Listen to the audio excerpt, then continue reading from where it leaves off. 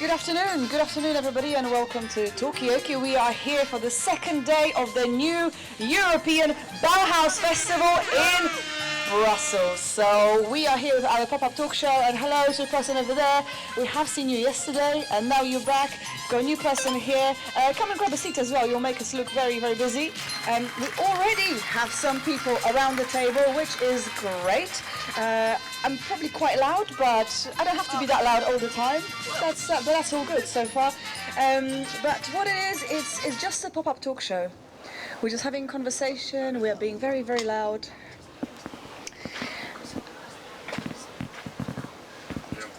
Just down, no problem. I knew this is going to happen, so I'm prepared. So I've just turned this one down. Okay, I'm going to be less enthusiastic. So. Go inside and somebody. Yeah, just give us a shout. Go inside and see if it's okay. I knew we were going to be a bit too loud because I came in with quite a lot of enthusiasm because it is a Saturday morning or Saturday afternoon and we're ready to go. So anyway, this is Talkaoke. It's a pop-up talk show. It is up to you people on the outside of the Talkaoke table to decide on the subjects. We don't have any subject. Hello, sir. Enjoy your walk. That's completely allowed. But let's find out who's sitting around the Talkaoke table. So my name is Margot. What is your name? Sophia. Sophia, welcome. And? Helena. Welcome. Mikey. And who do we have here? Barb. Barb, welcome. So guys, right now we are talking, we're getting heads up maybe? Yeah, I think it's heads up. But we are here in the new European Bauhaus. It's the second day. Right now we don't have a subject. So anybody wants to kick us off? Any subjects? What's your name, by the way? Angelica. Angelica, welcome. So let's find out what people want to talk about. Angelica, what should we talk about? That's okay. It doesn't even have to be deep or meaningful. Okay, how bad is the weather here, even if it's summer? Okay, so bad weather in Brussels in particular. What do you think of the weather in Brussels? Is it always bad? Okay, diplomatic, maybe yes, maybe no. How's the weather in Brussels? Is it always bad? Come and tell us. It's a bit bad. It's a bit bad. How do we make it better? Come and join us. It's nice. Smile? Okay, that's great, that's a good tip. Yes? Well, yeah. So I just had a point is that sometimes when the weather is bad, it sometimes it influences my mood. So for example, when the weather is all sunny and bright, I'm feeling all sunny and bright. Mm-hmm. And when the weather is disgusting, I'm just feeling disgusting. Okay, so feeling disgusting when the weather is disgusting. We've got a new person joining, but I'll let them settle down. What's your name? My name is Timna. Timna, welcome. We've got Sophia, we've got Helena, we've got Mikey, we've got Barb, we've got Angela over there, and this mysterious man on the tree, just doing some interpretive dancing. My name is Margot. This is Talkaoke. Angela started us off. Why is weather in Brussels always bad? We asked a random man, how do you improve the weather? He's with a smile. The smile will improve the weather. But Helena's feeling disgusting in disgusting weather. I mean, what else makes you feel disgusting? What I like about that answer Which is one? that the one about improving the weather by smiling. It's kind of like shifting the problem because you're not actually improving the weather, but you're improving the ambience. So I like that sort of sideways shift. Okay, so weather is a state of mind. You can change it yourself, Barb. I mean, what is your state of mind today? My state of mind is high speed today because I've been running from one thing to another, so I have no time to exist. Okay, so Barb is struggling with catching a moment to exist. Do you exist? Exactly. I mean, how do you know whether you exist or you don't? Come and join us for 2 minutes. This is Talkaoke. And yes, Mikey? You've gone from weather to do I exist in 3 sentences. Yeah, but Barb was talking about the speed, so I'm just trying to kind of keep up with the speed. I mean, is there such thing as existential weather? I mean, what about the speed? Do you feel like you are really living your life? Or are you just rushing around? These are just some of the questions around the table. Timna? Maybe weather forecast is actually, in general, an existential crisis. Okay, is the weather forecasting our existential crisis? What is existence? I mean, Sophia, you are here. I mean, how is your what's your view on existence? Do you get time to reflect on your own existence? Or do you normally reflect about weather? Or? I try to get to stay busy, not to have to think about it. So that's. I mean, what's your favorite thing to do to keep yourself busy and distracted from thinking about existence? I I like to work out, so I go to the gym and I do ballet. So yes, or reading. At the I same think, time? sometimes I read at the gym, yes, Yeah. but usually I keep them separated. But Okay. I mean, do you feel the existential pain? I'm gonna take it as yes. Disengage and feel the existential pain. Yes, Helena. So I have a question for you, Sophia. Is that it? What are you reading at the moment? Okay. I'm reading A Good Girl Guide to Murder. You know, just Any in tips? case. Any tips? Not yet. I think they're gonna be at the end, but yes, a lot of good insights, I guess. So. Okay. Do you like murder? Do you like murder stories? Do you read murder stories? Do you? Yeah. Yeah, come and join us for Talkaoke. We're just talking about favorite books or books that you read to not think about life. Do you think about life a lot? Yeah. Come and join us. We've got Sophia, we've got Tim now, we've got Bob, we've got Mikey, we've got Helena. My name is Margaret. This is Talkaoke. It's a talk show where you decide what we talk about. What's your name? So my name is Fotini. Fortini. Yeah. Beautiful. Welcome. Thank you. And I think about life, but in terms of death comes once, so you also live this life once. So make it worth living. Okay. And to be honest, I don't know any murder stories. Like, You know what? It's not essential. It's just a subject that came up because she's reading that kind of book. Yeah. But I mean, yeah. Go on, Mikey. Sorry, quick question. Grab a seat for a second. Your friend is in a sunshine. Most of the people that get murdered in real life are men, statistically, but on TV, it tends to be women that get murdered. Okay. Do women statistically get murdered in films more than men? And what do you think about this? Come and join us as well, by the way, girls. This is Talkaoke. It's a pop-up talk show. We jump from one subject to the next, from existence to weather, to whether the weather is just a state of mind. If you smile and the weather is terrible, does that change the paradigm? Do you do things just to forget about existence? Barb is operating at high speed. She doesn't have time to live. She's working all the time. But you enjoy not thinking about life, Yes, Sophia. I love it, yes. Yeah, you love it. Anyway, welcome. So my name is Margot. Who do we have here? I'm Tim now. We've got Barb. Mikey? Helena? Fotini. Sophia. and Elene. Daria. Daria Elene Fortini. Okay, so yes, so murder. I mean, do you know anything about murder? That's the book that you're reading right now. So where were we here? What do you read? Do you read? I do read. Yeah? The most Come recent closer, book I Zoltan. read was This Summer Will Be Different by Carly Fortune. Okay. Yeah. It's One-line summary. It's like a romance, typical romance book. Really nice on a long flight.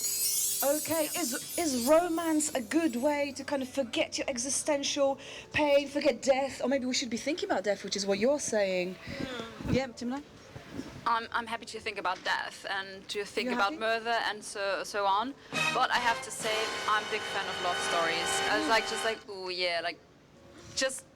the fun side of life, I would say. Yeah. Okay, the weather for love. I mean, who else is here a fan of love stories? Obviously yourself. Yes? Also, yes, I am a fan of gothic love stories. So it's usually even more niche. Exactly. So it's usually like love stories that are like very dramatic, that like Wuthering Heights or like Jane Eyre or this kind of stuff. So usually they often end well, but they're like very, very intense and like very, very dramatic. Okay, so gothic love stories. We talked about the weather, the reading, the existential pain. I mean, do you like romance, Daria? Yeah, of course, romance is a very nice way to get from the life, I guess. Okay. To read a book in the romance, Yeah. that's what I mean. I mean, I'm just going to flip that question a bit. Like, we read about romance, we watch films about romance, but do you have any kind of romance-worthy stories yourselves? Should we be writing a romance story about something that happened to you or someone you know, like the friend, you know? Doesn't have to be you, obviously. Just a question. Yeah, Timna? It's maybe not that much about romance, but I think I used to be quite proud about that story. It was when I was a teenager, a long time ago, and I was in love for such a long time with a guy who was a bit older than I was, and I think he didn't really know about my existence. But he kept on talking and talking about. Oh, a man talking all the time. Oh, that's so unusual. Wow. Okay. Talking with another girl, and then he went away, did his civil service thing, so he was out of the country, but then he came back and then I'm originally from Austria, and we have these kind of balls, and at one ball, not these kind of, but Don't mind me, I'm just, something like a prom, but not in the American way. And then I was quite drunk one evening. I was like, okay, I have to do it right now. Yeah. So what I did, just went over to him, told him, hey, I always wanted to tell you something. And I was like, yeah, what? And I just kissed him. But I think in terms of consent, I'm not sure if that's appropriate. Yeah. Okay, well, was that appropriate? Like, what do people think? Is it a good story for a romance? Yes? What was the answer? Yeah, well, did he kiss you back, I guess? We kissed for a long time. Okay. Well, Angela, is that okay? You would buy this book if it was a book? Probably. Yeah, okay. Doing okay here, okay. So many themes, so, you know, your life is kind of like a gothic story. It's like there's the ball, there's the man going to do the civil service, man talking, the woman wait. Is it okay for Cinderella to be drunk, for example, at the ball as well? I'm just thinking, you know, yes? Yeah, why not? Yeah? What are the benefits? Why did she lose it? Why did she lose the shoe? Maybe she lost the shoe only because she was drunk and no one wanted to talk about it in the fairy tale. Okay, well, that's a great question. Why did Cinderella lose the shoe? You're getting a round of applause. Hit the round of applause, Mikey. Why did Cinderella lose the shoe? Especially since the story depends on the fact that it was a perfect fit for her. If it was a perfect fit, then how did it happen that it kind of like fell off? Exactly. Okay, was it? She was drunk. Okay, is it drunkenness? Do we need a private investigator on this? Yes. Maybe she was drunk on love. Okay. Vassili, what do you think? Yes, I totally agree. I think all the conclusions come to the same thing. Yeah. Yes, she was drunk. Cinderella was drunk. Cinderella was drunk. Okay, a bit of alcohol and romance goes a long way. Yes. I mean, anybody's got any favorite? I mean, contributions to make to the romance genre? Anything that you want to kind of? Yes. Oh, Mikey. I do think there is a strong connection with alcohol and romance, I've got to say that. Is it the same for male protagonists? I mean, you know. Definitely. Yeah. Definitely more so. Yeah, more so. Yeah. I mean, are there enough love stories where the man loses the shoe and he's a bit, you know, bewildered and it's like, oh, you know. Well, that would. I'll come to the once only man again, at the table. Yeah, I mean, I'm always losing stuff, so that would make sense. I'm always the number of, me and you work together, and as you know, I'm always losing my clothes, leaving them behind. So it would make more sense. Okay, so a bit of a kind of casual striptease as well, to throw into the romance. Hello and welcome new people to the table. We're going to do a round of names. Oh yes, final thoughts. Every time somebody leaves the Talkaoke table, we ask for some final thoughts. Do grab a mic. I really liked this random talking show, and I'm really happy I met you guys. Oh, amazing. Listen, grab one of our cards. We're here until 5:30. Super. Yeah, and any thoughts to move the conversation on? Any suggestions? Anything that you've heard? Brand new subject? Anything? What are you doing here? I am here for the festival, of perfect. course. So are we? Yes, and actually I live in the Netherlands. Oh. So I'm here for the weekend, and I enjoy Brussels really much. And maybe one nice next topic is to compare the food from Belgium to the Netherlands, because I think Belgium wins. Okay, so Belgian food versus food from the Netherlands. Also beer, as we were talking about drinking and alcohol. Okay, what is the kind of what's the top love food in the Netherlands? What would you eat on a date? This is what we're talking about right now, guys. Waffles. Yeah, okay. In Belgium No, or in the where you're from. Netherlands? Yeah. In the Netherlands, they would eat. I don't know. So maybe you I come don't back think to us. I don't think they have a food for date. Maybe stroopwafels. Okay, Yeah. stroopwafels. Okay. Do Yeah. people even date in the Netherlands? I mean, there's so many questions. Well, luckily we are here until 5:30, so you can always come back. come back. Yeah. And we will try to answer the question: what do people eat on a date in the Netherlands? But thank you so much for stopping by. Meanwhile, yeah, give a round of applause. I mean, she wasn't even going to stay here anyway, and now she's stayed for a long time. Okay, thank you so much. So, okay, so this is still Talkaoke. We've got Mikey, we've got Helena, we've got Sofia, we've got Daria and Elena, we've got Timna, and we've got mysterious people here. Pierre. Pierre, welcome. Wow. I'm Jill. Jill, welcome. And Mikey already said, and I'm Margot. Yes, Mikey. No, I was just going to say something like spinach would be a bad food to eat on a date. Why? Or Why? spaghetti. What's the problem with- Because you're going to get it all stuck in your teeth, and the spaghetti, like, it's just too sloppy. You know, it's just going to look bad. You're going to end up with it all over your shirt. And it's just not a good look. Okay, I'm just going to hit this person. Is spaghetti a good food for a first date? Okay, what is a better food? Come on, what are you eating there? Are you on a date? Okay, so you had some strong views. Yes, tell me. I have so many strong views about food. I'm Italian, so I really think that spaghetti is a very good food for a first date. Okay, have you tried And Italian it on food first is the best, yes. Okay, yeah. Big up Italian food, everybody. Have you ever had a date where you had a spaghetti? Yes. Was it like... I found out that a lot of people don't know how to eat spaghetti, which for me is crazy. Maybe that's where Mike is going wrong with his dates. Yeah, but it's insane. Okay. Yeah. I think you should educate all of us.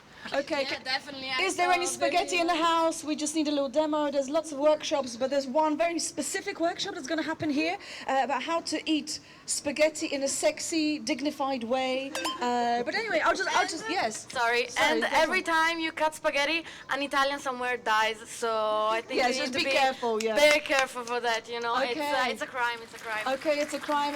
Okay, so. I thought this was, yeah. Have you ever cut spaghetti? Have you ever eaten spaghetti? Never. You have. Come and join us because we're talking about spaghetti. I've got a very important question to ask you guys.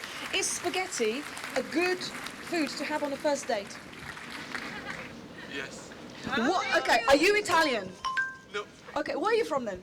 Here, Belgium. From Belgium. Okay, that's a very interesting turn of events, isn't it? Come and join us for 2 seconds. We're just talking about different foods and also, was Cinderella drunk when she lost the shoe? Because we were talking about romance, we were talking about all sorts of things, and now we kind of end up, okay, go ahead, live your lives, eat spaghetti, but don't cut it, as says Sophia, yes. Okay, so I have a question for the whole table about being drunk and romance.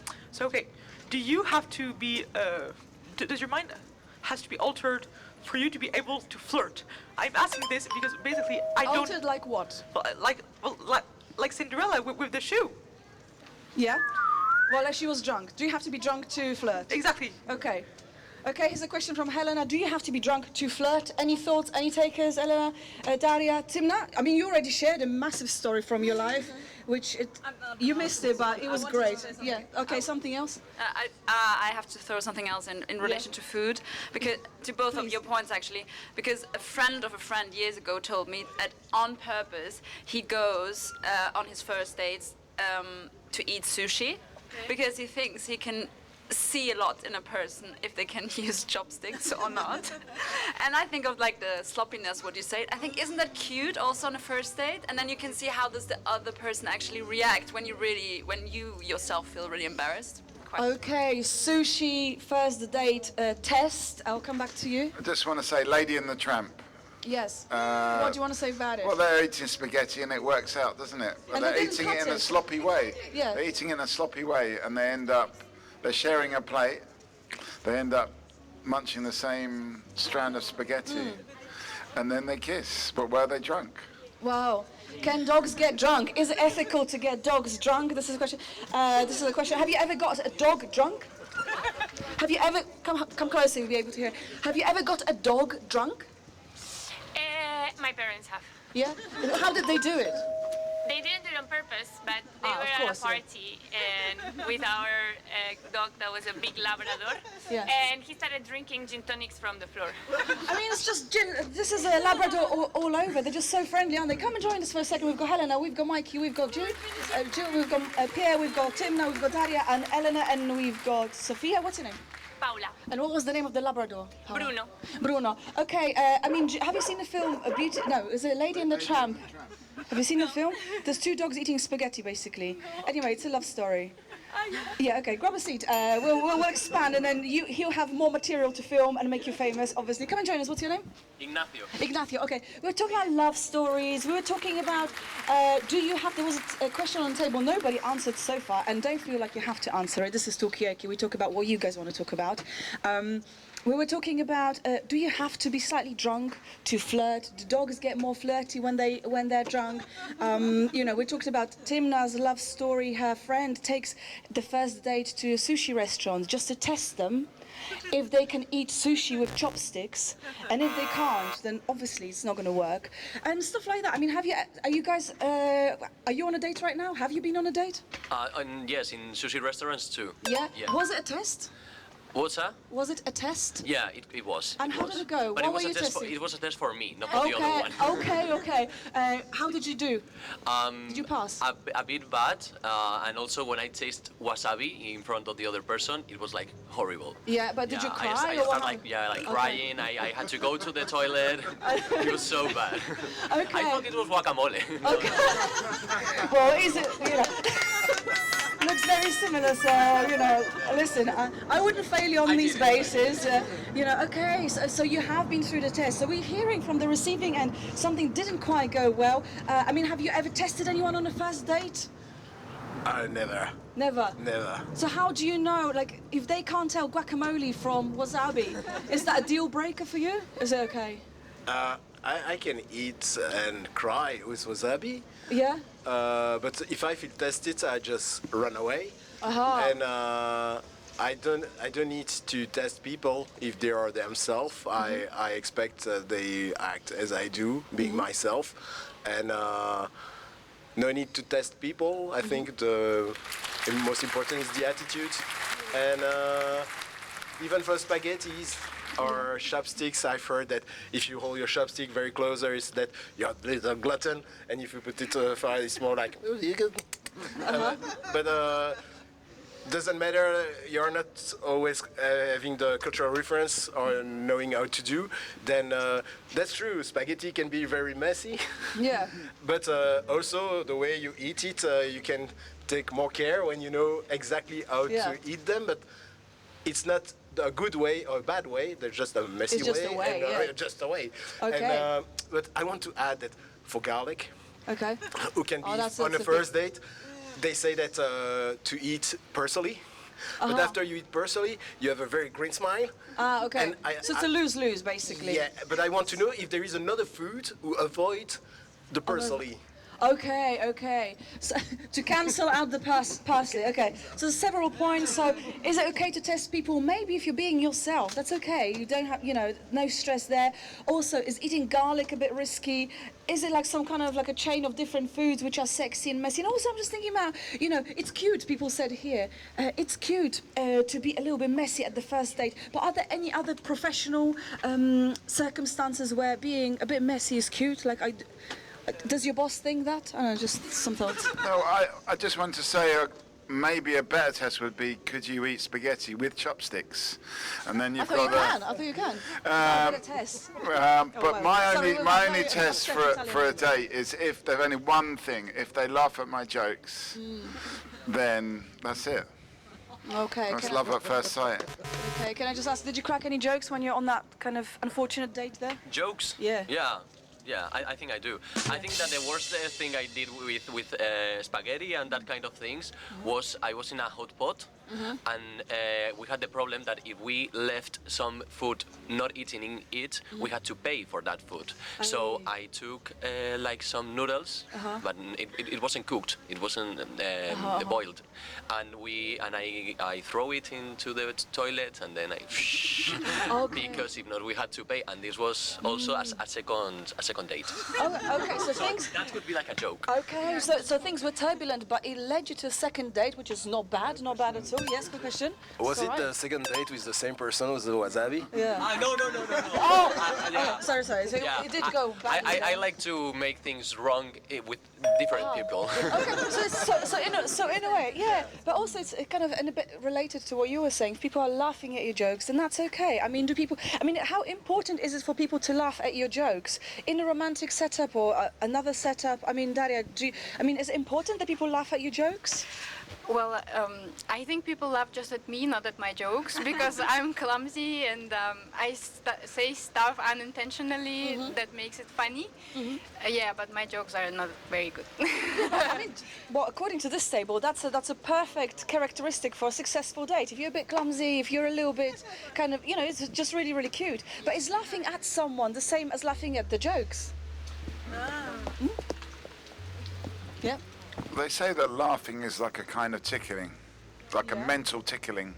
Yeah. So it's like you're almost like tickling their mind. So I think that however you manage to do it, it's the effect that's important. Okay. So yeah, what's that? I think there's like different types of laughing at someone. You can be laughing at them because they're just so adorable and clumsy, and then you can be laughing at them because they're just so annoying and so unreasonable and that stuff. So it depends. Okay. There's degrees to it, I think. Okay, so there is degrees of how we laugh at people. I mean, is it the same with dogs? We've got a Labrador expert at the table, of course, as well. Do dogs make jokes? All the time. Yeah? My dog makes me laugh every day. That's Bruno, no? Was it? No, now I have a new dog. She's called Suki. Suki, okay. So Suki, okay, Shakshuki. Okay, so Suki, so she makes you laugh. I mean, but is it like in a cute way, or is it like, oh my god, it's so annoying? No, she's never annoying. Okay. If she's your dog, she's never annoying. Okay. That's well, she can be, but you will never admit to it. So she will always make you laugh because she's clumsy, because she wants to play with you, and so on. So if it's your dog, then that's okay, and maybe it's the same with your partner, maybe it's the same with your, I don't know, children. I don't know what else. What else could it be with? If it's your own, what about laughing at your own jokes? Is that important? Is it? Yeah. Yeah, of course. But I mean, does that bother you? Yeah. I'm doing it right now. Yeah, go on. I just said it unintentionally, and I didn't have anything to say, so I just Which is laughed. perfect for Talkaoke. We never know how the sentence is going to I'm just supporting the crowd, Yeah, okay. Crowd, are you feeling supported? How important it is to be supported, to express your controversial or clumsy opinions? There you go. You've done really, really well. Yes, hello? I think that like when someone says a joke, it's very, very important to be like very supportive of them. Well, that's what I was gonna go about next. That's fine. Yeah. Okay, so that was no. Don't worry. Literally, you can come and go. But before you go, I'm gonna ask you your final question. Final thoughts. So anything about your work, about the world. We started talking about existential subjects, the weather, the dogs, the romance, the spaghetti. So anything really, or something brand new. Who's got a final thought? I think I agree with what she said. I think we should just be ourselves and make people happy. And if you don't try to change anything about you, you are going to fix with all the people, or to fit with them. Okay, so be yourself, and you'll kind of click into place without pretending to be something else. Pretending, just be yourself, and that's how you are gonna make people happy. And can I ask you, is there a particular environment or situation where you feel really yourself? When I am with the people that met me when I was a child. I mean, with my friends. Yes. Okay. With my beginning friends. Yeah. The original, the OGs, as we like to say. Okay, amazing. Thank you. Beautiful final thought, but it doesn't have to be as good. You can say any final thought. I think I have to say, if you want to have a good date and flirt, get a dog. It's very helpful. Yeah, on a first date? On any date. Okay. Having a dog is great to meet new people and to meet cool people and to go on dates even if you want to. Okay, so take your dog to the date. That's going to make it very successful. Well, thank you. That's a great tip. Well, guys, enjoy your work, whatever you're doing. We're here till 5:30, so come and join us later on. We've got him. Thank you so much. Thank you for stopping by. And you grab one of our cards or take a photo of the card, whatever. Yes, Simna. I have a dog-related question. It doesn't go into maybe the dating Our direction. expert is leaving us, but maybe some other people have seen or Yeah, interacted she with can answer dogs, later so. on. Bruno, no, that was the dog was Bruno. Yeah, Bruno. sorry. Big up. Suki. In a while, so I will tell them. Oh yeah, tell them. Yeah, definitely. Well, everyone's welcome. So, last year I went with a friend on a hiking trip, and she has a wonderful, beautiful dog, and the dog always sleeps in her bed. So, and one night we had to share we had to share a bed, and I was like, I'm not sure if I can do this. Strong views. Strong views. I also had them that strong, but I slept. I shared a bed with a dog for one night. I was like, oh wow, and I survived. But I have to say, I would like to know actually your views on that. But because for me, is if I know that a person shares a bed with a dog, for me it's kind of a no-go. Yeah. Okay, so can't eat with chopsticks, shares a bed with a dog, is a disaster. I'll come to you and then to you. I have a bit of an unpopular opinion because I don't really like dogs. I'm a cat person. We've got but I cannot even imagine letting a dog, all dirty and smelling, sleep in the bed. That's crazy to me, and I'm so tired of pretending that all dogs are cute and adorable. They're not, so yes. Okay. More people will share that view. But Okay, so this is a this is a safe space to express your likes and dislikes for any animals. Come out of the closet, come and tell us that you don't like dogs, it's fine. Apparently there's a big growing club. Yes, you had a... my question is, how big was the dog and how big was the bed? Because it depends. Okay, we're just scouting for some questions. What did you want to add? Yeah, I just wanted to ask, have you ever had a dog? Okay. Maybe your opinion is based... No, because like all my aunt and aunts and friends have dog and they all smell bad. They lick literally anything they see. They're annoying. They just jump at you. They lick you. No, absolutely not. Okay, so you don't have to have a flu to know what it feels like. You don't want to have it. Okay, so there was a question for you, Tim, not directly. What was it? The bed. How big was the bed? Yeah. Just it was a really big bed, so double king size. Yeah. So it was okay. So it was okay, but for me, in general, I feel disgusted by sleeping or by sharing a bed with the dog. So I think that's where I was coming from. But it was okay to do that for one night, and the dog was a Labrador. But okay. So Labrador. I don't have dog. I never had a dog. I was a medium. Yeah, medium. Yeah. Okay, so Labrador. I don't know. Somehow Labradors are getting a lot of a shout out here. You go. Give us a final thought before you go. Obviously, you know the rules. So she's from Ukraine. I'm from Georgia. We met each other in Lithuania and we became friends. So our question is, can long distance friendships work? I mean, well, I think I've got an answer to that one, but yeah, put it to the table. Yes, thank you. Great. Yeah, it's just a follow-up question about dog being best friends of people and people being best friends of each other, and how does it work? I mean, what's easier, to be best friends with a dog or with a person? A person from another country, even. Easier or better? Yeah. Well, either.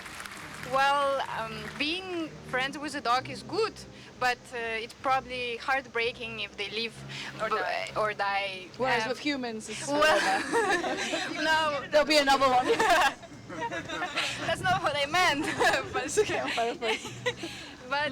with I don't know. I think it's a different type of good.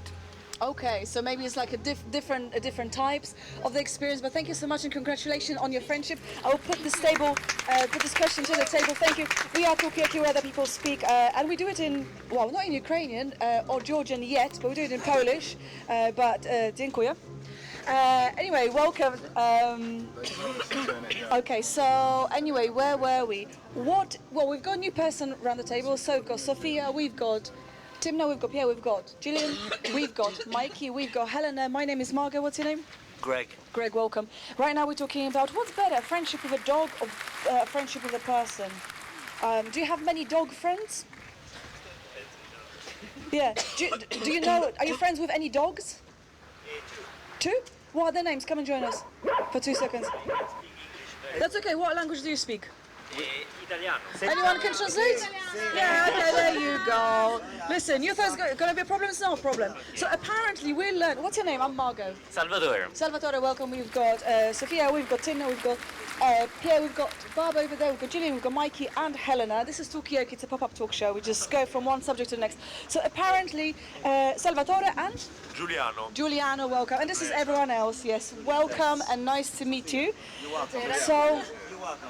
She's our translator, this is Sophia, but anyway, we were talking about friendship. What's easier, to be friends with a dog or friends with a person? You've got 2 dog friends. Yeah, is it better than being friends with humans? Aiutami, Sofia. È più facile essere amici con cani o con persone? Yeah, obviously. Dogs. Dogs? Yeah, okay. Why? You can say it in Italian. Unconditional love. Easier. Okay, it's easier. Okay, so being friends with dogs, it's so much better, Mikey.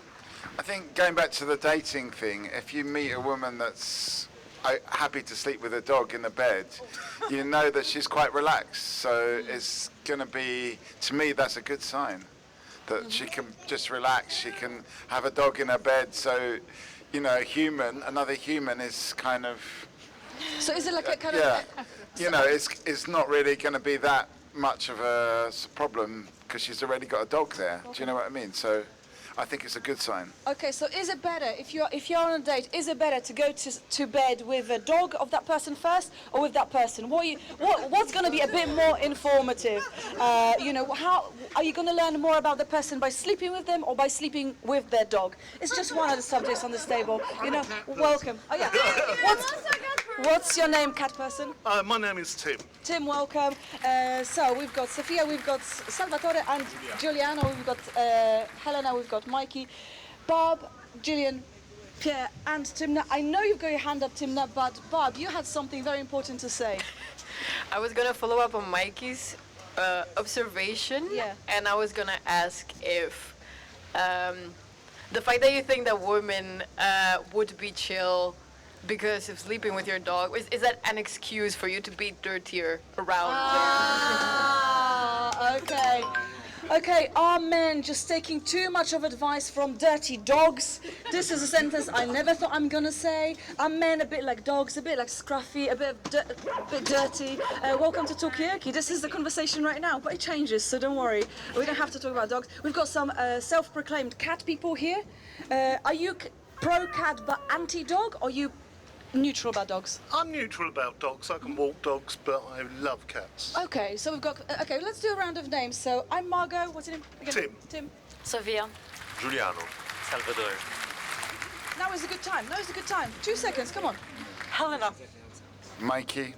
Barb. Jillian. Pierre. Timna. And of course, Marta. Martina. Oh, Marta and Martina. Okay, easy. Tim. Okay, great. All right. So. Oh, and of course we've got Greg over Gregorio. there. Gregorio. Okay. Oh, you're Italian as well. Okay. Yes. By association. Okay. So yes, Timna. I wanted to come back to the question of unconditional love with the dogs, and I thought like there's quite often the question, and I never had a dog, and I think I will never have a dog, but that the dog is the dog is actually dependent on you. So is that the unconditional love? Question mark. Yeah. Okay. I don't know if I mean, is the mark of a good relationship that the other person really relies on you? They can't see the world without you. I mean, I'm going to ask you people, Marta and Martina. Yeah. Okay, I mean, what is like a perfect relationship for you? With a dog or with a person? Is it about the dependency, this unconditional love? What's it all about? I do see the unconditional love as a main point, that you just have something or someone that you can always count on, and count on the love and the affection, appreciation. And that's the problem with the cat, because they kind of have their own spike and interest, and you kind of lose them. And it's a good thing, certainly, but it's also like what you want to come home and then you want something that is just all for you, and it's not like, okay, you're just a bit naive and you just want to do your own things. Okay, so for you it's the unconditional love. It's not, there's too much attitude, it just kind of kills the vibe. Yes, with cats you have to gain their trust, their love. Dogs are just a bit, they just love anyone, so... Okay, so the easy way. Yeah, exactly, Okay, Gregorio and then Gregorio. Dogs do not love anyone. Oh. They know... They're just good at acting. I think they know, and they can sense the bad people. And I was just going to make a point about relationships with dogs. I don't have dogs. I wish I had a dog. I have 2 cats at home. With my wife, so you're on the right side of the... wife of 15 years. The only thing I was going to say about dogs is when they come, when you come home, they are always happy to see you. Cats? No, dogs. When you have a dog at home, they are always happy to see you. When you're home, they jump on you and they lick your face, and they love you unconditionally. Wives do that as well, but after 15 years, they don't, like for me, the first year, or let's say the first 3 years, when I came home, she was at the door, honey, I love you. Oh my God, she jumped on me and kissed me and licked me. But after I guess maybe... She became more cat-like. She became more like, she's like, now it's like... What did you do? Like, now it's just like, I'm lucky if I get a hi, honey. I barely even get that. Okay. So the dog will always do that, but if after a long relationship, they will not do that as often. I mean, okay, That's the difference for me. so I'm gonna truncate it into should women be more like dogs? Oh! That's crazy. So yes, so I had like a. Everybody settle down, settle down. No, Helena's got microphone now. Greg, you've already caused controversy. So start dirty things now. That's it. Okay. So firstly, ruff, ruff, ruff. Yeah, oh, very good, very good. And secondly, so thank you, Mikey, for the sound effect. And so, secondly, do dogs love everyone, or do they want everyone to love them? What do you think it is? Well, what's your experience with dogs? This is a safe space. We talk about cats and dogs. Well, I mean, I think that like dogs, as Greg was saying, I do think that dogs can smell the human. Well, yes. I mean that they can smell like bad humans, the vibes and the fear. But yeah, what I really do like about dogs is that they have this innate quality where like when they trust someone, they'll be very, very happy to hang out with them. Whilst like with cat, a cat can like really, really like you, but still be like your wife of 15 years. As in like they very. can steal your wife for 15 years. Okay. I mean, okay. Welcome to Talkaoke. This is a spontaneous talk show. Right now, we're talking about so many things that I don't even know where to begin to recap. Anyway, my name is Margaret. What's your name? My name is V. V, welcome. And this is everyone else. We're just going to move the conversation on. Right now, we're talking in the kind of world of imagination. Hello, what's your name?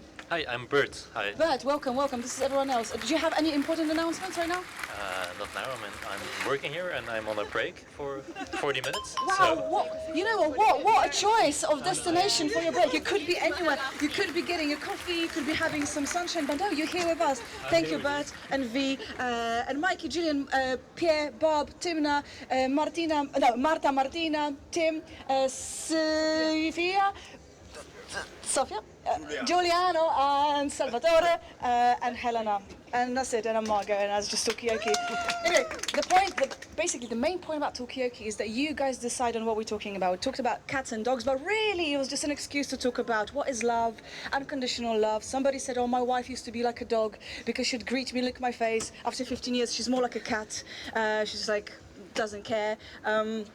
So yeah, I mean, Giuliano, do you have any views on this, or anybody's got any views on this? New people joining the table? Yes, V. Yeah, so to me, love is not a feeling because feelings fade and it's very temporary.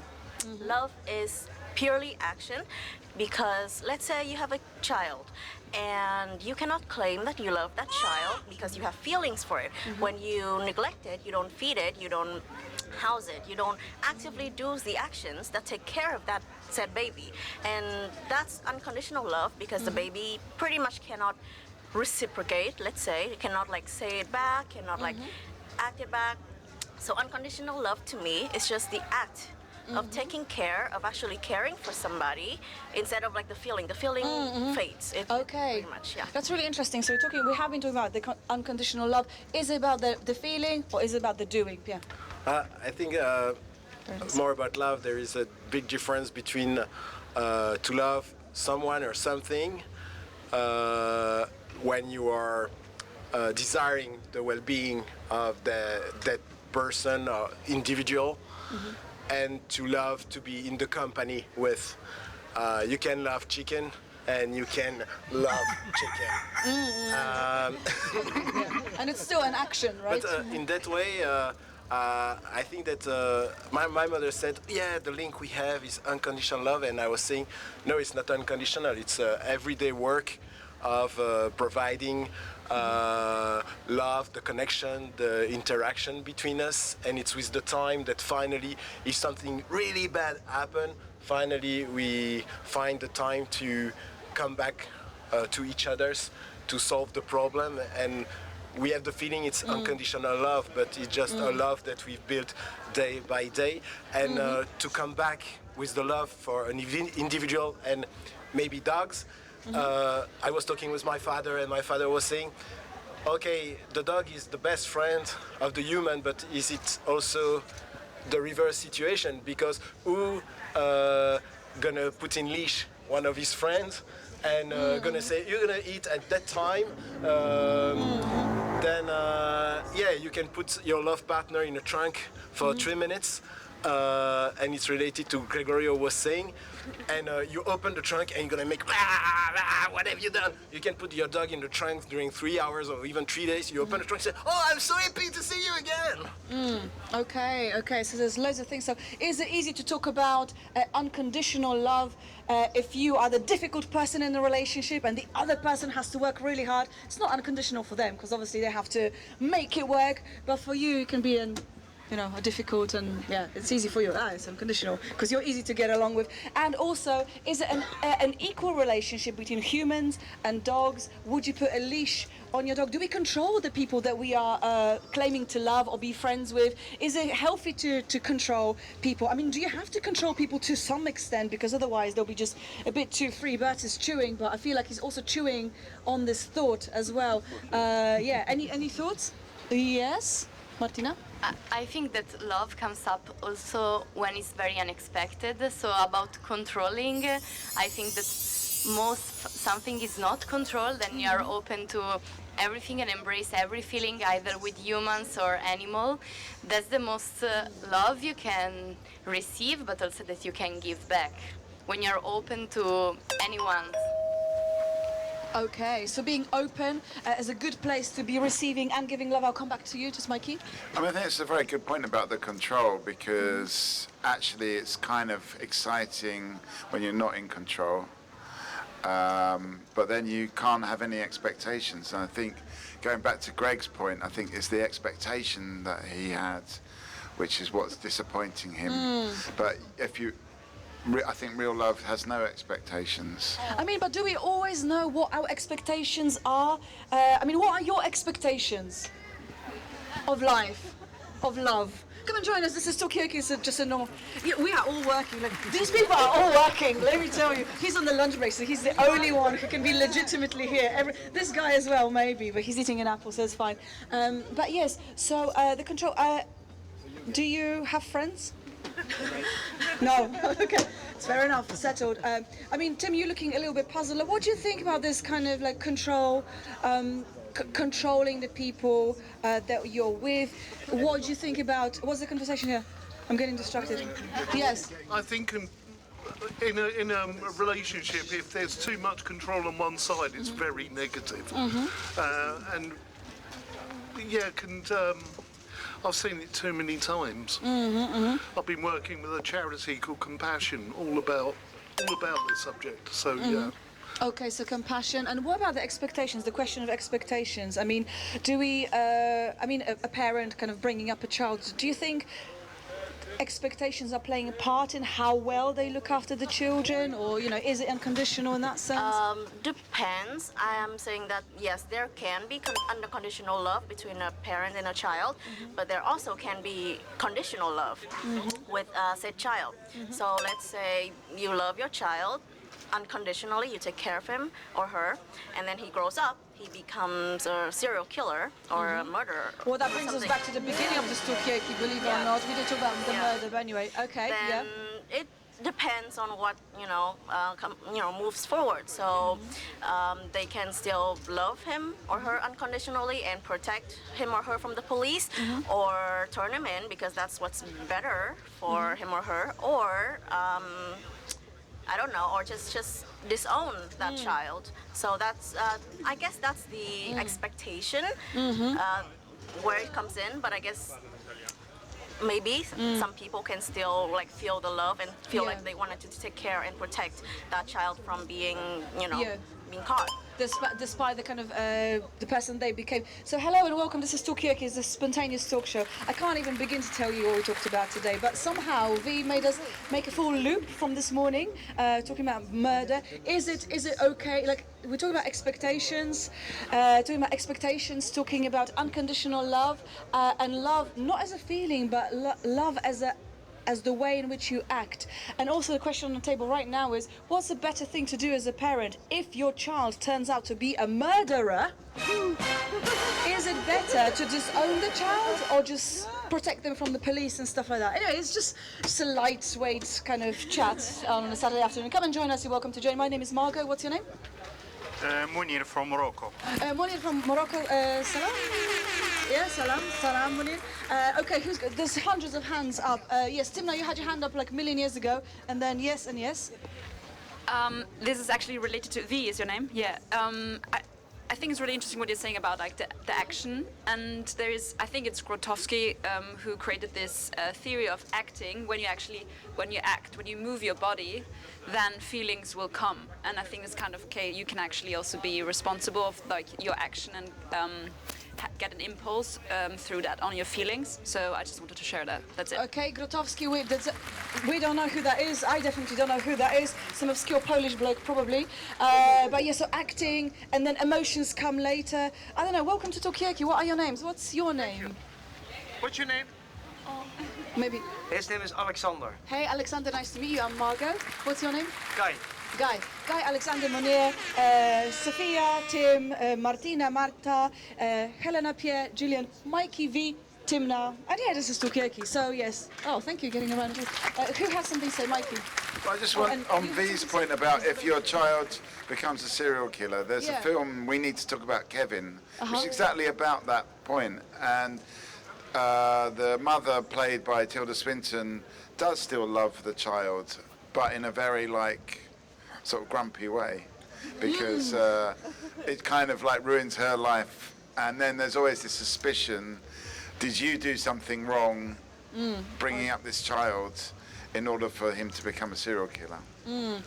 Okay, so is bringing up a child do you bring up Alexander in a grumpy way sometimes? No, I try not to.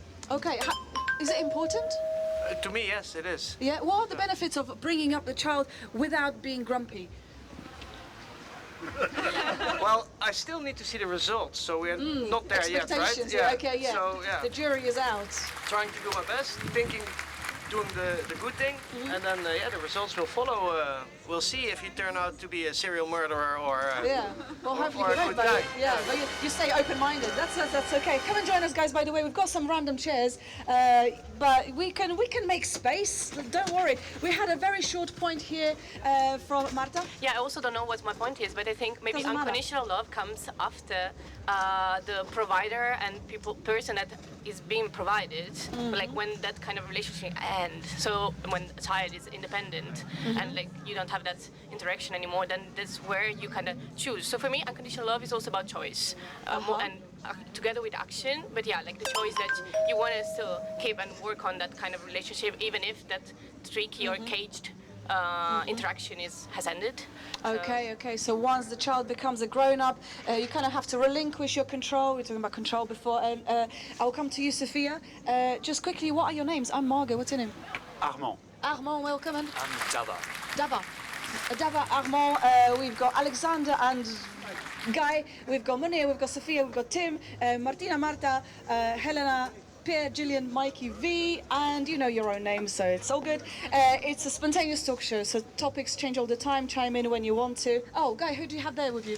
Hi, I'm Lena. Lena, welcome. This is everyone else, so you will see what this is all about, I hope. Anyway, Sophia, you had a point, yes? I was just that first of all, if your child becomes a serial killer, it's crazy that you don't turn him in. Like it's insane. You would. Yeah, absolutely. Yeah, okay. And second of all, it's also crazy for me the concept of unconditional love because. I don't know, it doesn't make sense. Like you love a person because it's that person, but if then it turns out to be someone else, you cannot just love it no matter what. Like it's gonna change your view. So, yeah. Okay, so straight away. Yeah, straight away. In fact, we're on a first date. Do I have questions for you? And so I would like to know his opinion about unconditional love. Yeah. You know what? That's a very smart move right there. Okay, so Deva. Okay. Well, I'll buy you some time to think about it. But we have been talking about first dates. But the angle that we tackled before was to do with the food. Is it okay to take somebody to like a sushi restaurant on a first date and just see how they cope with the chopsticks? Then we had the kind of Italian take on spaghetti. Can you eat spaghetti on a first date? Is it too messy? But is it cute at the same time? Anyway, I think I bought you enough time to answer the question about the unconditional love and welcome. What's your name? Frida. Frida, welcome. This is everyone else. My name is Margot. You'll work it out very shortly. So the question on the table was, do you believe in unconditional love? Is it just a myth? You say unconditional love is not real. If your child that you've been bringing up all your life turns out to be a murderer, you should denounce them, you should ring the police, you shouldn't forgive them. Yeah, and we talked about spaghetti and lots of other things, and dogs, and yeah, anyway. Clever. Ready? Oh, yeah, Mikey. Just a little... If Sophia ended up on a date with someone that put pineapple on their pizza, would she be able to forgive them? And would she actually be able to forgive them and, love them nevertheless? Dogs. Okay, Sophia, that's one for you for later, but come and join us as well. Yes, anyway. So, unconditional love for me, is when you want to make a person happy, whatever it takes, just, yeah. How far would you go to make someone happy? How far? Go your back. No, it's a question to everyone, actually. Oh, give us a final thought before you go, Tim. So just wait 1 second. Yes, exactly. Yeah. This is like a little Talkaoke rule. Before you go, and you're welcome to go. You can come and go. It's not a problem. Just give us a final thought before you do. And ask the gentleman. Yeah. Okay, yeah, right. Gentlemen. I think you're the gentleman. You were saying about. Unconditional love is about doing everything you can to make them happy. Is this something that you share? Yeah, I mean, if you're in that situation, that's what you try and do. But it's all about social interaction, and it's an extension and the extreme social interaction between two people, isn't it? Okay, so social interaction, but I mean, in terms of like final thoughts, it doesn't have to be on the subject. Could be about children, cats, could be about expectations. What else did we talk about? Parsley, garlic, pizza. What? Pizza and pineapple? Yeah, pizza, pineapple is unconditional love. Yeah, exactly. I mean, I'm sure there's a link. I don't quite know what it is yet, but it must be. But yeah, thank you. My final thought is, go on, Tim. in the absence of Glastonbury, it's nice to find some randomness somewhere in Europe. Okay. What's your favourite kind of example of randomness? We're walking through Glastonbury and being tapped on the shoulder by a 10-foot robot. Yeah? that's the kind of randomness you endorse. Oh, absolutely. People don't see enough of it. Okay, and Glastonbury is famous for? Being massive. It's the size of Brussels. Okay. Okay, so randomness in life, people embrace randomness. It's not a bad idea, even if it involves a 10-foot tall robot. But yeah, here we are. And if you're still wondering what this is, there's one spare seat, so you're welcome to join us. Anyway, this is Talkaoke. We're talking about. Oh yes, Helena over there. Yes. So thank you, Margot. Give us a final thought before you go, V. No, okay. Yeah, go on. So I just had a question about like love. So it's like how do you find love actually? Like in life, like how does one find love? Okay, how do you find love? Big question, V, is your final thought. Okay, if you're looking for romantic love, personally, I don't really believe in unconditional romantic love, but to me, platonic love is more important. You can find that in your friends. You can find that from yourself. You can find that by taking a walk in nature, looking at what's out there. You can feel the love that grows around you. You can feel the love coming from yourself when you do exercises, take care of your own body. Those are the love that you can find in this life that you know will be there. Okay, well that's a really great, profound final thought. This is why we do final thoughts, because people just come up with stuff like that all the time, you know. Thank you so much, V. This is us, the People Speak Talkaoke. You can take a picture of this card because we've got very few cards. Anyway, but thank you so much for this. So love, okay, so romantic love, is it really that important? Is it about the platonic love? And would friends go on a first date as well? Is that something they can do with friends? Thank you, V. Yeah, final thoughts, yes? Yeah, final thoughts. So I think that unconditional love changes in a life's cycle. I think everybody here loved their father or mother very much, but then when you become a mother or father yourself, your view on that love changes, as well towards your own parents, as well as the experience of unconditional love towards your kids. Okay, how has your view changed since becoming a parent? What are the kind of main kind of things that you've seen shifting in your so first of all, the level of love has never been the same as loving your kids, although I have loved before that, but not at the same level. And also I think it even brings your love for your own parents higher up, because you see what they've done, what you have done wrong also in your life, and the suffers and the problems that you brought. So yeah, I think it changes a whole lot, and the complete vision of love and unconditional love also. Okay, so in a way, becoming a parent, it elevates your idea and experience of love and appreciation for love in general. But thank you so much, guys. Well, Guy and Alexander, and enjoy the rest of today. Keep the love going. Yes, Timna, quickly. And we've got some spare seats, people, so you can come and join us. Spontaneous talk show. It's not spectator sport. It's very much, but yeah. I would invite the dog there. The dog? Go and invite the dog. Just get the dog. I don't speak dog, but give it a go. We've got a button for that. Yes, Timna. I just wanted to respond to what you mentioned about like how it is. Someone asked how to find or how it is to date friends or romantic love, and I think it's just like meeting new friends is actually for me personally like a date because you might meet someone, have a coffee, and then you realize, okay, even on a platonic level, you might not be that interested to go and see them for another coffee. So, and I wanted to know what other people think about that.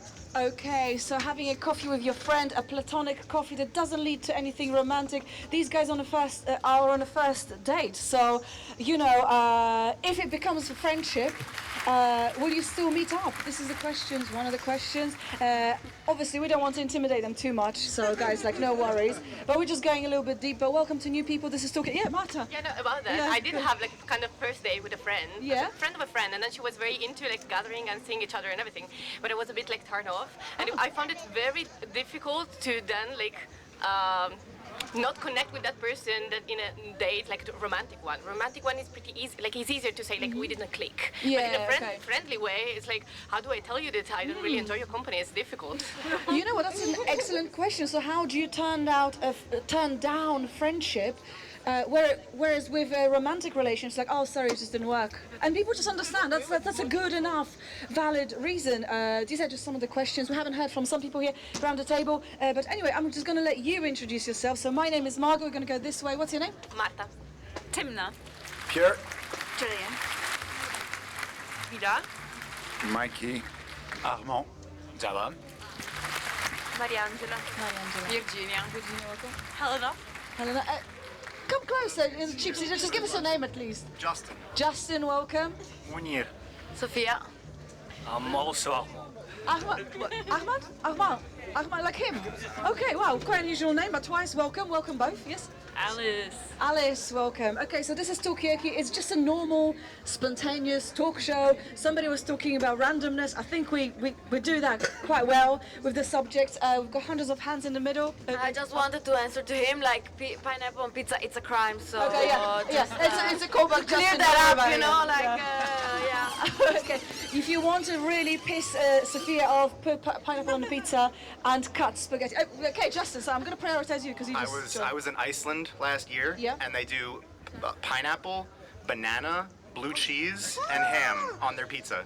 Yeah. Wow. Would you ever order that on a first date? No. What would you think of the person who orders that on a first date? Someone said it was really good, but that was like they had an Icelandic palate, so I don't know. Okay. All right. So it just goes. It just gets worse and worse. Yeah. Unbelievable. Well, thank you for this. Now she's going to get nightmares. Okay, you going? I'm just wishing with another Italian. All right. Yeah, that's fine. Yeah, over to you. Yeah, I think about that story of a flatbread cooked on a stone wood oven, and was called pizza, and it traveled a lot in different countries, and all the savory of different countries added there. And I don't think that there is an original pizza. There is just that flatbread to travel a lot, different culture. And I want to know if that flatbread arriving in Hawaii and they find that pineapple can be good on it because we like the sweet sour things on. Yeah. Why suddenly to put pineapple on it is a crime? Yeah. Is it not more questioning our cultural reference and condition? Okay, so again, we're talking about where there's a state of mind, is pizza state of mind, and also, I want to ask a person from Morocco, right? Yeah, no? We don't make a lot of pizza, but we have But you make some flatbread, right? Is flatbread a bit like pizza? Yes. Okay, just wanted to get that. Yes, there was some. No, my point was just I agree with him. Okay. Which bit do you agree with? I agree with the fact that there's different kinds of let's say, adaptations, but then don't call it pizza, it's just something else. Okay, so purity of language. So language is also important. Okay, so pizza is just another flatbread, and also welcome. What's your name? I'm Margot. What's your name? Alessandra. Alessandra, okay, welcome. You can see how this is all going. It's already very controversial for the Italians in particular. I don't know what you think about it, yeah? Yeah, I'm Italian as well. Okay, yeah. And, Is pizza just a flatbread? Just a fancy name for flatbread? No, come on, like it's a status. Italian cuisine now entered also the UNESCO patrimony, so it's something that must be preserved. Big up, big up pizza. Okay, so UNESCO, yeah. Even because like we have different types of flatbread, you know, like pita, the durum, etc., etc. But they have exactly different name because everything has to have a name. So pizza is what it is, and yes, that name. Okay, I mean, I do wonder whether if pizza or other things can get the UNESCO stamp of approval, can like love or friendship get a stamp of approval as well? Would that kind of make it legitimate? Yeah, Tim, I promised you the mic and then you, Mikey. Yeah, the French cuisine is, I think, UNESCO All of World it? Heritage. Yeah, I think the entire cuisine. But I think I was really curious about, I know there are a lot of Italians around the table from what I could understand. Yeah, and Italian food is great, but I wanted to ask, no, is there like food from your country, from whichever country you're from, where it's like, oh, if I see a person like kind of changing the recipe in that way, ooh, that really upsets me. Yeah. Okay, do you take personal offense if somebody changes your national dish? Where are you guys from? Do you have a national dish? What's your national dish? Italy. Oh, okay. Well, this is a perfect pizza-shaped sauce shape for you. What's your name? Roberto. Roberto, welcome. This is everyone else. Mike, you want to add something? And doing I just wanted to say the thing about the protecting this national dish is like, when it comes to Italian cuisine, it's something that's evolving. It's not something that's from back in the past. Like I looked up, ciabatta was only invented in the 1980s. Tiramisu, similarly, I think was invented in 1970s. So it's not from a past history. It's evolving in a good way. But therefore, cannot other people evolve? Do you have to have an Italian passport to evolve this food? Okay, does your passport not only guarantee you where you can go and what nationality you are, but also guarantees you changing or not changing, preserving your national cuisine as well as passport more than that? And also, we've got Roberto. You're going, Armand. Okay. I said it, yeah, it's controversial. Okay, give us a final thought. This is just something that we do at the end of everybody's go at the Talkaoke. Any final thoughts? And then Justin, to you, about anything? I think my final thought would be about unconditional love. Yeah. And the fact that indeed you can have an unconditional love for your child, but that doesn't mean that even if he's a murderer, you can turn him into the police and say, I love him. I love him with all my heart, but I believe in the idea of justice, and I believe also that he needs to get healed and to take time for himself, and maybe prison is a good place for it.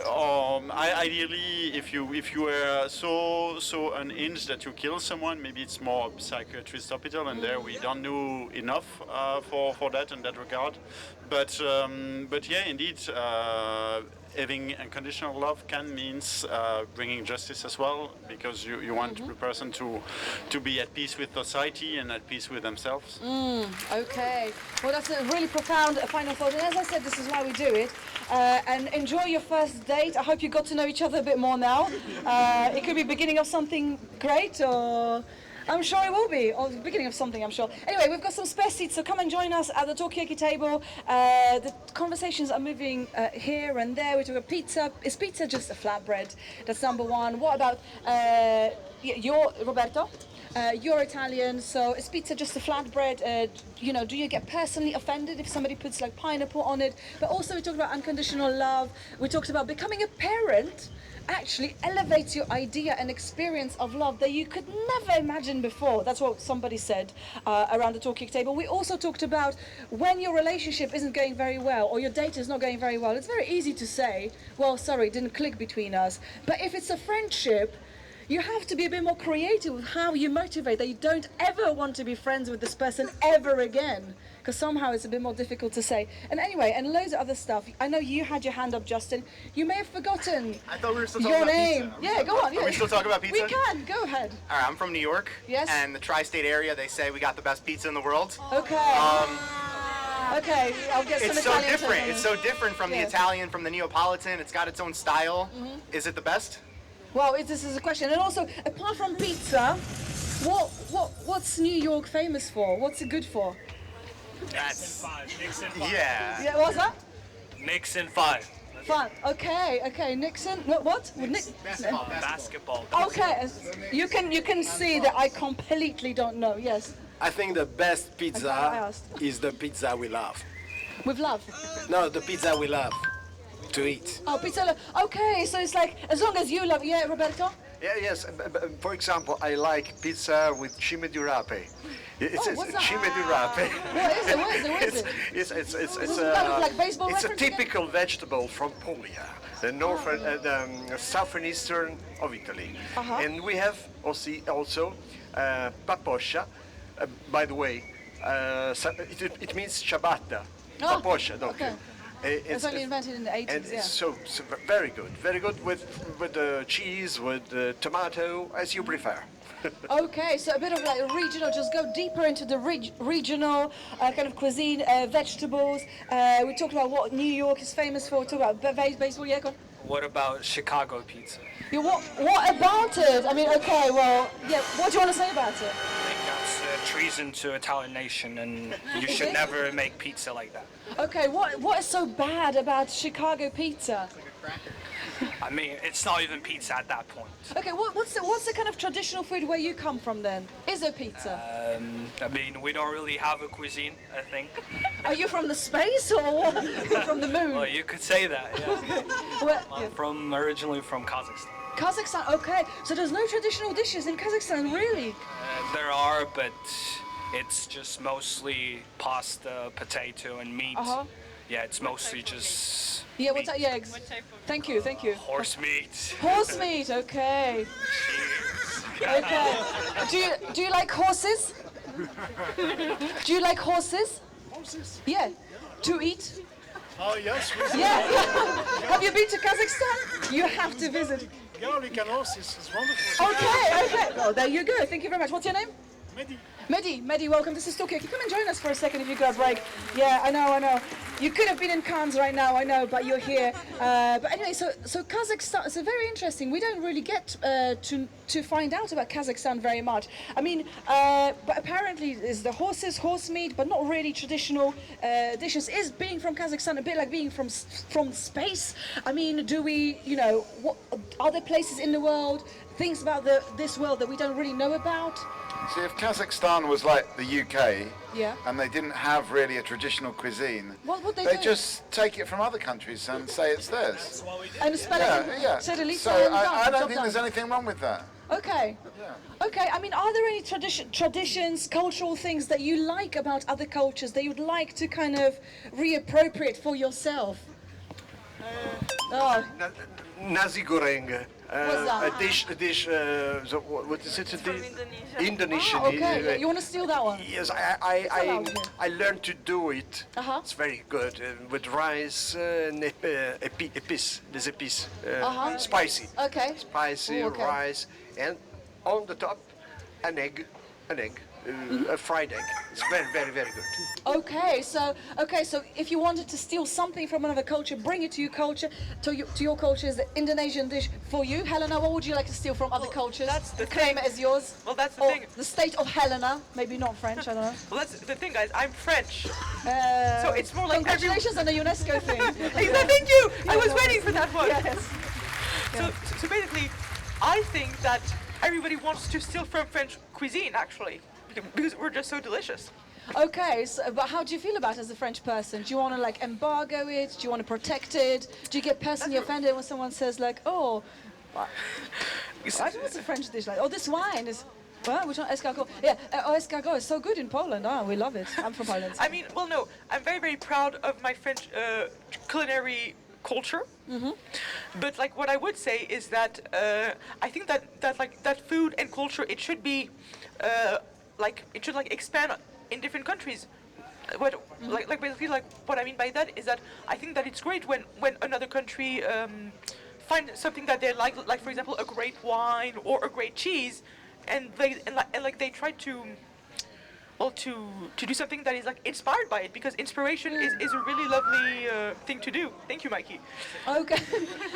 Okay, so keep on stealing, says Helena, or call it inspiration, inspired by French culture. That's all right. This morning in the hotel we had some croissant. But they are the croissant. How do you say it in Pakistan? They are actually, I found out they're not actually from France. Where are they from? They're from Italy. Vienna. Vienna, yeah. Sorry, Mikey, very important point about... The croissant in Italy is called cornetto. Okay. Because it's like corn, cornetto, the corn, and it's with the jam. Normally, cream, egg cream or chocolate cream with cappuccino, sweet. with cappuccino and cornetto. Our breakfast, typical breakfast, Italian breakfast. Okay, so sweet Italian breakfast. These guys, you're bouncing. Give us a final thought. It doesn't have to be about anything that we talked about, but it would be handy because it would help me link things. And Justin, I'm going to get your final thoughts as well. Julian. One really delicious way to have pizza is with pineapple, bacon, and barbecue sauce instead of tomato. It's actually really good. Also, there was a friend of mine took someone, when she goes on first dates, she orders spaghetti and she eats it with her hands to test them to see their reaction. So, what is she looking for? What is she looking for, do you think? She wants someone to match her crazy and be okay with it. Okay. So you want somebody out of the box. Pierre, any final thoughts? We are so proud to say culinary art. Okay, let's make art, experiment, contemporary art. Let's try, let's do things differently and not always the classical mode. It has to exist, the classical mode, but let's find 1,000 modes. Okay, more food art or something like this. Okay, be experimental with your food and your art. Justin, final thoughts? What kind of sauce do I need to get with my frites? Depending on whether you're going on the first date or not. Just today. Just today, yeah. Okay, recommendations? Okay, there you go. I hope that answers your question. Any other final thoughts? Yeah, no, that's it. Thank you for joining us. Yes, final thoughts? I go to meditate. Okay. Okay, what are you going to meditate about?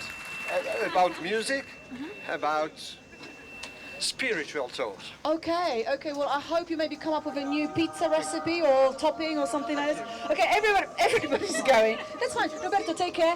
Okay, give us some final thoughts about anything that we discussed today. Doesn't have to be pizza. In my opinion, no, it's always about food, but because food should join people and make them together instead of dividing, while today it looked like more it was a fight, etc. Instead, like sharing is the best. Sharing every culture actually enriches you a lot. Okay, but would you ever share food with your ex-lovers or ex-friends? Well, my ex didn't understand shit, so... I'll take it as a no. All right, thank you so much. And final thoughts from you guys. It doesn't have to be about anything that we talked about, but it could be anything that we should be talking about. And welcome to New Faces. No, I just wanted to say I would steal the Japanese cuisine for myself. Yeah, all of it or any particular? All of it, everything. Okay. Which country would you incorporate it to? Every single country. Okay, so the Japanese department of each country. Okay, fantastic. Thank you so much. Final thoughts? I think pizza can be made however the person wants it to make. I mean, and in Kazakhstan it will be, what's a Kazakh pizza? I mean, with horse meat, some potatoes on top, some carrots, but mostly meat, I think. Yeah. Okay. And yeah. So meat heavy. Yeah, but like if you put a pineapple on pizza, just make it home. Don't show it to everyone. Okay, if you made a good pizza, keep it to yourself. Don't share it, guys. Okay, thank you so much and enjoy the rest of today. We're here till 5:30, so loads of time to get involved and share your pizza likes and dislikes. Are you? No, I'm saying. Oh, you're saying. You just. That's fine. That's completely fine. Anyway, welcome to everybody. We are still here. We are still going. We want to swap. We want to swap or do something. I can stay. Timna, do you want to have a go? Sorry, it's just a bit of admin, like live admin. Shall we just swap hosts? Maybe that's what we will do. So people, stay warm. I'm just going to get you a round of names. We've got Mikey. We've got Dominic. Dominic Coco. Mariangela. Virginia. Munir. Sophia.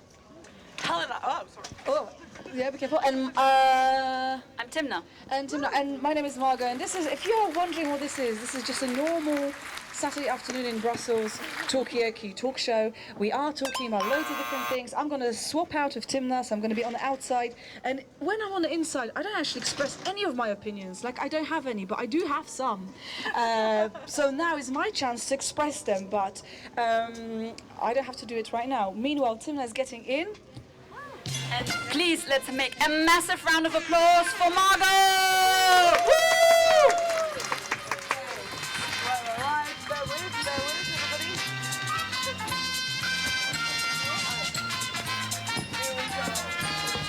So, hello and welcome. Yeah, my name is Timna, this is still Talkaoke, still a pop-up talk show. Si vous voulez, on peut aussi changer en français, but I could understand more Italian speakers here. Yeah, so let's stick to English. And we started this conversation by talking about murder, about reading. I remember that Sophia was talking about how she enjoys her life. And then we talked actually a lot about dogs. Is it easier to like a human being or a dog? Yeah, yeah. The nice thing about Talkaoke is you really can decide what we are going to talk about. But I'm going to start with a round of names for myself. So what's your name? Hey, I'm Margot. Oh, really? Munir. Virginia. Virginia. Mariangela. Mariangela. Helena. Dominic. Dominic. Mikey. Mikey. Okay, brilliant. So we spoke a lot about pizza and about how people enjoy their pizza. Yeah, how do you enjoy any type of food, Dominic? So do you like actually pizza or do you like other? Well, I'm living directly across a pizzeria, so well, I kind of breathe it in, yes? Okay. So I think the problem is that when you enjoy your food, it's never long enough. Okay, so there should be more food. Do you agree with that? I think the problem is even if you have more food, that you have to stop at some certain point, and you are kind of full, but you're not satisfied, you know. Okay, so do I understand it in the right way? You would like to eat more than... I would like to enjoy it more, yes. Okay, do we need more enjoyment when we eat? Let's throw that out. Munir, do you enjoy eating in general? Of course, especially if we are very hungry. If we are hungry, so, okay. yes, Okay. Show of hands, who sometimes gets hungry? Okay. Not you, Munir. Yes, of course. You also get hungry. Okay, how do you or what comes up when you're hungry? What do you do when you get hungry? So we thought what kind of food we need. So yeah. we start or we choose the first one that we are habitual to eat, and it's very delicious. Okay, and what do you personally enjoy when you're hungry? For me, for example, I am from Morocco, so I enjoy eating the national foods like tagine, couscous. Okay. There are very special food in Morocco, so it's the first choice for me. Okay, tagine, couscous.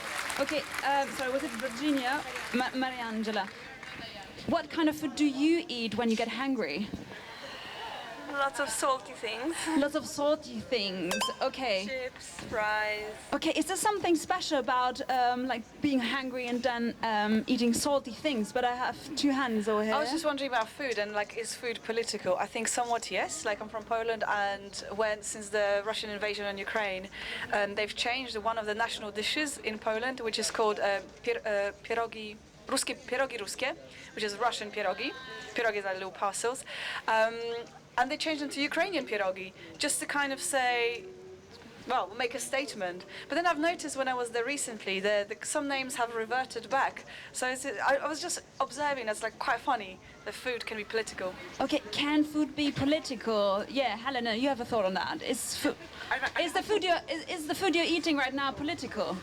I mean, I think that like, unfortunately, in our day and age, everything that we do is political, because like what we consume, like what we decide to wear, who we decide to go on dates with, to be friends with.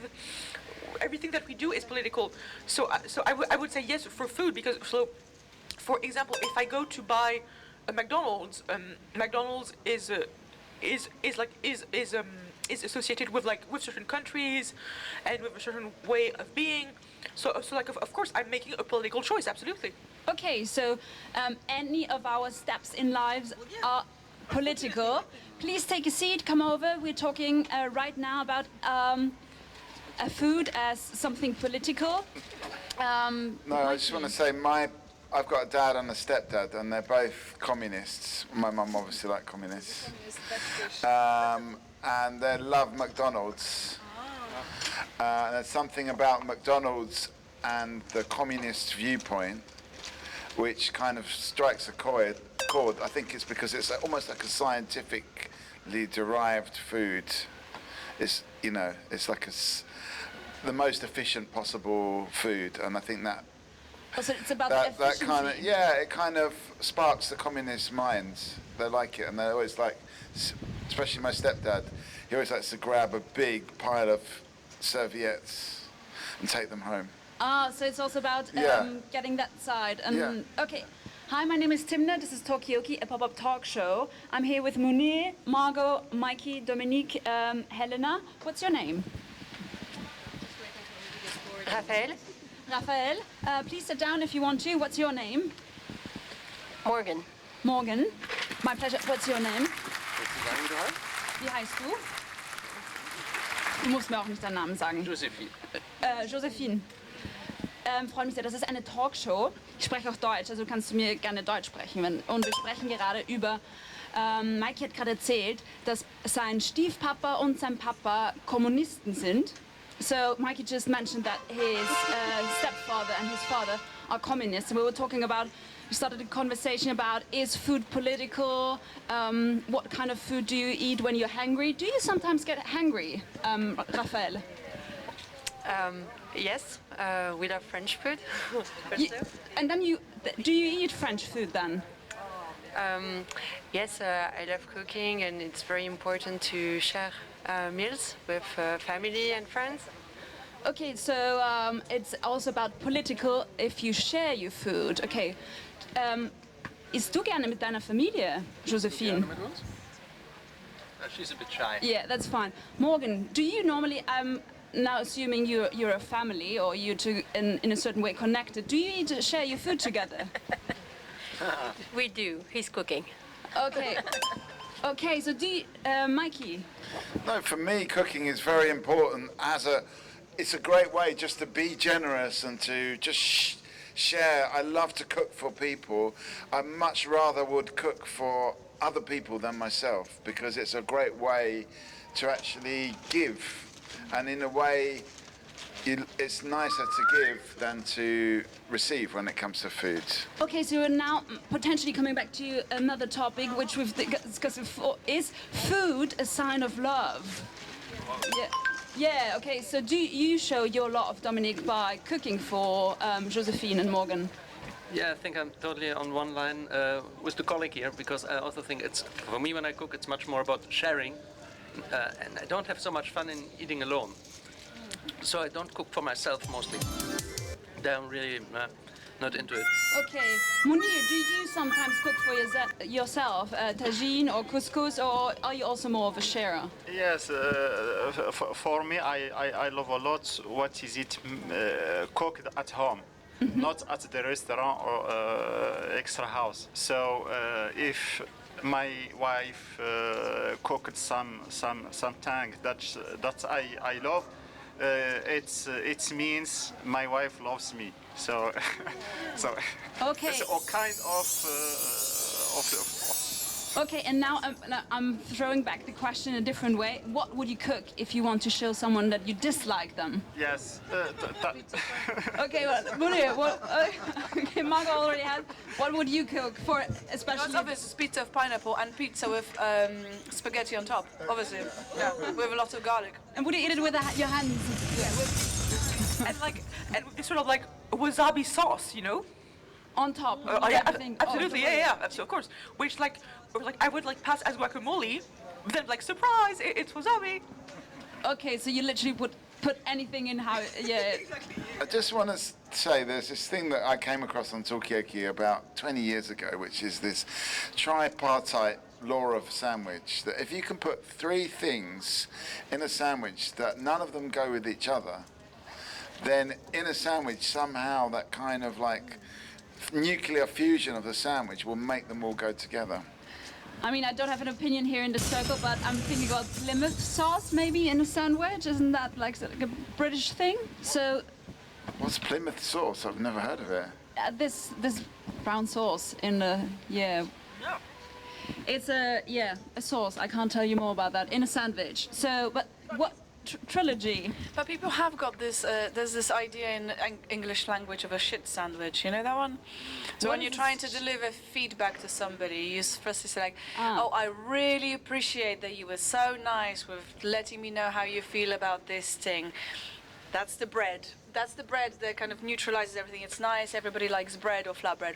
Then you've got the shit, which is, however, usually starts like that. However, I really don't appreciate that blah, blah, blah, blah, you did this, I will have to penalize you for that, and there'll be repercussions, and we will never work with you again. But I wish you all the best with your future career. And that's another bread. So the shit sandwich. Such an English thing, such an English thing. I have to learn it. But is the shit sandwich the best way of receiving or giving someone feedback, or would it be better in a form of a cake or something else, Mikey? I mean, it's interesting because earlier on there were people talking about what about if you meet a friend and you don't really like them, how do you tell them? In the British way, you would do exactly that. You'd go, you know, we had a really good time together mostly. But also the shit, the sort of bad critical bit, you'd also kind of say it in a very diplomatic way. So you'd say, I mean, there were some things that I think we didn't harmonise together with, and that would be the shit, you see, so it's also quite disguised. But I will remember this time that I've had with you. And to a British person, that would be like, that, you know, you would go, oh my God, what did I say to them? I've really, you know, that's really affect someone's, you know, it's, but that's, in Belgium, you wouldn't do that. You just say, no, sorry, I don't like you. Or you wouldn't say sorry, you say, I don't like you. And that was it. So it's a very different form of communication. Okay, so different forms of communication, different forms of giving each other feedback. I was about to ask Munir if there's a Tajine way of giving feedback to people, but Margot?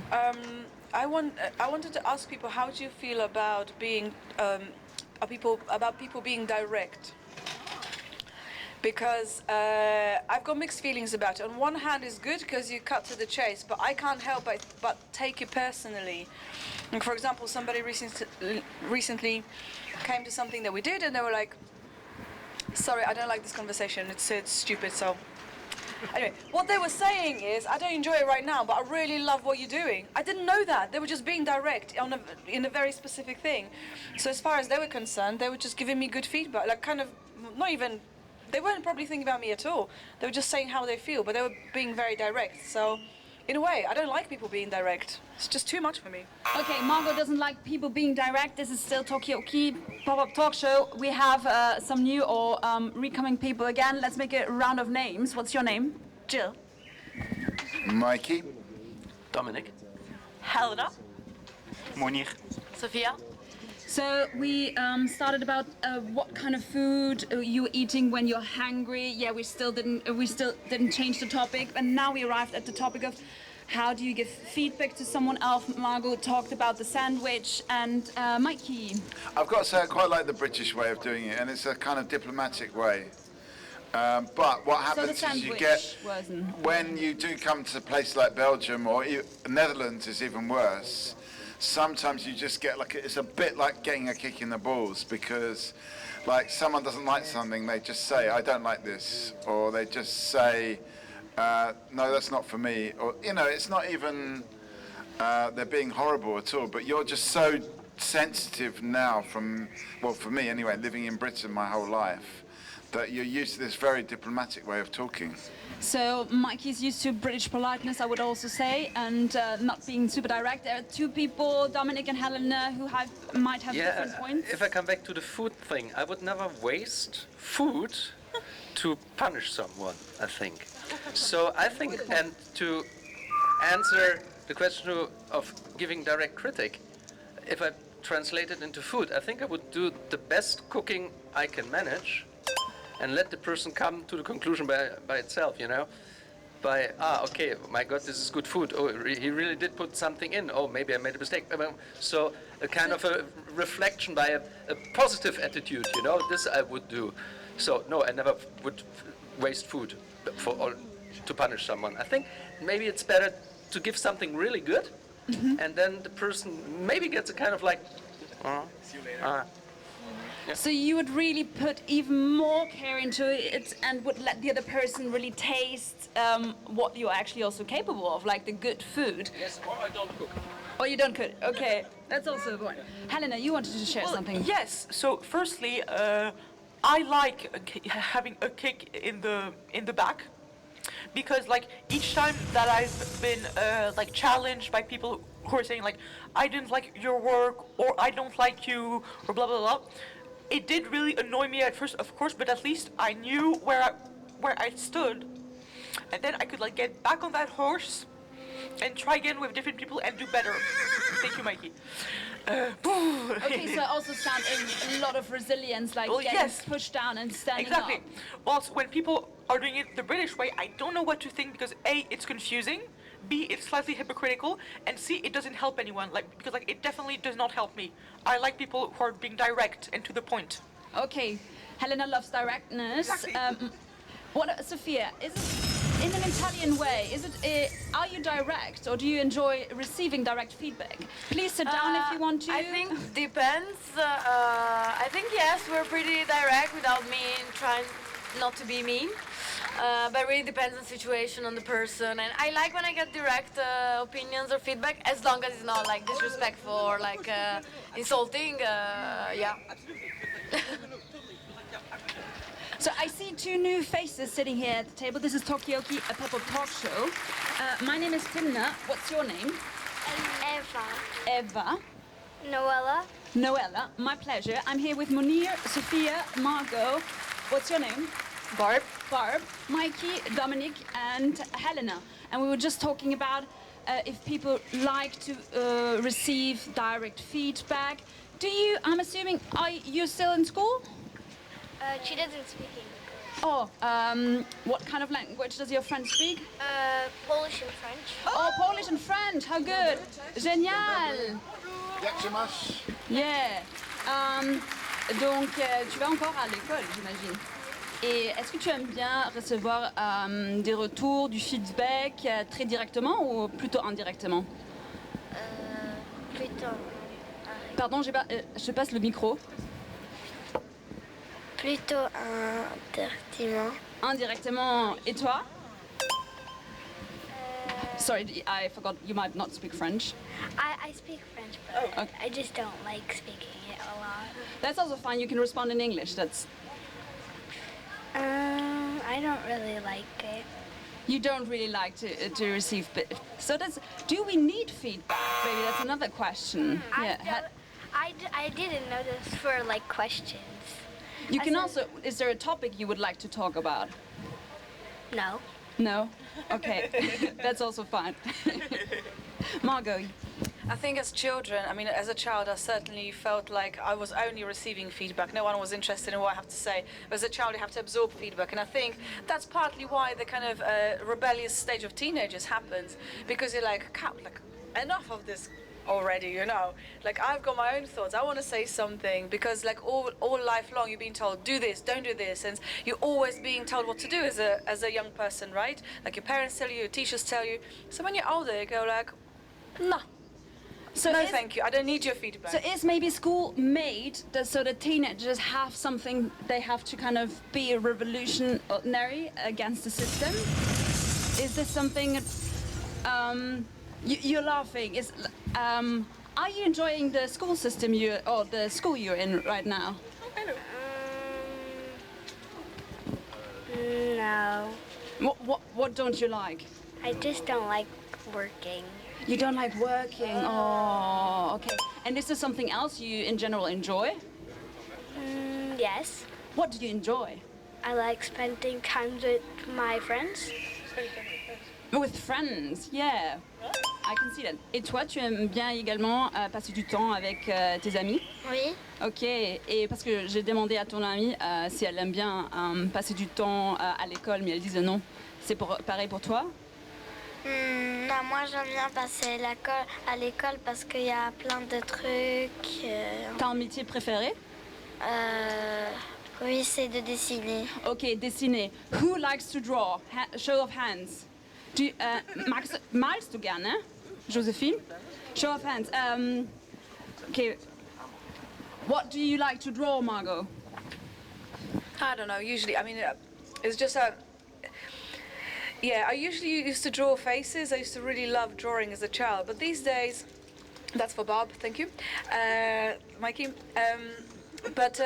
Yeah, I just like doodling, but I also like painting. I really like painting with like a stick or something, not a paintbrush.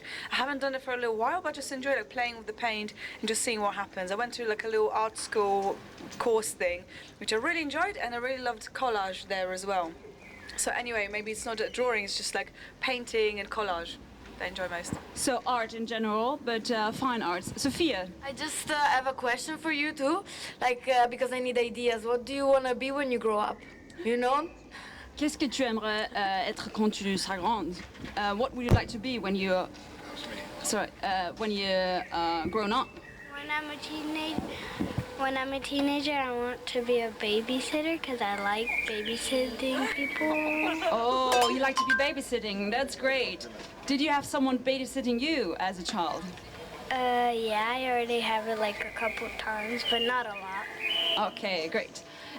On va demander, pardon, j'ai oublié ton nom. Eva. Eva, ton amie vient juste de me dire qu'elle a adoré, qu'elle aimerait bien être un babysitter quand elle sera une ado. Et pour toi, qu'est-ce que tu aimerais être? Moi, j'aimerais bien être une architecte. Ok. Did you understand actually? Okay. Okay. Une architecte, t'aimes bien les maisons ou qu'est-ce que tu aimerais bien construire un jour? Des maisons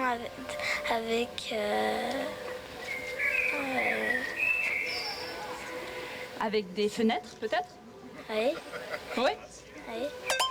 Bah, merci pour partager ça. So, are you satisfied? Would you like to be an architect, Sophia? Architect, maybe. Babysitter, definitely not. I don't really like kids. I mean, not all of them, but some. But yeah, that's a good idea. Yeah. Okay, architect. Yeah. Okay, we have new faces around the table. I'm going to say hello and then, hi, my name is Timna. This is a pop-up talk show. I'm here with Eva. Was it Noelle? Noella. Josephine, Dominic, Mikey. What's your name? Maya. Maya. Ayana and Ariana. Yes. Oh my goodness. Margot. And what's your name? Gregorio. Gregorio. So we were just talking about what people want to be later on. Do you speak English? I do, but not. Ok. Eva vient juste de partager. Un jour, elle aimerait bien être architecte. Et toi, qu'est-ce que tu aimerais faire plus tard dans ta vie? Je sais pas. Je sais pas. Est-ce qu'il faut? Do we have to know what we want to be later on, Mikey? Well, I mean, there's a bit of a problem with what Eva said, because yesterday here they were saying there's too many architects and there's too many buildings already. So is it a job for the future when we've already got all the buildings that we need? That's what they were saying yesterday anyway. The architects themselves were saying this, and planners. Ok, so, ce que Mikey est en train de dire, c'est est-ce que être ou devenir une architecte serait vraiment un métier dans le futur, parce qu'on a déjà plein de maisons. C'est Ariana? Oui. Ariana, qu'est-ce que tu aimerais faire quand tu seras grande? Avocate, je pense. Une avocate, oui. Génial. Mais j'ai pas vraiment des grands plans pour le futur, mais... C'est aussi la question, est-ce qu'il faut vraiment avoir un plan? Mounir, est-ce que toi, tu as eu un plan quand tu étais petit? Oui, exactement. J'ai rêvé d'être ingénieur et c'est le cas lorsque j'ai grandi. Pardon donc... J'ai rêvé lorsque j'étais enfant d'être un ingénieur, donc, et lorsque j'ai grandi, c'est le cas. J'ai devenu ingénieur à la fin. Ok, donc il faut bien rêver. Oui, bien sûr, il faut bien rêver, fixer des objectifs dès l'enfance, d'avoir un point de vue, qu'est-ce que tu vas être lorsque tu vas grandir, donc c'est nécessaire. Et pour revenir sur la question de Sophia, tu parles français? Oui. Donc, mais comment est-ce que tu as comment tu as fixé tes objectifs? Principalement, c'est l'entourage. Donc, la famille, les parents, ils jouent un rôle très important dans le cadrage, donc, dès le début. Donc, l'enfant, il doit toujours être attiré par des préférences. Qu'est-ce qu'il aime depuis l'enfance? Est-ce qu'il aime dessiner? Est-ce qu'il aime de faire des plans? Est-ce qu'il aime de challenger une équipe? Qu'est-ce qu'il aime de faire? Et voilà, de pas en pas, donc on essaie de voir quelle est notre préférence, quelle est notre ambition pour qu'on doit être lorsqu'on va grandir. Merci d'avoir partagé ça avec nous. Donc, les objectifs, et Mounir, ce qu'il dit aussi que, en fait, l'éducation par les parents est très important. Est-ce que, qu'est-ce qui est important pour vous en ce moment? On va demander la jeunesse. La vie. La vie. Oui. Oh, très bien. Et qu'est-ce qui est important pour toi dans la vie? Je te laisse un peu de temps. Les terrestres. Les terrestres? Oui. Les extraterrestres ou... Non, les terrestres. Les terrestres. Ok. Et les chevaux. Et les chevaux. On a déjà parlé de chevaux. Parce que quelqu'un nous a dit que c'est un plat du Kazakhstan. Ouais, du Kazakhstan.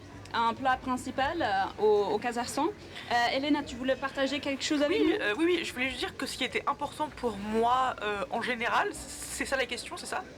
Oui. Ok. Et je suis vraiment d'accord avec vous, c'est la vie en fait, parce que, alors il faudrait peut-être un peu plus préciser, parce que la vie c'est beaucoup de choses, mais je suis d'accord avec vous, les êtres humains, les personnes qui sont sur Terre avec nous, c'est hyper important en fait.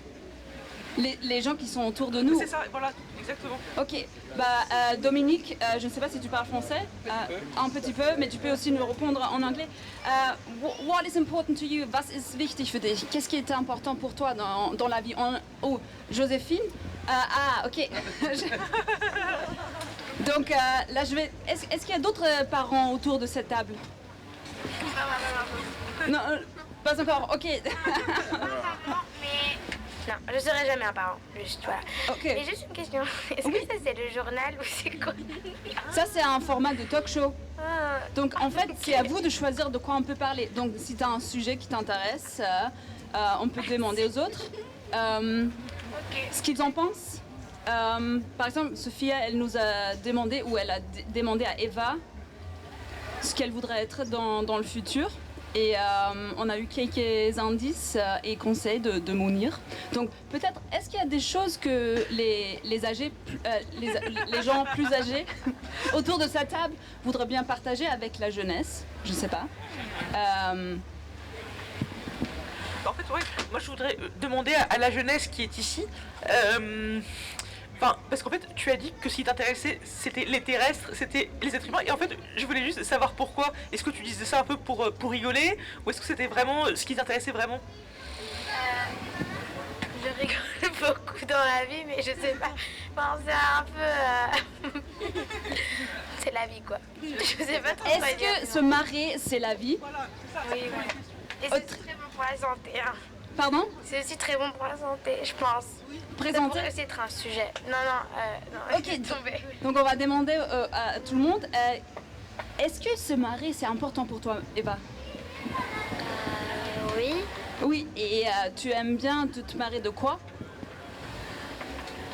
Je sais pas. Ok, comme Mounir, tu as déjà le micro, je te demande, est-ce que tu aimes bien te marrer? Te marrer, c'est-à-dire quoi? Rigoler.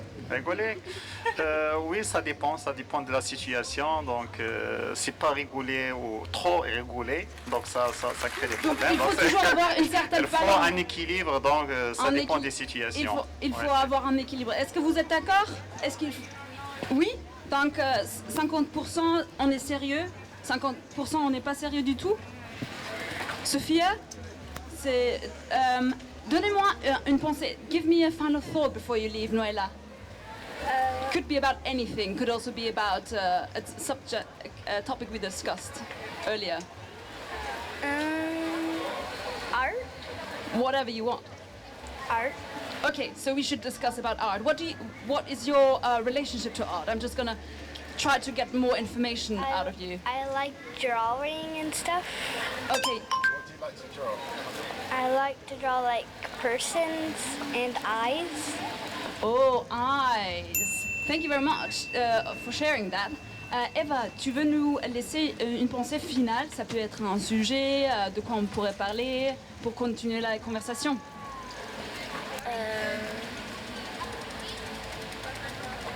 Est-ce qu'il y a un sujet qui t'a plu, duquel on a parlé autour de cette table?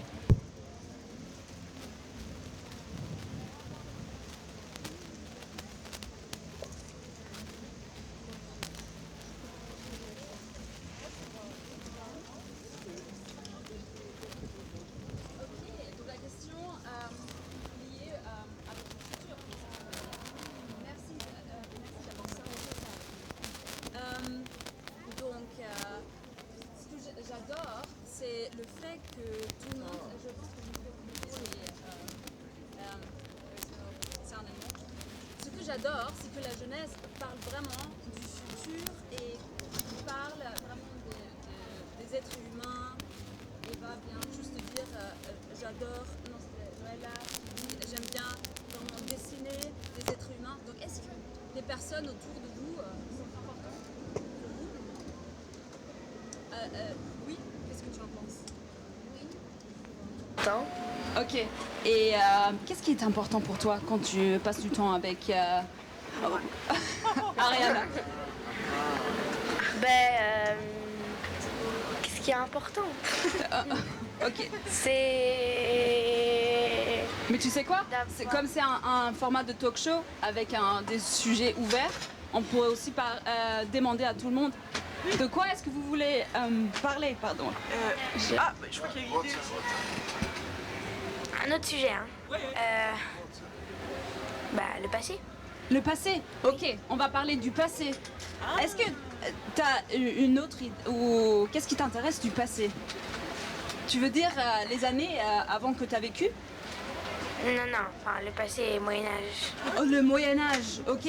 Parlons de Moyen-Âge. Est-ce que quelqu'un a quelque chose à dire du Moyen-Âge? Ok. Est-ce que toi tu as quelque chose à nous dire du Moyen-Âge? En fait, on a examen bientôt. Ok. Du coup, voilà. Ok. On sait quand même des choses, mais pas beaucoup. Enfin, les gallo-romains, tout ça là. Ok. Et qu'est-ce que c'est vous pas avez? le Moyen-Âge, du coup. Hein. Désolée. Non. Et qu'est-ce que vous avez appris? Les gallo-romains. Mais ça, c'est pas le Moyen-Âge. C'est de l'Antiquité, du coup, hein, mais voilà.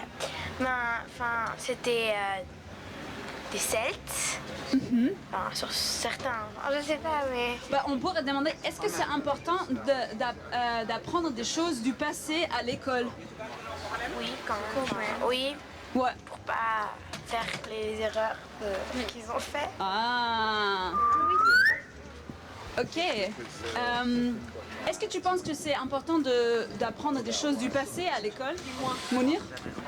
Oui, bien sûr. Il faut savoir nos origines, de savoir chaque endroit comment il s'est arrivé à la situation actuelle. Par exemple, lorsqu'on fait une tournée ici, on trouve des grands murs, donc on aime bien comment ça a été reconstruit, quelle est l'histoire qui était là au passé. Donc c'est intéressant de savoir ça à l'école.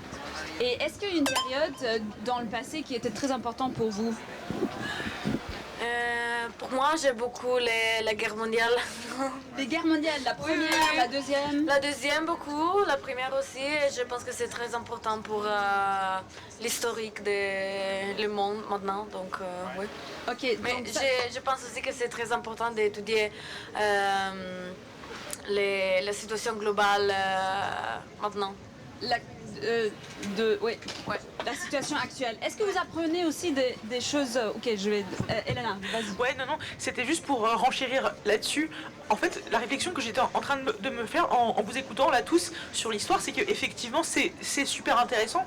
Mais ce que je trouve très dommage, c'est que moi, dans la manière dont on m'a enseigné l'histoire, c'était très centré autour de l'histoire de l'Europe en fait.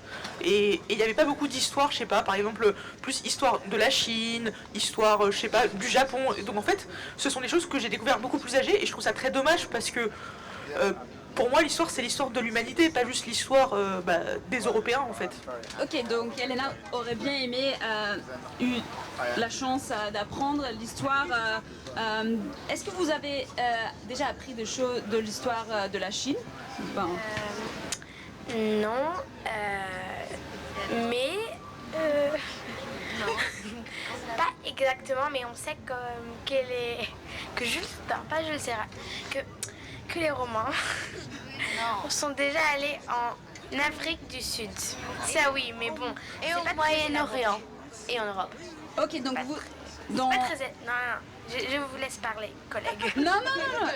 Allez-y. Non, je voulais juste dire, donc vous avez appris des choses des Gallo-Romains qui sont partis dans d'autres parties du monde, c'est ça? Oui. Ok. Et est-ce que ça vous a plu ou est-ce que vous auriez une partie du monde ou une partie de l'histoire qui vous intéresserait un peu plus? J'aime beaucoup l'Antiquité. Oui. Et qu'est-ce qui te plaît quand tu parles de l'Antiquité? C'est quand même, c'était un peu une époque, quand même, les Gaulois, ils avaient un peu le même statut des femmes, ils pouvaient faire la guerre, tout ça, c'était assez... Mais ils pouvaient pas très élaboré, oui, ils pouvaient pas être des druides, mais ils pouvaient faire la guerre et tout ça, quoi.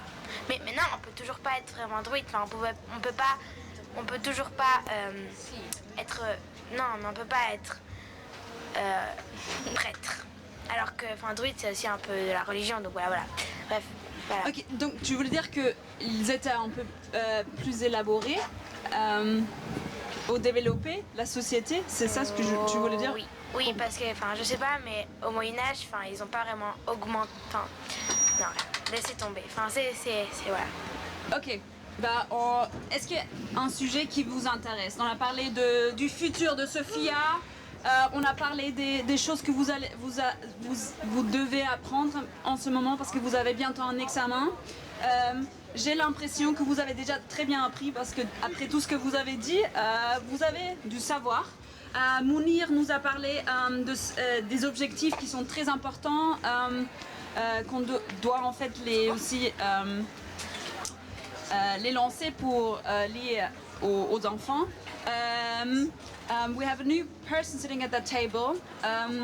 En français? Français, anglais. Tout ce que vous voulez. Tout, génial. Même il y a déjà une question, je vais demander le nom de ce monsieur. Je m'appelle Timna, c'est un format de talk show. Asseyez-vous, installez-vous. On est en train de parler, du Moyen-Âge. On vient de parler du Moyen-Âge. Mais tu t'appelles comment? Noah. Nour. Non, Mounir. Nour. Noah. Noah. Noah. Comme le genre de tennis. Ok, Noah. Sophia. Sakiri. Victoria. Ariana. Maya. Mikey. Elena. Et Margot. Merci. Installez-vous si vous voulez, c'est un format de talk show.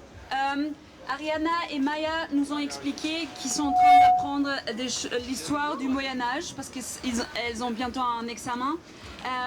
Vous avez vraiment la possibilité de lancer un sujet. Sophia voulait savoir ce que sont les rêves des jeunes filles qui sont déjà parties. Noah, est-ce que tu as un sujet duquel tu voudrais bien parler? Non, pas vraiment. Moi, je suis là pour, je sais pas, je suis juste venu comme ça, écouter. argumenter s'il y a besoin, bien sûr, protéger. Est-ce que tu aimes bien argumenter? Ah ouais, totalement. Ok, ah, qu'est-ce que tu aimes quand tu as un argument? En vrai, c'est très souvent c'est alors quand moi j'habite en Autriche, quand ça parle mal de la France, alors là, attention. Ça c'est un sujet très sensible. Ok, est-ce que vous êtes sensible quand vous entendez quelqu'un parler mal de votre propre nationalité? Elena, je pense à la... Elena, tu veux partager de quel pays tu viens? Bah oui, en fait, alors je suis née en France, mais mes origines sont du Moyen-Orient et d'Afrique du Nord en fait.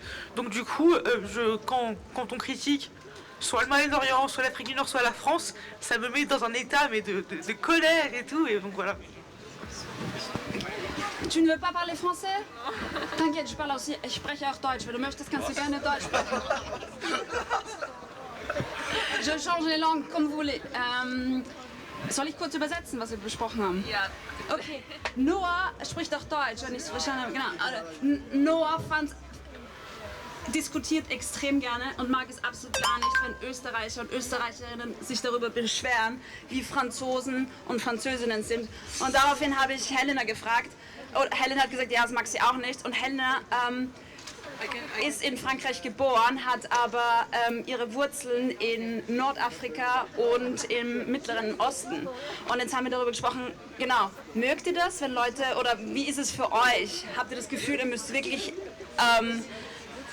nicht einen Konflikt, aber eine Diskussion beginnen, wenn jemand sich schlecht über eure Nationalität unterhält? Aber Maya, tu voulais dire quelque chose? Mais et si il y a le Moyen-Orient, imaginons, qui dit du mal de la France? Oh. Ok, qu'est-ce que tu veux répondre sur ça? Ok, vas-y, elle est là. Alors c'est une super bonne question déjà, mais écoute, non, je pense que si le Moyen-Orient disait quelque chose de mal de la France, ça me mettrait dans une situation très très compliquée, tu vois, de loyauté en fait, parce qu'il y aurait une part de moi qui serait, j'aimerais bien être d'accord avec vous, mais il y a une autre partie de moi qui voudrait aussi défendre la France. Et ça me fait penser que très souvent, c'est très difficile, comme je viens d'un contexte où il y a plein d'opinions très très différentes autour de moi, que c'est très difficile pour moi de pouvoir avoir mon opinion à moi, tu vois, et pouvoir être sûr de mon opinion. Donc c'est ça en fait, ce que je te répondrais. Voilà. Donc c'est aussi un peu un Konflikt intérieur? Okay, ich versuche kurz zu übersetzen.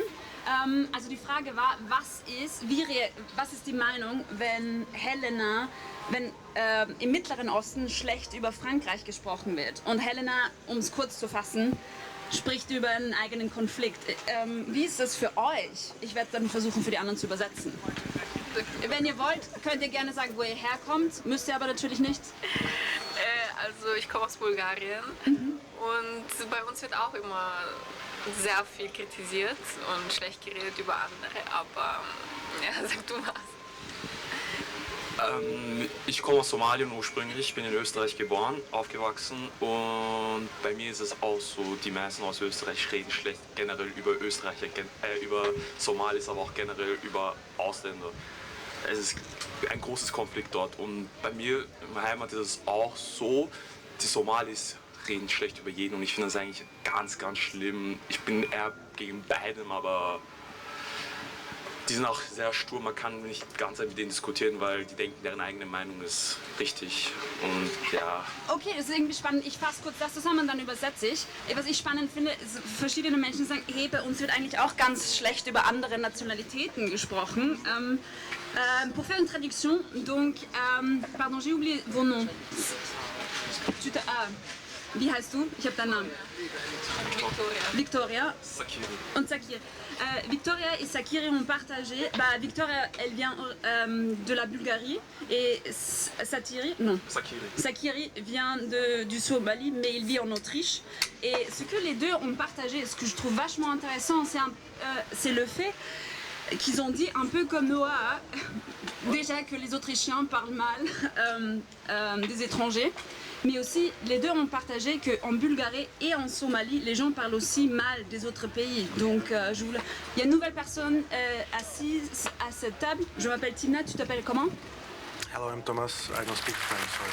Okay, so Thomas, this is a pop-up talk show. We were just talking about the fact that some of the people here shared their experiences that within the countries in which they're living, a lot of people are talking in a bad way about other nationalities.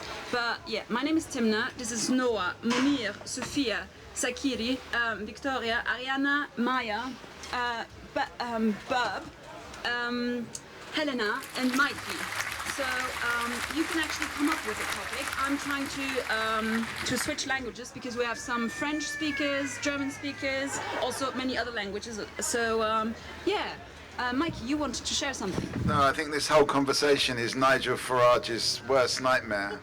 Who is Nigel Farage? Nigel Farage is this guy, a British guy, and he's actually kind of there's this thing in Britain which has happened actually over not 10 years or 20 years but 50, 60, 70 years where the British are telling each other how wonderful the Britain is compared to other countries, and it's led to a kind of anti-foreigner feeling in the UK, and he's used that to get lots of votes for himself in the UK. And did he get the lots of votes? Yeah, he got a lot of votes, yeah, because he's kind of using that idea that Britain is the best country and turning it into a way to actually gain popularity. Okay, so some people, I'm trying... sorry. Ce que Mike vient de dire, c'est qu'il y a un politicien, un homme politique qui s'appelle Nigel Farage, qui vient du Royaume-Uni, et en général, ce qu'il faisait en 1900... in which year was it, you said? Which year? I know this has been happening for... The thing is, actually, one of the problems with British people is they think they are better than other... That's probably the more important point. Ok, donc ce qu'il veut dire, c'est le problème au Royaume-Uni, c'est que les Anglais pensent qu'ils sont meilleurs comparés aux autres. Donc je voudrais bien savoir qu'est-ce que vous en pensez. Noah, qu'est-ce que tu en... what do you think? Maybe, if you can.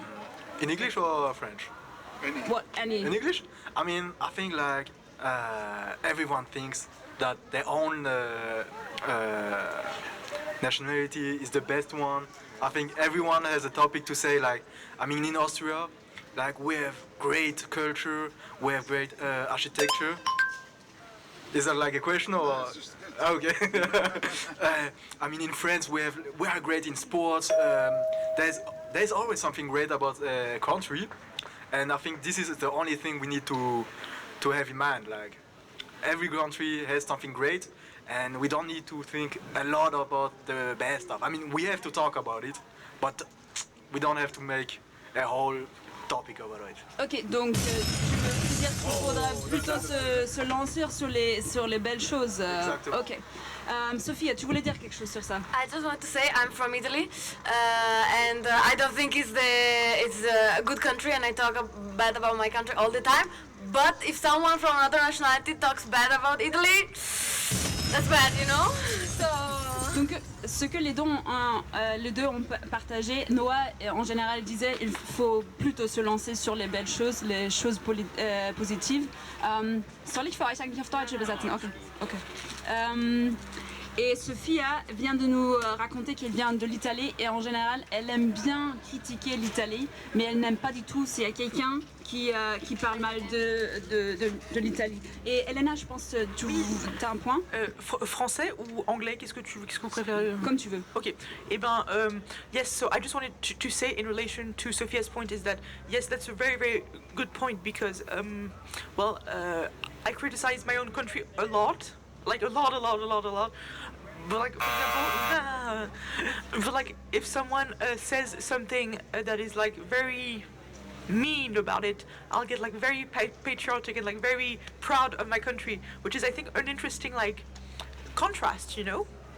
Okay, thank you for sharing this. I would like to come also back to Noah's point of like, let's focus on the good things. Like, what do you like from the countries you're from or in the countries you're currently living? J'ai demandé ce que les gens aiment dans les pays dans lesquels ils vivent ou duquel ils viennent. Mais Margot, you wanted to say? So I think you have to be a little bit of an sorry, I don't want to swear, but you have to be a bit of a stuck-up person to talk about your country if you want to be patriotic. You know, I think it's part of it. Like, you can't be like, oh yeah, I'm from Poland, so oh yeah, Poland's very nice, but like, yeah, it's fine. You can give critical feedback. We were talking about shit sandwich before. It's like, Poland's really nice, pierogi is very good, but it was very bad for Ukrainians to Ukrainians or something. But it's okay now. You know, I think you have to. I think you have to be a little bit stuck up. You have to kind of play up, being more kind of into your own country than you may be on a daily basis, and that's part of expressing your patriotism. So that's what I wanted to say. So you have to, you just have to be a bit harsh and maybe over the top about loving your country in a patriotic way. Okay, so be over the top and love your country. Sorry, we have some entanglement happening here, but we will figure it out, and we did. Yes, please.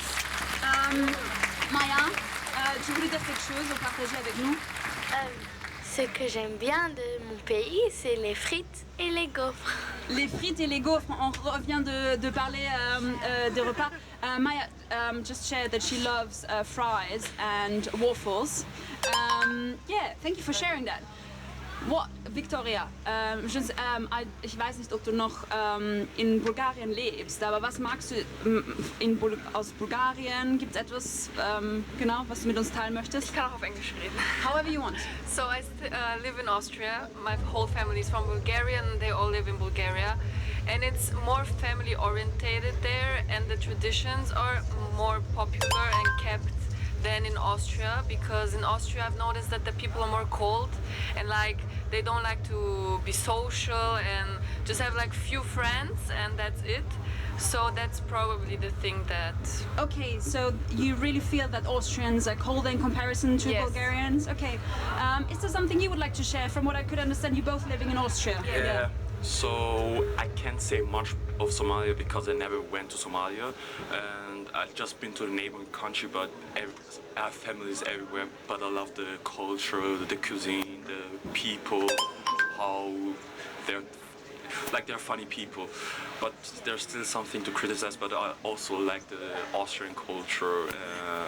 It's like both cultures in me. I grew up in both cultures, so yeah. That's a really interesting thing, like also like having two cultures with which you kind of grow up. Would you like to share something with us? I have the impression. Sure. Well, actually I like the idea of pan-European movement. Give us a final thought. One minute. Because we are all Europeans, right? Like, of course we are talking about cultures and we are from different countries, but we are from the same continent, right? We are Europeans. And I think that's a lot of people are forgetting about, that we are all coming from one place. Okay, we have like different languages, sure, we have different cultures, but like we can maybe overcome it and just connect on on different level. That's and just really call it. Interesting point. Is there like a European identity? Exactly, yeah. So you say, raise of hands. Who thinks that there is a European identity? Est-ce que vous pensez qu'il y a une identité européenne qui existe? Ok, tout le monde. Ok, Mounir. Comme tu ne penses pas qu'il y a une identité européenne, est-ce que je peux te demander pourquoi tu n'as pas levé ta main? Juste donc, je pense concernant ce sujet, le fait que des gens ils pensent mal par rapport aux autres countries, c'est parce que sont des choses du couloir. Comment cette idée nous a été arrivée? Mais lorsqu'on voyage à cette country, ou lorsqu'on rencontre les gens à l'université, à l'école, des autres, on trouve tout est bien, donc il y a le respect, il y a la plupart des choses sont positives, donc juste lorsqu'on entend quelque chose sur un pays, c'est juste, c'est du blabla, c'est pas juste. Mais pour expérimenter ça vraiment, il faut aller et tu vas vivre donc la vérité. Okay, so what Munir, and please correct me if I'm wrong, but the two main points he shared. One is he doesn't really think that there's a European identity because people are really talking shit about others, and a lot of the shit is also not true. And the other thing is he thinks that you really need to live in the country to really be able to talk about it. and I'm so sorry, no, I know that you wanted to leave. Could you leave us a final thought, einen abschließenden Gedanken, une pensée finale? Yeah, I mean, I already said everything I needed to say, but no. Is there something? Did you get the argument? Did you get the argument you wanted to have when you joined?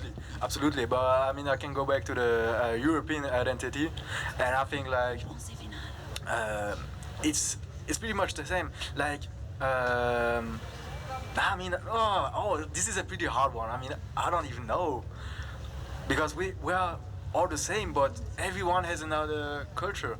So, okay, so I'm going to ask you the question. I'm going to give you a bit of time to think about it.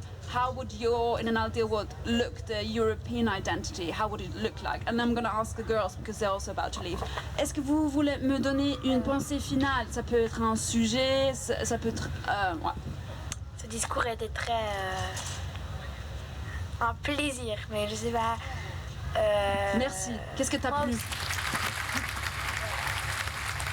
Ok, Maya.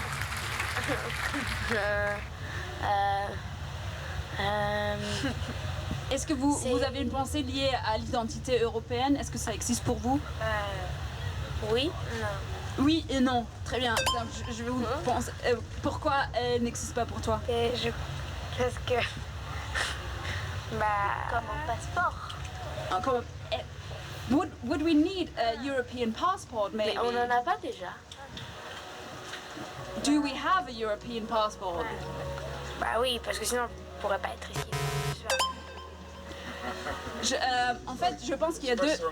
We're gonna ask the other people. So what they were saying, they were like, but we already have European passports. When I ask about. Non, on n'en a pas. C'est juste un pays qui est en Europe. Non, je sais pas. Mais voilà, bref. But I think that's a brilliant topic on which you could jump on. Do we need maybe potentially a European passport to feel a European identity? Question mark. Merci beaucoup à vous deux. Bah, restez si vous voulez rester, mais partez quand vous partez. Do you want to give us like what would your ideal European identity look like? I mean, I think it's great like how it is right now. Like every country needs something else, like something that can make them special. So, or else there will be no tourism, there will be nothing, no. So you're really enjoying the diversity of Europe. Okay, so we can. Are you also about to leave? Okay, please give us your final thoughts. Abschließende Gedanken. So I think that we should all respect each other because at the end of the day we're all like people and have own families and stuff. So everyone has their own culture, but we should all love each other. Okay, we need respect and there are differences among us. Thank you very much, Victoria. Yeah, we also need to respect the other cultures around the world, just not the European one, because at the end of the day, we all are people. So we need to respect each other, love each other, and learn from each other. Thank you very much for sharing this. No problem. Let's love each other and respect each other. So this is still Talkaoke. We can jump onto the diversity of the European culture. Do you think this identity of Europe, do you think we would need a passport for that, as the girls were in a certain way mentioning? Well, I don't think that passport is necessary. It would be nice, sure, why not? But also what is more important is to maybe be more open, like with the kids, what we actually are, right? Like, because in schools we teach, like, for example, I'm Czechia, so you are more likely to be indoctrinated from school, like, oh, we are Czechs, and we are like Czechs, and Europe is there, but it's something above it, and, like, we are somehow connected, but not as much connected, right? So I feel like maybe to push the idea of this European identity more to the kids, maybe, I'm not sure, like, of course I'm not an expert, so it's just an idea. Yeah, but we can throw it. Is there a way how we could push an idea of Europe onto the education of kids? I mean, we've got there's a few kind of European things like Eurovision Song Contest or the Euros, all these things, and I think they are important. But yeah, I think that was possibly a little bit why Britain left the EU because their identity, they felt, in the end it was an emotional decision, and it was about identity. And the UK have been cultured, and it is propaganda as well, it's like the indoctrination, as you said, as a sort of, we are different from Europe. So that, in the end, that was why there was a schism, I think. So I think if you could rewind the clock, if they'd done better in Britain at promoting European identity, then we would still be part of you guys. So it's also a question of promotion, or promoting the idea of Europe. Helena, you would. Something real quick. Yeah, then I'll give you Helena. I think what is important is that the European identity should come from the bottom, right? It shouldn't come from the top, from the politicians. It's come from the people, from the bottom. So it's not feels it's like indoctrinated like other stuff. Okay. Just a quick point. Thank you, Helena. Yeah. So it was just on the topic of being different, because about like what Mikey was saying is that, so firstly, it seems to me as if sometimes when we want to be too different, when we want to be like too apart from other people, we tend to lose the nice collective feeling, because I don't think that it's because you form a collective, whether it's a, I don't know, it's a collective of countries, a collective of houses or whatsoever, that you don't have your own identity. It's just about like coexisting with different people. And like my personal take on Britain saying that they want it to be too different from Europe is that they're playing for themselves, and it's really such a shame, basically. Yeah. Okay, so what we have here, or we have saying there needs to be a better promotion for the European identity. Then we have also the idea of the identity really needs to come from the people. And then also like it's more about like how can we coexist within the diverse in the diversity of our I really like this point about the identity coming from the bottom up, or coming from our, you know, in a way us looking in the mirror, all people that live in Europe. That definitely didn't happen in the UK, you know, and that's why there's maybe this reaction. But I wonder how you'd even start that, especially from a British context. Not necessarily European identity, but just, I think we need to have another think about our identity in the UK. So, and I think you're right, from the bottom up would be the best way. Thank you. Margot? I'd like to see some kind of a survey of like what people consider national identity, because when you like kind of the bottom up kind of person, just like living your daily life, you don't really think about your identity. I mean, you just eat what you eat, you behave in the way you behave, your history you can't change, it's just how it is. But I think people should be like actively be made to think about this question. Maybe like every 3 months there's like a question, okay, what the main things are kind of describing your cultural identity, and over time you gather enough data to then go like, okay guys, now we've got a big campaign, PR campaign to promote these things about, say, Polish identity or whichever identity, because I do think you can't really do it from the bottom up.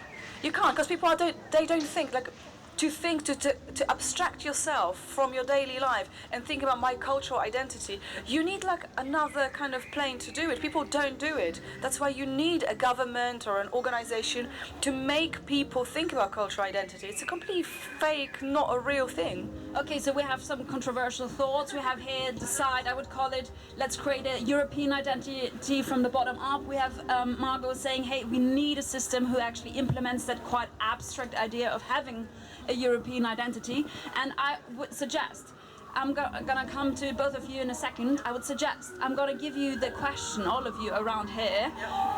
Let's have a little survey of cultural identity. You can choose your cultural identity. I don't care where you're from. I don't care where you live. It's more about what is, as a cultural identity, one thing, super important. And now I'm gonna give you the time to think about these two people. Okay, so what is my cultural identity? Is that the question, or like what would I put in a survey about it? It's the question, the survey is the question. Okay. The question is the survey, but you can also come back to the point which you just wanted to... Oh, yeah, well, I mean, I was just going to say that I kind of agree with Margot, because I do think that it is very, very important to have like a concrete thing that represents this cultural identity, and that like I do think that doing a survey like every 3 months for the citizens of like, ooh, how do you feel, I don't know, about this country that you're living in today, that'd be a really good idea. And on the point of your survey, I'd be really interested in like what kind of questions would we want to ask these citizens, you know, like so yeah. What kind of question would you like to ask? Oh yeah, thank you.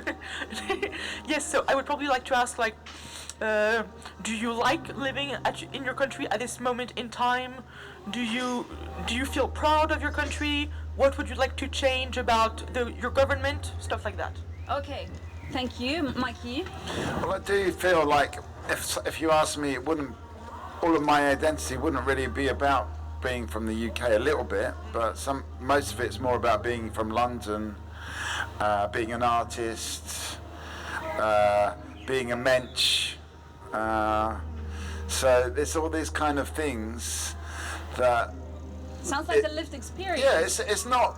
The country thing is very small, and I feel like, you know, obviously countries came about to get people to, you know, do all this fighting and stuff like that. But actually, we didn't invent it. Countries didn't come from bottom up.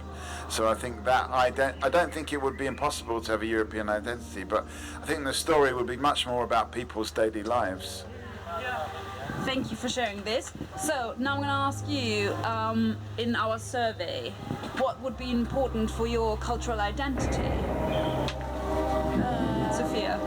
Like what would I put in a survey? No, not like this is the survey about cultural identity. What is important to you if you would have to mention one thing? I think probably say like history, knowing where you come from, or like how your country, like the history of your country, to understand like what's going on right now or like in the future, you know. Okay, so knowing history, not only what's happening, what's going on right now, also what happened in the past. And yes, learning also from different perspectives, like not study only from your country perspective, but like in a kind of global perspective. Way. Yes. Okay, thank you. Munir. Pour moi, je pense donc l'identité nationale, il y a plusieurs paramètres qui entrent là.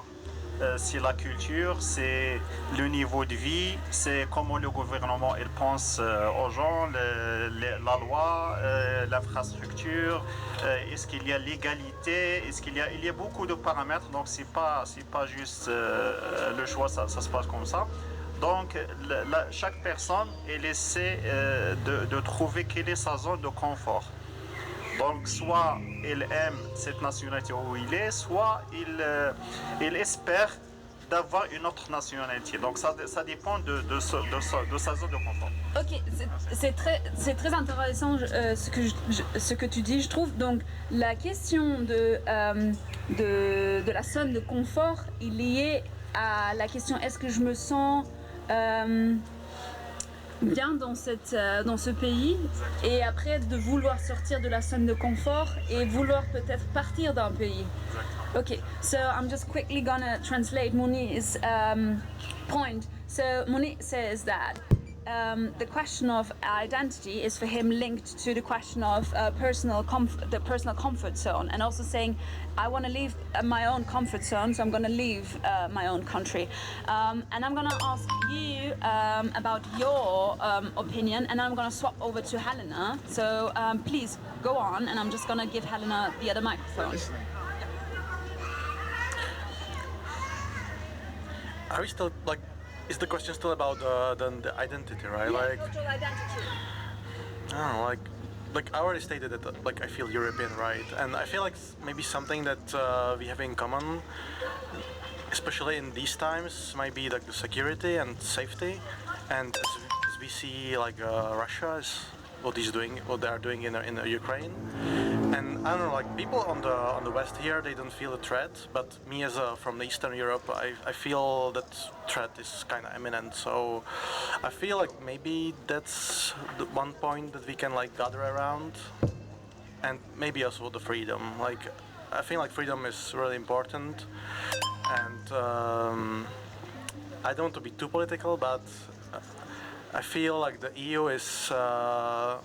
actually not really freedom oriented in some ways. Like for some ways, sure, but other things, not that much. So maybe there could be those key points. Thank you for sharing that. Can you ask which Eastern European country you're from? Oh, Czech. I was going to say Czech Prati, but nobody says that anymore. But that's interesting about the freedom or lack of freedom. Do you think it's something to do with the Eastern European identity as well? That we are kind of obsessed about freedom? Like obsessed, in inverted commas. Do we think about freedom more than maybe the Western Europe? It might be, yeah. Like, sure. And the thing is, I'm quite young. I've been born after the fall of Soviet Union, sure, like and of the Eastern Bloc. So I already born into a freedom country, let's say. But I still feel it's very important and something we should really protect it. Yeah. Well, do you feel the same that the freedom is important, or you feel like it's not as important, and maybe someone should decide on our behalf, or because I feel like our decision is the most important thing, and I don't like someone telling us what to do. Yeah. All right, so firstly, a massive round of applause for Timna, who did a fantastic job as a Talkaoke host. Massive well done. And so yes, let's just do a quick round of names and a sort of a quick recap as to who we have around the table. So we have Thomas. Monir. Sophia. We have Timna. And we have I'm Margot. Hi. Mikey. And I am Helena, and we also have right over there, we have Barb. Okay, so let's do a quick recap. So we were just discussing so many different. Oh, come and join us. Hello. Viens nous rejoindre si t'as envie. Comment tu t'appelles? Orlando. Orlando, c'est quoi? Oui. Ça, c'est Elena. Et donc ça, c'est le Talkaoke. C'est un pop-up talk show où en gros tu vas pouvoir parler de tout ce que tu veux. Donc là, en fait, on était en train de parler de l'Europe, de qu'est-ce que ça veut dire qu'être un citoyen européen et de surtout, est-ce qu'on voudrait avoir un passeport européen, par exemple? Donc t'es pas obligé de donner ton opinion tout de suite, mais c'était juste pour un peu te raconter ce dont on parlait. Et Timna, je crois que tu as un point, c'est ça?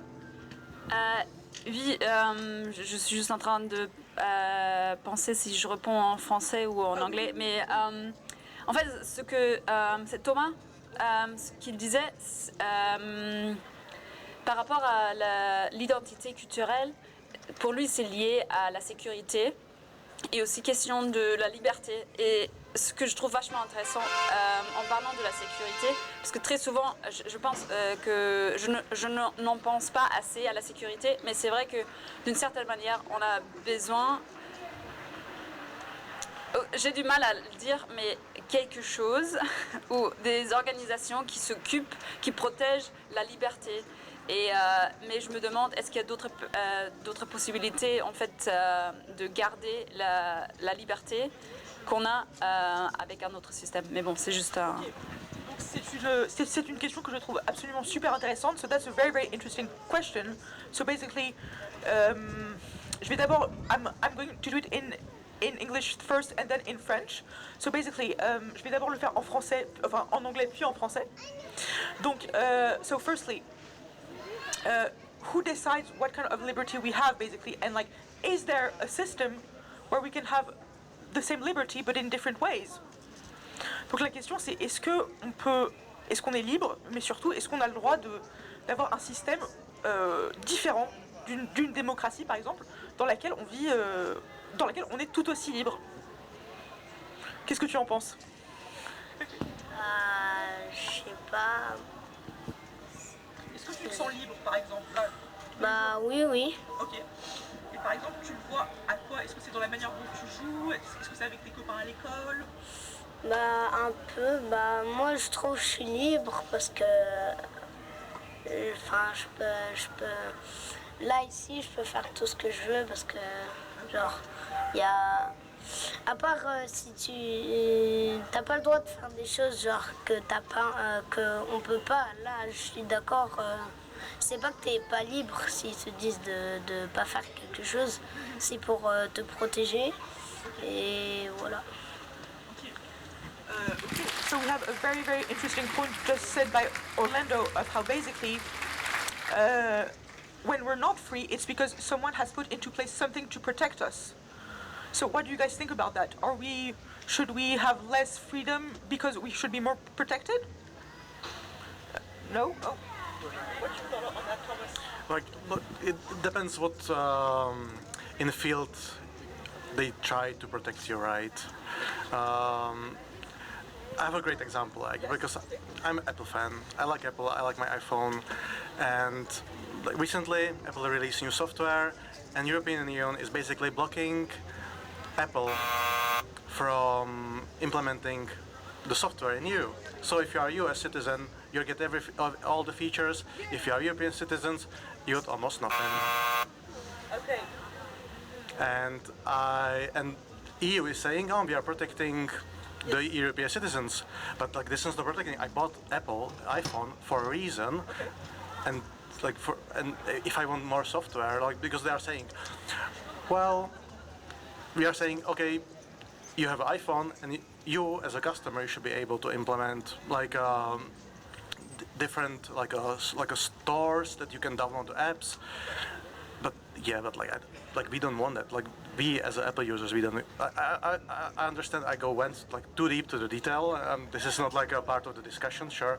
But I just feel it's a great example that they are like claiming that they are protecting us, but I don't feel that this is like a real protection because we are basically they're just limiting what we can do. Okay, so basically, mais on a une nouvelle personne à la table. Comment tu t'appelles? Pardon? Adamo. Adamo. On a Orlando, on a Adamo, on a Timna, on a Margot, on a Mikey, on a Thomas, on a Mounir et on a Sophia. Donc en fait, très rapidement, ça c'est un pop-up talk show où en gros tu peux parler de tout ce que tu veux. Et là, on était juste en train de se demander si quand tu sais, parce que quand on est libre, par exemple, quand on peut faire tout ce qu'on veut, tu vois, on appelle ça être libre. Et ben, on était en train de se demander si finalement, si c'était pas possible que parfois que les gens, en voulant nous protéger, en fait, qu'ils nous empêchent d'être libres. Est-ce que tu vois ce que je veux dire? Et alors, qu'est-ce que t'en penses? Pas grand-chose pour l'instant. Ben écoute, je vais revenir vers toi et je vais voir Margot. Yes, Margot. So I was going to say something else because there was two things. One is about maybe freedom is one thing, but then who distributes freedom is another thing. Where's it coming from, and do we know exactly why? And are we opting in for the European Union, for example, to regulate our freedom? But what you're talking about, Thomas, is just being customers, and I don't necessarily think that treating people like customers or society as customers is a good thing. And sure, I would like to get all the updates. I want to be in the know. I want to be like the Americans, but in many, many, many ways, I don't want to be like Americans at all. And I think my life is not losing anything. I'm not losing anything as an individual if I can't get the latest upgrade of XYZ. But again, I'm Polish, so there's a kind of element of self-punishment there as well. Like I want to kind of self-punish myself and not want to have the best things, and I just want to wallow in this kind of, yeah, but I don't have everything, but that's fine, I'm going to make virtue out of it, possibly. But I really object to being treated, citizens being treated like customers. That is not the best form of society, in my view. But that's not exactly what you were saying, but that's what I wanted to express. So, yes, shall I translate right now, or shall I, okay, later? Okay, gotcha. Okay, so, yes, Mikey, you have to about what you said. Well, I think as well, just coming back to Thomas's point, I can sort of subscribe to it because we take this show to so many places where, like, governments are very concerned about privacy and protecting people from privacy, GDPR and all this kind of stuff. But actually, people don't really care that much. They don't care that much about, rightly or wrongly, but they don't care about all these things these big tech companies are doing. And people are not bothered about AI and social media and all these things, doing all that, because for them they're just interested in the more fun stuff, fun side of it. Okay. So since I am in the middle and I don't have any opinions and I do not know about anything, what is AI then? Like very look, but like really, what do you mean when we say AI? Yes, Mike. I'm talking about artificial intelligence, and especially ChatGPT, and those other large language models which can generate conversation. Okay. Yes. So, Thomas, did you have? I'm just maybe curious what mine. Oh, yeah. No, I wanted to ask. Oh, yeah. Because you said that your point was, well, I'm just curious, like, are you feel that you're beneficial from, because the EU is restraining what you can do with your phone, basically, because you're not getting the updates, because, you know, they are blocking the Apple, and you feel that you're beneficial from it, because I'm not beneficial at all. I bought a product, and the product could be better, and because of EU it cannot, because they are against it. So is EU blocking our liberty then? I mean, I live in the UK, so none of this sadly applies to me. But I don't personally feel like I'm missing out as a human being on having less up-to-date product. That's all. Yeah, wait. Yes. But maybe because you're not like tech enthusiast, right? Like maybe because you're not that much in. Sorry. Maybe it's because I'm a socialist, so I don't. I mean, like to being like a technological enthusiast has nothing to do with socialism, you know? Pause it there, please. What is a tech enthusiast and what is a socialist, though? Before, like, what does that mean? I mean, like you like technologies. That's the tech enthusiast. Yeah, but, like, tell us more. I'm really curious. I mean, I like technologies. I'm a cameraman. That's my occupation. So I work with the cameras. I work with the phones, with the computers. I like the progress, you know, like because technology is just fantastic, at least from my point of view. Okay, so you're for progress, and so then we have what would be a socialist? Would you know, or did you have a different point, Timna? A bit different, but je vais le faire en français. Est-ce que je vous parce que le point que Thomas a fait, the point Thomas raised, what I found interesting is that kind of for some people what might be protective, des choses qui sont mises en place pour protéger des gens sont pour d'autres personnes pas vraiment une protection parce que leur goût est différent, comme Thomas a expliqué qu'il aimerait bien avoir des choses. So my question is, donc ma question est en général, est-ce qu'il y a des choses que vous aimeriez bien avoir, mais en tant que protection, qui n'est pas liée peut-être à votre pays? Je pense que c'est pas vraiment un point, mais j'ai trouvé la pensée intéressante. Oui, yeah. So, on a une super bonne question de la part de Timna. We have a great question from Timna, which is basically, should we be more protected by our countries in general? Was that it, Timna? Was that the question? My question is more like, because I think it's interesting of like where some people might feel really protected by systems, no matter which ones. Others might feel it more as a threat or just like a dislike because it's not their not represents their style of living. And I just, as a thought experiment, I just asked myself, would it be interesting to create maybe something new and where people could gather together and say, I would like to have this kind of thing, but it's just like, kind of a broad question. Okay. Thank you very much for that very broad question. So, just before I come to you, on a une nouvelle personne à la table. Nous avons Suzanne. Bonjour Suzanne. Et on a Suzanne. Okay. So final thoughts, please. What are your final thoughts? Final thoughts. I mean, it's great to have a discussion. That's very important. That's probably the most important thing we can have. Yeah. So having a discussion is great. I totally agree. Absolutely. Okay. Well, thank you very much. Bye. Bye. See you later. Ok. Donc bonjour Suzanne. On a Mounir, on a Sophia, on a Adamo, on a Timna, on a Margot, on a Mikey et moi c'est Elena.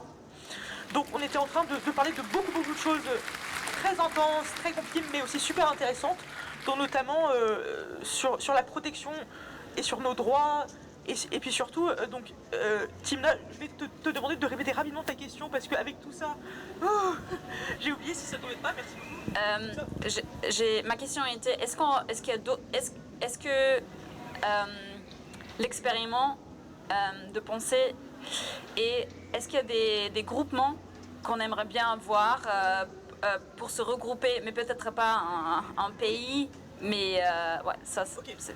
Donc voilà, est-ce qu'on a des groupements avec lesquels on aimerait bien pouvoir se représenter? Et tu avais levé ta main d'ailleurs, est-ce que tu as quelque chose que tu voudrais dire?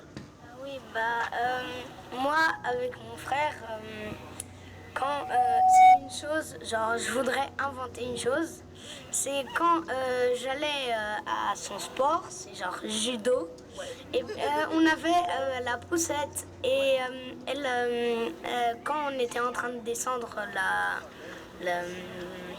on était en train de descendre, à chaque fois c'était dur de s'arrêter parce que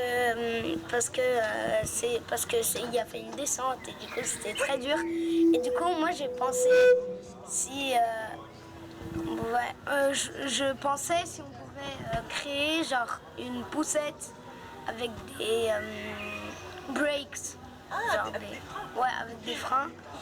Et après, avec mon frère, on a inventé des autres trucs pour la poussette. C'est genre, t'as une chaise sur la poussette et après t'as un truc pour conduire, et il y a aussi un truc pour avancer, genre un propulseur. Ok, mais c'est absolument génial. Et donc oui, et vous avez des dessins de ça et tout? Non, pas vraiment. C'est juste qu'on a pensé comme ça. Vous avez pensé à ça, ok. Ce que j'adore avec cette idée d'Orlando et de ton frère, à chaque fois quand je vois quelqu'un avec une poussette, je me dis « Ah, ça serait cool en fait d'être bébé encore une fois et d'être poussé ou d'être dans une poussette. » Et je me dis peut-être pourquoi il n'y en a pas une poussette pour les adultes. Voilà. Et je voudrais bien savoir si les autres personnes voudraient bien avoir une poussette dans leur vie quotidienne. C'est ça. Alors, super question. Est-ce que, si vous pourriez, est-ce que vous voudriez avoir une poussette? Par exemple, toi, Suzanne, si on te disait « Je peux te pousser toute la journée dans ta poussette », est-ce que tu le ferais? C'est une question intéressante comme l'autre question, mais pas aussi facile, je trouve. Tout à l'heure, j'étais sur la grande place et d'ailleurs, il y avait une dame, mais elle avait une vieille dame, elle avait les deux jambes cassées, donc elle était assise comme ça dans une espèce de charrette. Et elle allait autonomement, je pense, mais elle tenait la main de son mari. Et c'était assez beau. Après, tout le monde regarde, évidemment. Tout le monde te regarde. Donc, quand tu es en tant qu'adulte dans ta poussette, je ne sais pas si c'est super reposant non plus. Mais, à réfléchir. Mon cerveau doit un peu se réveiller. Et toi, Mounir, est-ce que tu aimerais avoir une poussette géante Oui, c'est intéressant, mais d'intégrer aussi la technologie. Oui, c'est avec la technologie, donc voilà, un écran de GPS, tu mets dans l'endroit ce que tu veux, voilà. Donc on est en train de partir sur l'invention d'une poussette avec des freins, donc une poussette géante avec des freins, un GPS. Non, j'aime beaucoup votre idée. Donc oui, Orlando, et puis après toi, Timna. Je reviens sur le truc de Suzanne, avec comme ça. Et si tu voyais quelqu'un dans la poussette, pour un adulte surtout, genre pour lui, je crois, c'est un peu genre embarrassant. Oui. Donc il y aurait un élément un peu gênant, mais en même temps, est-ce qu'on ne pourrait pas se dire, si on disait que tout le monde avait le droit d'être en poussette finalement? Là, en fait, je me suis dit, est-ce qu'on est en train de parler d'une voiture, finalement? Oui, c'est ça, finalement. Mais je me suis dit, on se sent pas embarrassé quand on est dans une voiture. Pourquoi on devrait se sentir embarrassé dans une poussette? Exactement, exactement. Oui, Suzanne. Mais moi, je pense un peu toujours tout de suite au fait et je me dis, bon, encore quelque chose, est-ce qu'après on va vouloir aussi que, comme déjà vous dites, je voudrais bien que ça ait un GPS et tout, que ça soit sur électrique et tout, et du coup, c'est encore plus de machines, de techniques, et aussi donc de pollution, de déchets. Et pourtant, si on est sain et sauve et on peut marcher sur nos pieds, est-ce que c'est pas mieux? Et peut-être on doit réfléchir à autre chose pour qu'on se sente... je ne sais pas quel est le but de ça, que vous vous sentez poussé dans la vie ou que vous vous sentez appuyé dans la vie. Et peut-être il faut qu'on réfléchisse. Oui, j'adore cette question parce que je me suis demandé pourquoi je voudrais bien être poussée dans une poussette. Et je pense en fait c'est juste pardon, je peux te tutoyer? Ok. De sentir cette chaleur quand... J'imagine que j'ai senti quand j'étais un bébé, je pense, mais peut-être c'est même pas ça. Alors, est-ce que vous avez des souvenirs de quand vous étiez beaucoup plus petit, de quand vous étiez bébé, que vous aimeriez bien réavoir aujourd'hui? Ah oui, ok. Je suis venue quand j'étais tout petit, j'avais genre 3 ans, j'ai fêté mon anniversaire de 3 ans ou 4 ans en Indonésie. Wow. Et en fait, vu qu'on était que 2, enfin dans la famille on était 4, 2 enfants, enfin il était tout petit mais 2 enfants et 2 adultes, bah c'était plus facile parce qu'il fallait moins payer. Mais sinon maintenant on est 4 enfants et 2 adultes, du coup c'est difficile. Ce que tu es en train de dire, c'est que ce serait mieux si on n'était pas obligé de autant payer, plus on grandissait en fait. C'est ça ce que tu es en train de dire, c'est ça? Oui, tu avais un point que tu voulais dire, Adamo? Oui, mais à l'aéroport, à un moment j'étais en train de penser si on pouvait transformer la poussette en avion, comme ça, fallait pas payer. Carrément. Donc en fait, on aurait une poussette, avion, voiture, électrique. Ok, d'accord, incroyable. Génial. Ça m'a fait marrer ce que Orlando vient de dire, parce que je me suis juste dit, est-ce que la question est plutôt liée au fait que tu voudrais avoir 2 frères ou sœurs, moi, que tu as eu quand tu étais petit? Et je me suis posé cette question parce que j'ai 2 grandes sœurs. Et de temps en temps, je me demande, comment ça serait si j'aurais pas de sœurs. Ah, la grande question, qu'est-ce qu'on aurait fait si nos frères et sœurs n'étaient pas nés? Est-ce qu'on aurait été différents alors? Tu as un point, ouais? Bien sûr qu'on serait différents parce qu'il y a plein de choses qui changent si tu as des frères ou des sœurs. Mais je veux revenir sur le truc de quand t'es bébé, tu as des souvenirs. Et aussi, quand t'es bébé, quand t'es le premier, enfin moi je suis plus grand, du coup quand t'es le premier né, tes parents ils ont plus de temps pour passer sur toi, du coup tu apprends plus vite, tu veux faire des choses. Et maintenant, vu qu'on est 4 et le dernier il est tout petit, bah c'est un peu dur parce que les parents ils doivent s'occuper. Ah ben oui, c'est ça.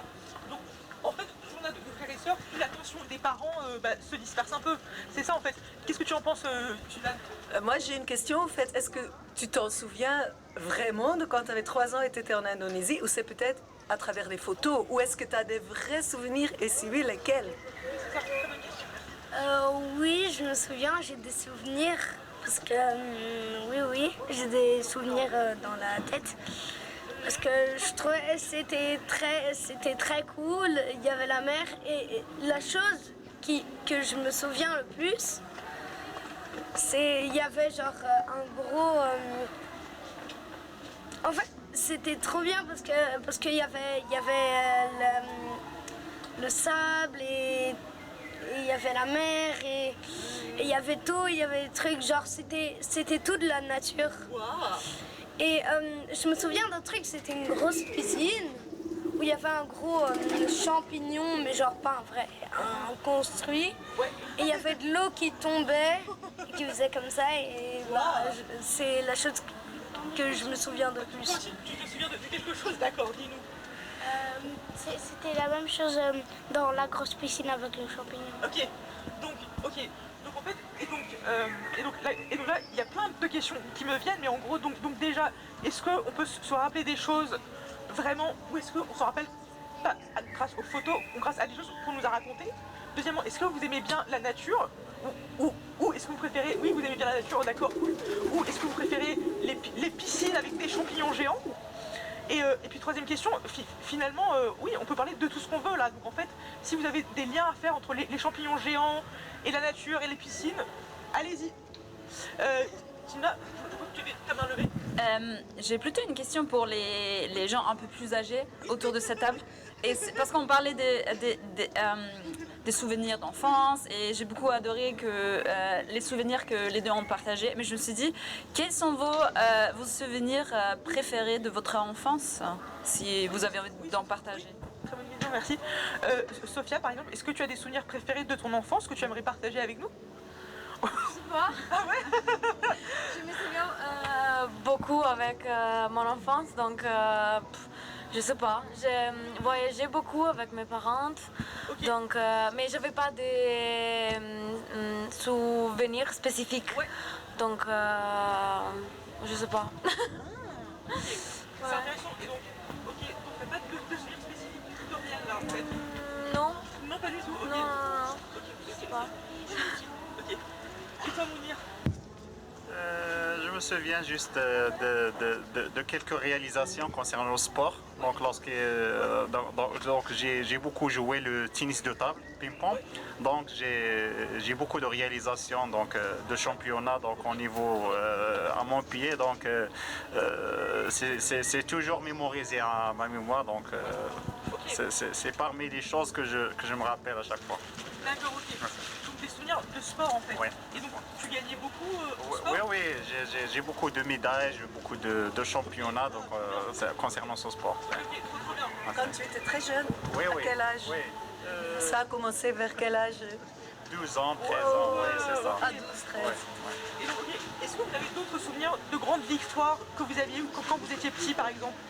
Ça peut être au sport, ça peut être, je sais pas, à l'école avec des copains, une victoire personnelle. Toujours sans des souvenirs habituels. Donc à chaque fois, on obtient un nouveau diplôme. Donc tu étais fier de cette réalisation. Donc j'ai passé par la faculté, puis une autre école d'ingénieur où j'ai obtenu mon diplôme. Et lorsque j'ai eu mon premier emploi, lorsque je me suis gradué à autre chose. Donc ce sont des situations clés qui restent toujours à la mémoire. En fait. Il y a des souvenirs qui sont vraiment restés avec toi et qui sont hyper prégnants. Ok. C'est figé. C'est figé. Ok, so we have a new face at the table. On a une bonne personne avec nous. Je suis venu hier aussi. Oui, je sais, non, je sais, mais ça fait partie du Comment tu t'appelles? Lorenzo. Donc on a Lorenzo, on a Timna, on a Margot, on a Adamo, pardon, on a Malky, on a Suzanne, et on a Mounir, et on a Sophia. Ok. Oui, il est parti sur les fêtes. Et donc oui, en fait, on était en train de parler des souvenirs de notre enfance. Et ce que Mounir disait, c'est que lui, il avait des souvenirs qui étaient hyper figés dans sa tête. Et donc il se rappellerait, tu vois, et donc vraiment, il se rappellerait toujours. Est-ce que toi, tu en as des souvenirs hyper figés? Pas vraiment? Pas vraiment en fait. Ok, pas vraiment, ok, d'accord, très bien. Ok, bah c'est très bien, fair enough. Oui, pardon, vas-y. Non, moi, oui, j'en ai pas mal quand j'étais enfant et des trucs joyeux. Et souvent, c'était dans la nature.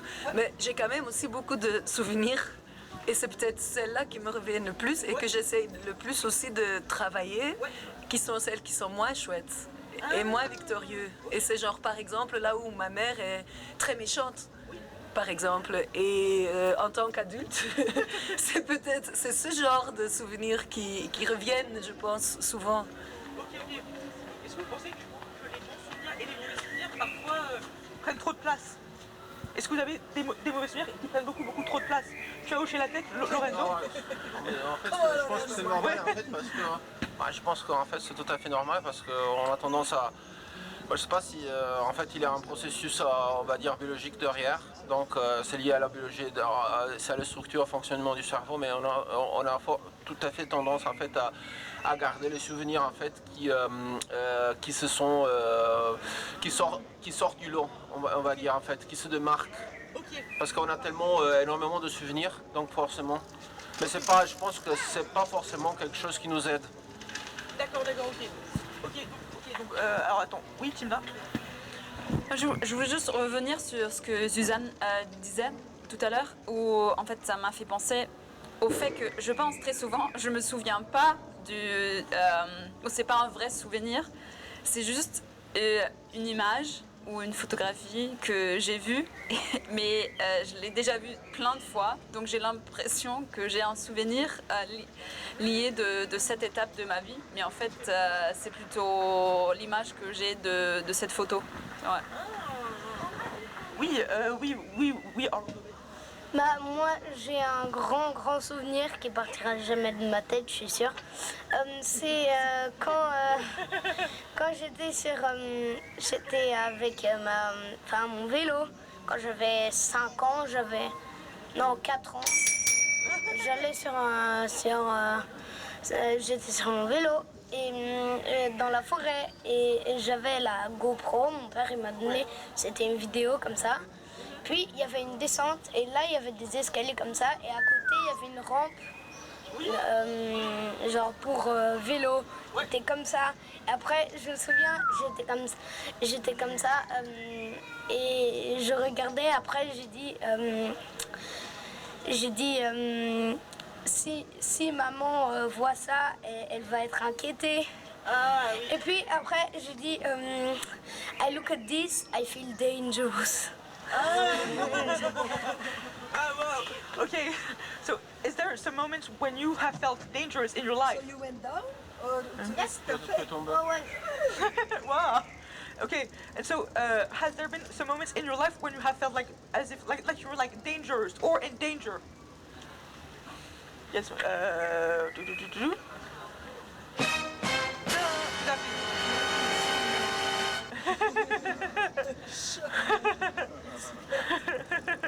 So yes, est-ce qu'il y a eu des moments dans votre vie? Ah oui.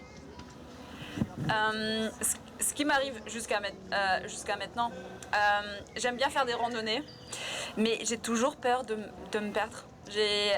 J'aime pas trop utiliser mon téléphone, mais je l'ai avec moi quand même. Et de temps en temps, dans la montagne, t'as pas de connexion.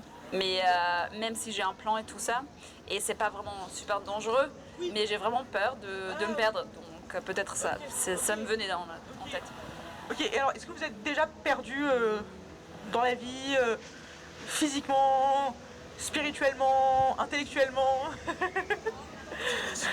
Tous les jours? Oui, oui, attends, tiens, voilà. Moi, j'étais avec mon frère, je crois, ou tout seul, on allait tout seul quelque part. Ouais. Et puis, on a pris le tram. Ouais. Et puis, en fait, le tram, il est parti dans une autre direction. Ah oui. Et du coup, on s'est perdu. Et on s'est perdu dans le milieu de la ville.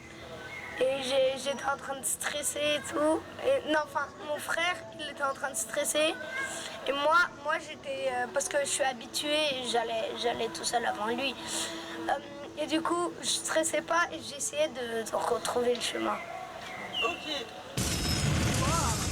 Donc on a un exemple assez génial de s'être perdu, mais d'avoir pas eu peur et d'avoir voulu retrouver le chemin. Est-ce que ça vous est déjà arrivé d'être complètement perdu et puis de vous dire, je vais retrouver le chemin, ça va aller? Ça vous est déjà arrivé? J'ai pas de réponse à cette question, mais je trouve très souvent les gens ils disent il faut se perdre dans la vie pour pouvoir se retrouver. Honnêtement, je trouve que ça serait beaucoup plus facile si on ne devrait pas se perdre pour se retrouver. Donc je voulais bien savoir, est-ce que vous avez des avis ou des conseils, ou est-ce que peut-être il y a déjà une façon, une façon à ne pas se perdre et pour pouvoir se retrouver? Ouais, très bonne question, oui. Bon, moi, malheureusement, avec ma longue carrière de vie, je pense que malheureusement que non, en effet, il faut se perdre. Ou en tout cas, il faut traverser des périodes un peu plus difficiles. Puisque bon, c'est un peu le cliché, mais finalement, c'est quand même vrai. C'est ce que la vie quand même m'a appris. Que c'est là aussi où du coup les choses deviennent plus claires, que tu cherches, et en cherchant justement... Mais apparemment tu as quelque chose à dire là-dessus. mais on a aussi, alors on va faire Timna, après on va faire Orlando, et puis après on va vite faire un petit dernier final thought pour pouvoir changer d'autres. Oui. Alors, non, je voulais juste dire, quand tu disais des périodes difficiles, j'ai compris, des Pyrénées difficiles. Et oui, parce que les Pyrénées peuvent aussi être très difficiles, effectivement. Oui. Je me souviens plus de la question. Ah oui, d'abord. La question c'est en fait quand tu t'es perdu, comment est-ce que tu as fait pour pouvoir retrouver ton chemin? Moi, vu que je connais un peu Bruxelles et les bus et les trams et tout, je connais les arrêts, ou alors si je connais vraiment pas l'arrêt, je prends juste des bus comme ça et j'essaie de trouver un arrêt ou alors un arrêt où il y a un bus que je connais. et qui peut arriver quelque part. En fait, donc de la faire à la one again en fait, en mode j'improvise totalement. C'est ça. Ok, et sur cette note-là, je vais échanger avec Mikey, avec Margot du coup. Donc merci beaucoup, c'était le Talkaoke. Merci à tous. Right, put a big hand together for Helena en français. We've gone really international today, so let's be honest. Obviously, any Polish speakers in the vicinity, you are welcome to join. Dzień dobry, zapraszamy. Talkaoke może się odbyć także po polsku, jeżeli ktoś chce, a jeżeli ktoś nie chce, to może być po angielsku. I tak pewnie się na tym zakończy. We will end up doing it in English. So Helena, after you. You going over? Under, okay. So we're just gonna swap a room.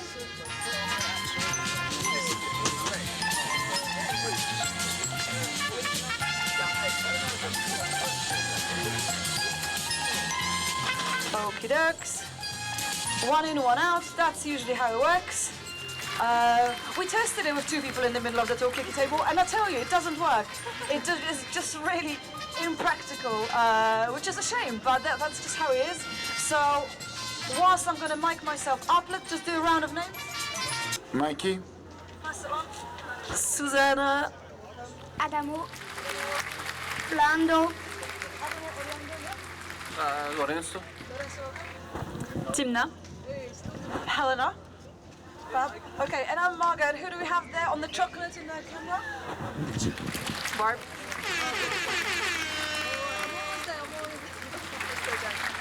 Okay, anyway, so welcome.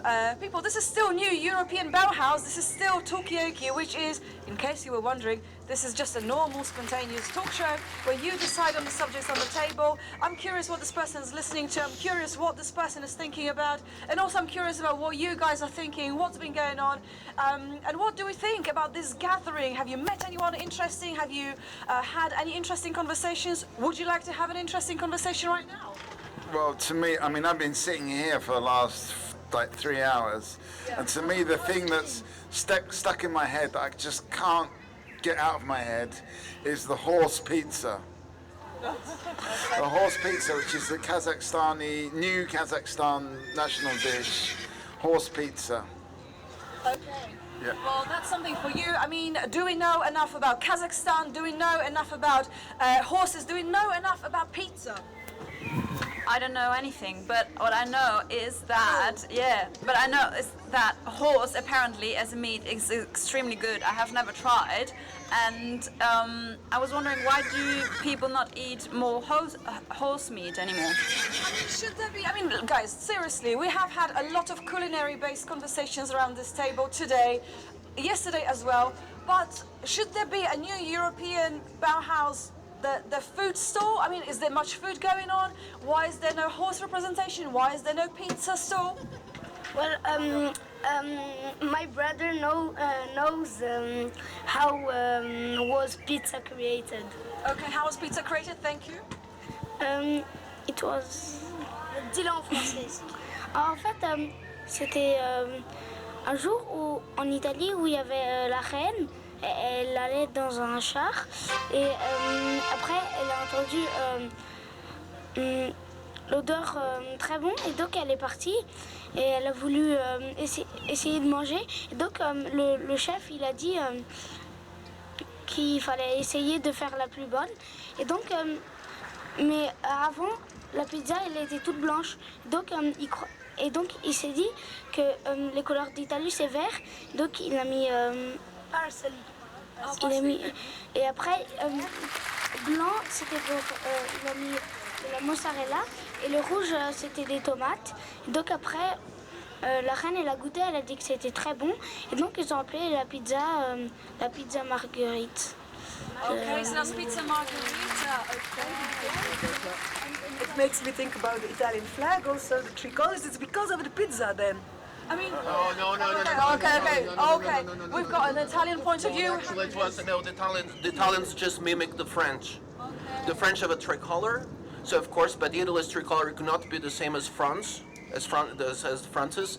So they changed one of the three colors from blue to green, and the Irish flag is in turn patterned after the Italian one. If you compare the flag of the Irish Republic, of the Republic of Ireland, Italian flag, they're very similar. Even all three colors. The only difference is the first stripe is green in the case of Italy's flag, and orange in the case of it. But let's face it, that the respective hues of red and orange are very similar. Okay, so we've got the hues of pizza, hues of orange and red, different colors on the pizza. I mean, what would be the EU pizza? What would that look like? I mean, have you ever had a pizza? Have you ever had pizza? Yeah? Do you color? Okay. Maybe do you color? Okay, one second. Blue cheese one. What? Yeah, okay, blue cheese. I mean, is the European pizza a blue cheese, like yolks on blue cheese? Is that what it's all about? Yeah, I didn't want to bring really the pineapple thing in again, but if you slice the pineapple up, then it looks like maybe stars. Okay. Oh yeah, because.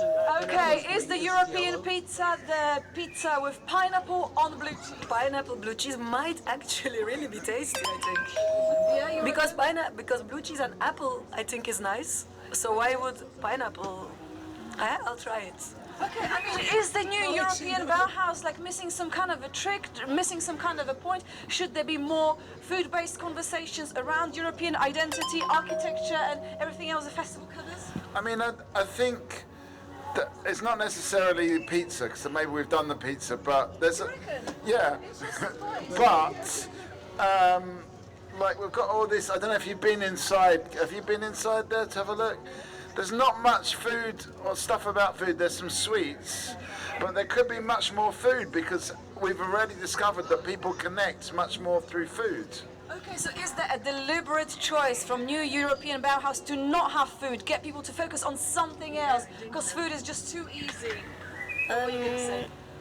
I was thinking about when you said has anybody went in there? I was thinking about the statue of Moai, of the big statue des îles de Pâques.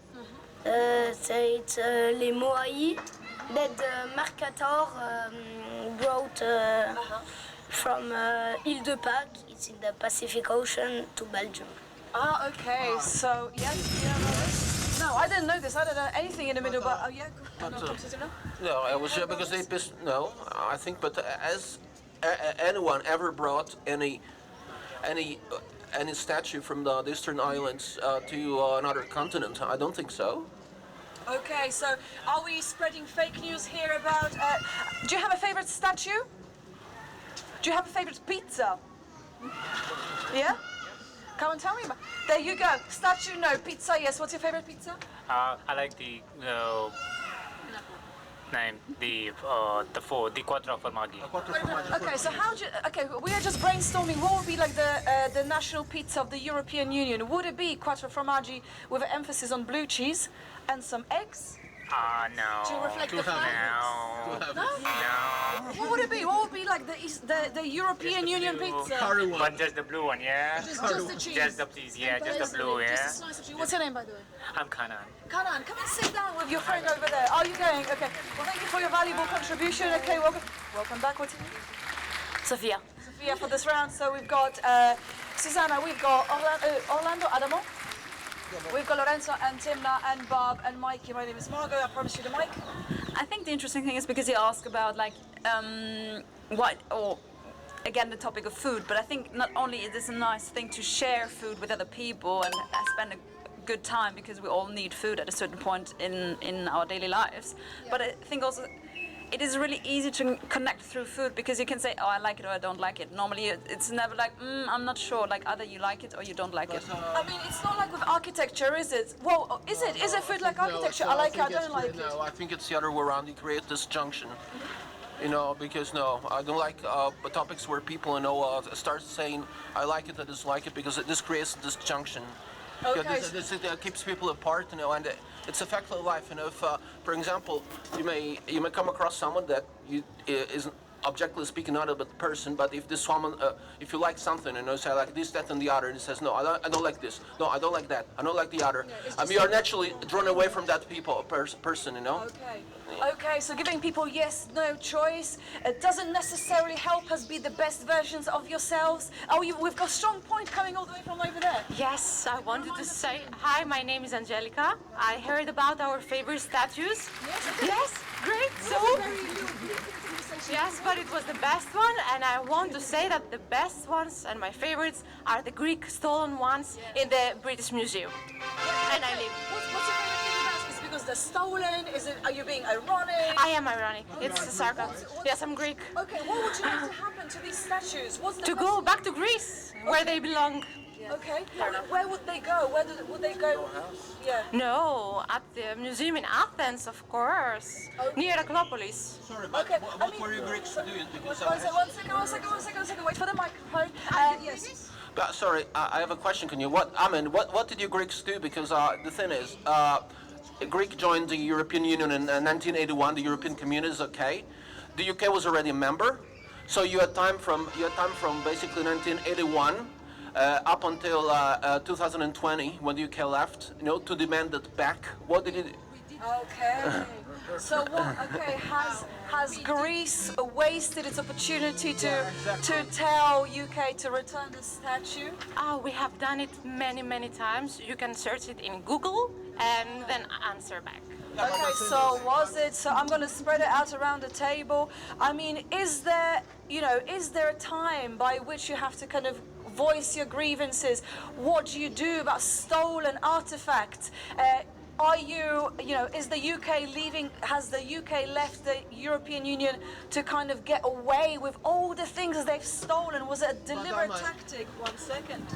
I think, coming back to fake news, what I mean by this is I'm not 100% sure about that, but I think the British Museum has an especially tricky case because a lot of the museums in the UK gave things they got through colonization back, but the British Museum has something, I think, in their kind of how the British Museum was built up that is very hard for them to they would have to basically change everything, which doesn't mean that it's impossible, but it's kind of, I think, but maybe the Brits around the table know more.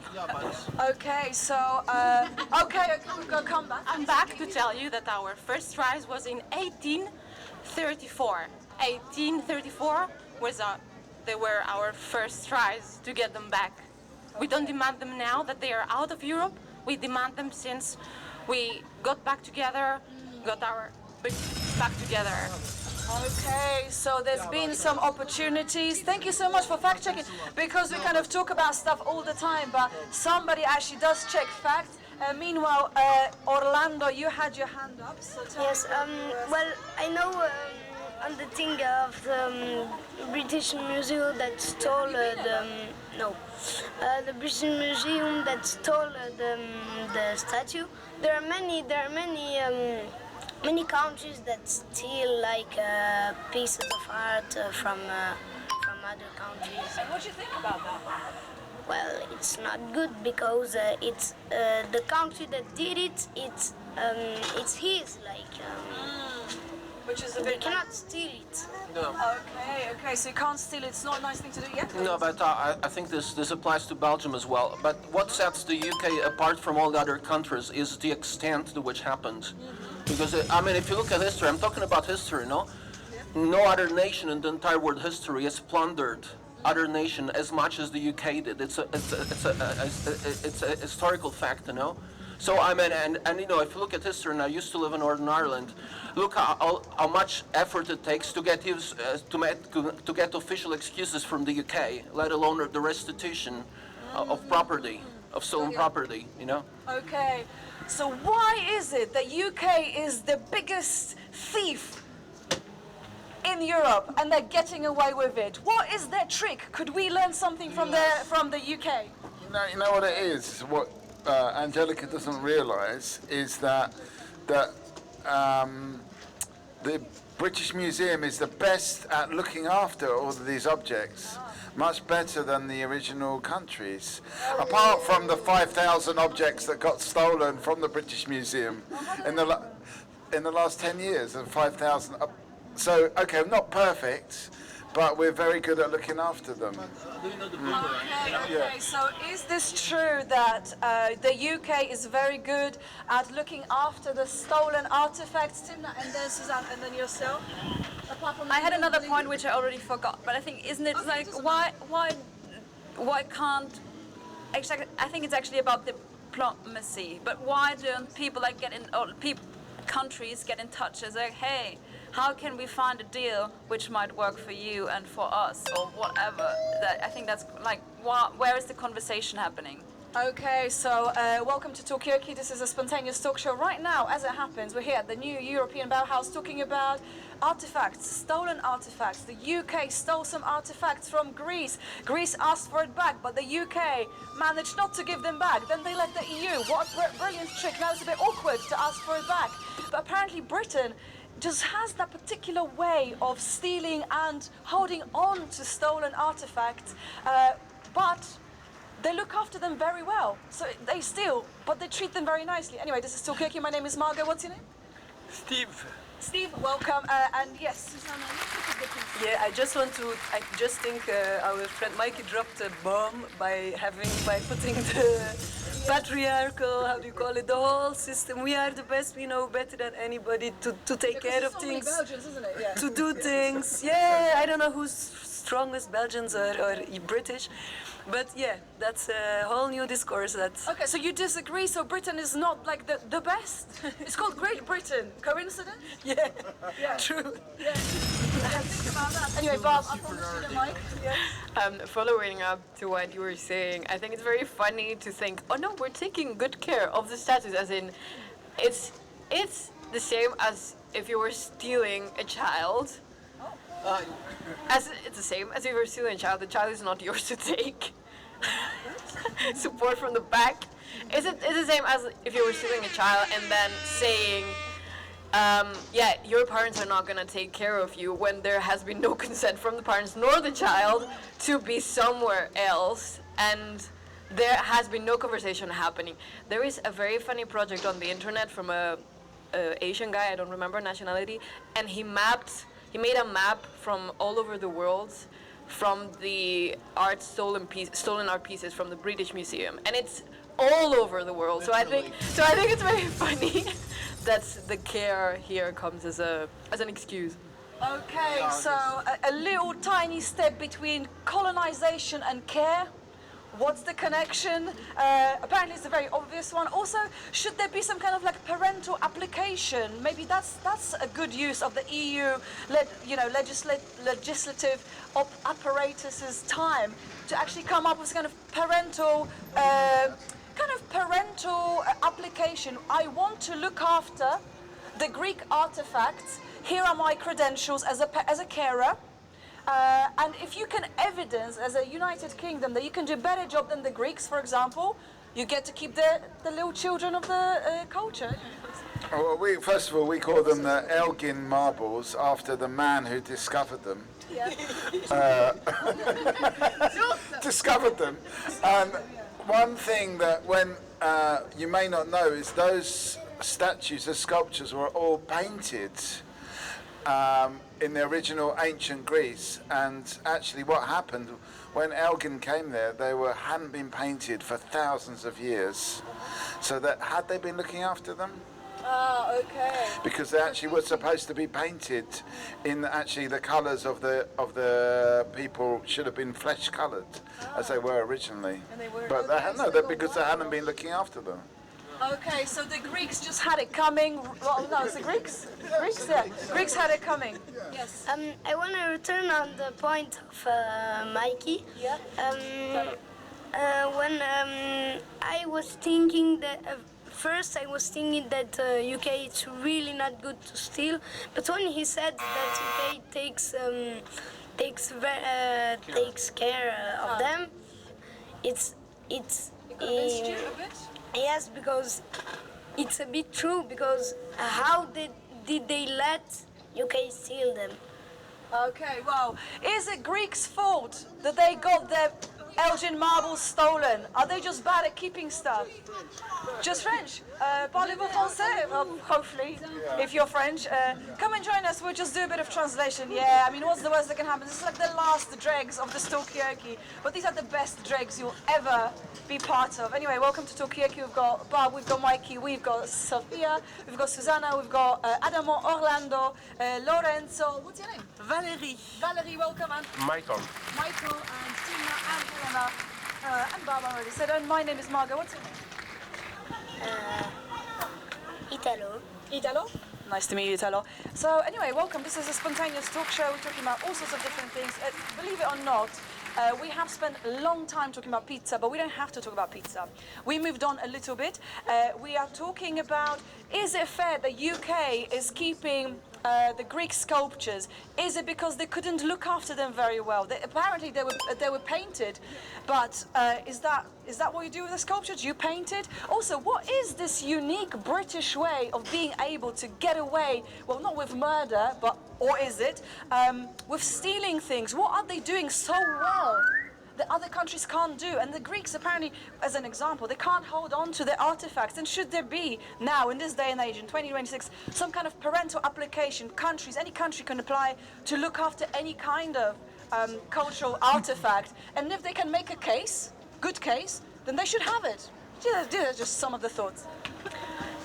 Can violence be hidden in the politeness in which British people communicate? Okay, a lot of things you said there. Who identifies as a village person here? Maybe they can tell us. Village people? Okay. What? Of UK. Of UK, yeah. People in the UK, are they village people? Who said what village? I think it said Violence. violent. Yeah, violence, but by village people, no? British people. Oh, British people. Sorry. Wow. Really, somebody's losing the plot.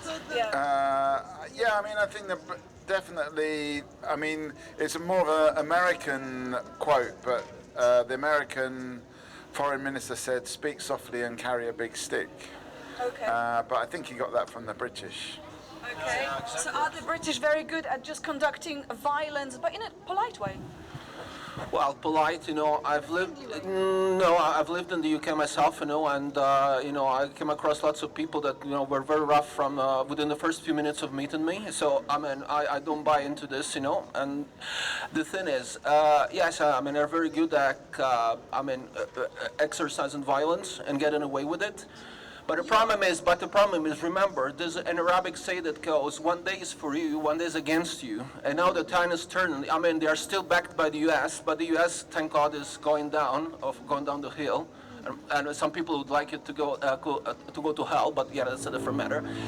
Yeah, but the thing is, and remember, it circles back, So violence comes back and the like, and basically you get what you sow.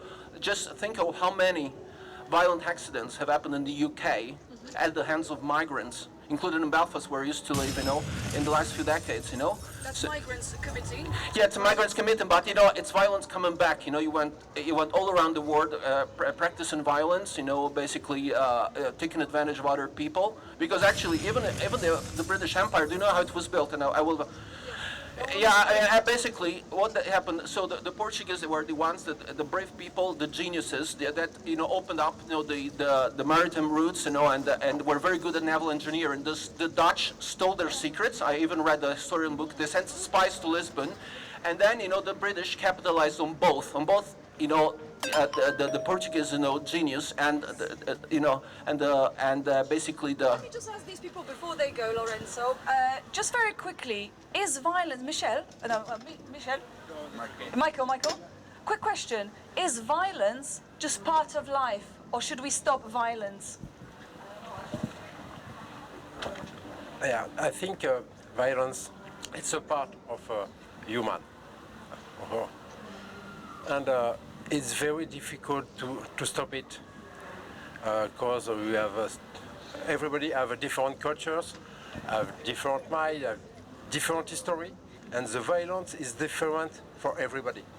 A look would be a violence, not just talking about weapon or fighting just a mind or an emotion could be a violence. Yeah, I think. So it's just a kind of, it is part of life. But Yeah. do you think is the part of life going to be regulated in this day and age? Have we learned enough about violence and what bad things it brings? But we talk about history, or about education, about health, about everything, because be a cause of violence for me. Just being human makes sense. Yeah. Susceptible to committing violence. Yeah. Okay, that's very interesting how to kind of get that out of the system. Thank you so much for sticking around and giving us a profound initial and final thoughts. So what do you people think about this? Being human implies that we are already violent. I'm going to come to you. Yes, violence is part of life. You cannot be perfect with no violence. Like if somebody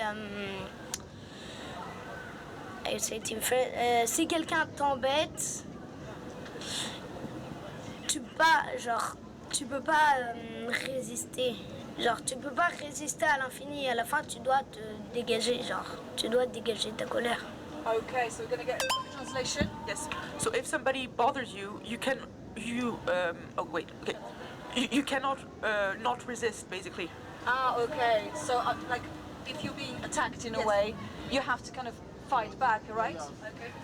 Thank you. That's great.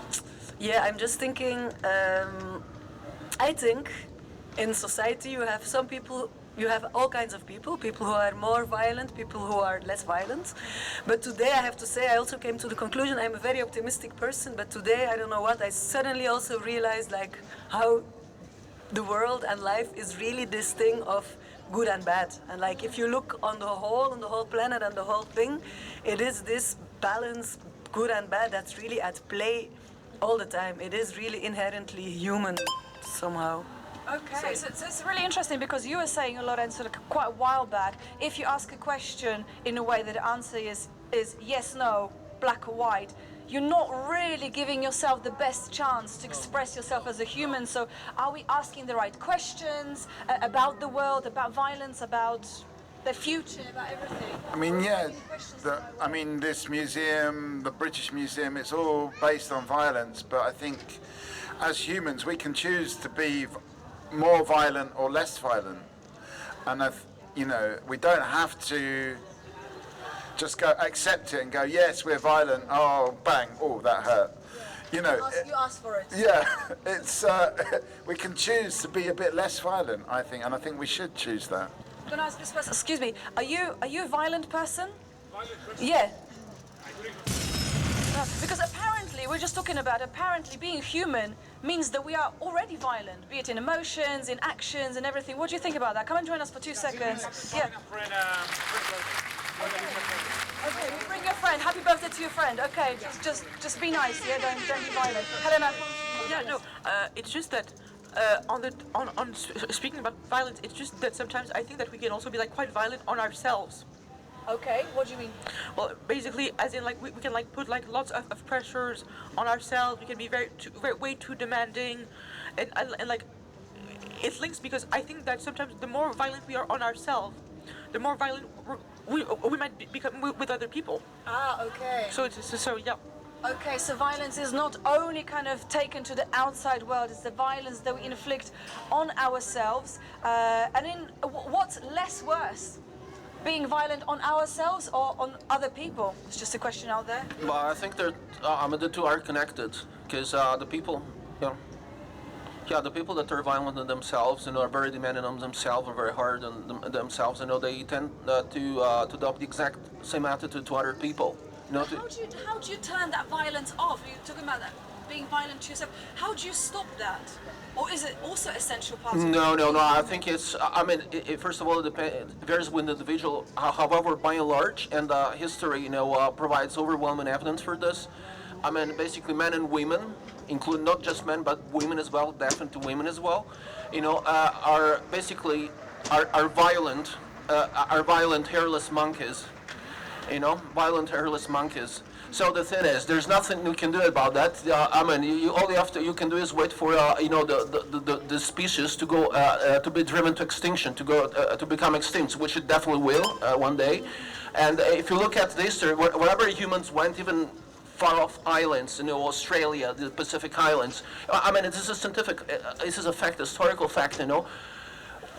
Whenever humans basically settled, they drove the vast majority of animal species to extinction, including the nice, good savages, that settled on far-off islands or in remote places. So I think what you're saying, thank you so much, Lorenzo. So I think what you're saying, I want to spread it out to other people. I want to spread it out to other people. So are we just fulfilling our own kind of biological goal? We have been making other cultures, other animals extinct, and now finally we get to finish off ourselves as humanity. Well done, us. Is this what this is all about? I want to. Sometimes I want to be violent, but I really want, but I hold myself because there are other people like professors, and if you do it, you're like. They will punish you. They will punish you. Okay. So how? Yeah. But if they were not there. I would really do it. Okay, so maybe sometimes it's the other people who kind of stop us from being too violent, too out there, and maybe that's for our own good. I promise the mic. Was it Barb? Were you before Timna? So Barb and then Timna. I think it's absolutely necessary to find healthy ways to express rage and be violent, also embodying ourselves into that rage, and it is absolutely necessary and healthy to go through conflict, but the problem is that we don't have tools to fight properly and to not hurt each other in the process. Okay, so how do you deal with violence? Oh, and you as well. Come and join us. Yeah. Everyone. I'm just really curious. Welcome to Talkaoke. This is just a normal pop-up talk show. So we're here for one day only in Brussels. How about that? So we've got Lorenzo. We've got Orlando. What's your name? Julian. Julian, welcome. And? Pierre, sit down. You'll make us look a bit more busy. We've got Suzanne, we've got Sophia, we've got Mike. Jérôme. Jérôme. We've got Bob, we've got Helena, and we've got Tina. And Lorenzo already said. And Adam was back. Welcome back. My name is Margot, this is Talkaoke, and you guys decide on the subjects on the table, so they change all the time depending on what you want to talk about. But right now we're talking about violence. Is it just part of life? Lorenzo's saying, well, humans are very, very good at finishing off other different species wherever they go, and now finally we get to finish off ourselves. We're just driving ourselves to extinction. And then Orlando, you mentioned that sometimes you're feeling a bit violent. He wants to go and do some stuff, but he's holding back because his professors, the adults are looking, so they are almost preventing him from acting on this impulse to be violent. Then we talked about violence. Yeah, it's part of life. The fact that Britain is stealing different artifacts from Greece, it's just Greece's fault. This is Greece's fault because Britain Sorry?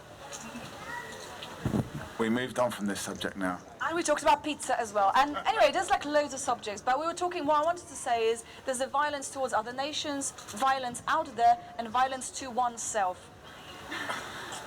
That's what I wanted to say. Thank you for sharing what you shared about the extinction of ourselves. And a couple of years ago, I heard of one way of looking into a more positive future is actually of seeing ourselves as human beings who might be quite soon extinct, because it might actually make us realize if we want to save us, we should create a more sustainable world. But what I actually found really interesting is that you said, okay, our biological purpose would be to extinct ourselves, but my reproductive body would have as a biological purpose potentially to create babies, but I have the choice not to, so I don't have to. So I'm questioning, okay, even if we have the possibility to extinct the entire world, do we have to do it? Even if that's our biological purpose? Question mark. Okay, so are we worthy to be preserved? Are we good enough humans? That's one question. Helena? Well, I mean, I think that firstly, yes, we are worthy to be human and to preserve the human race.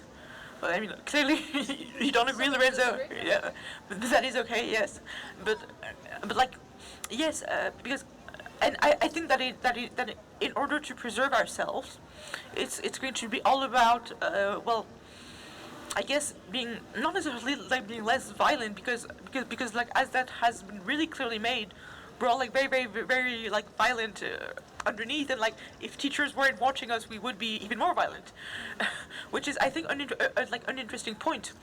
But I think that it's all about like channeling that violence, you know, and like maybe like using it instead of going towards extinction, to use it for better things. Exactly. Yeah. Okay, I mean, if it's not to extinct ourselves or be violent, what is the purpose of humans? What are we driving for? Is it reproduction? Like, what is it all about? And can we channel violence into something positive? Suzanne. Oh yeah, if you want to hear my long expose on yoga and spirituality and impossible. But yeah, I don't know.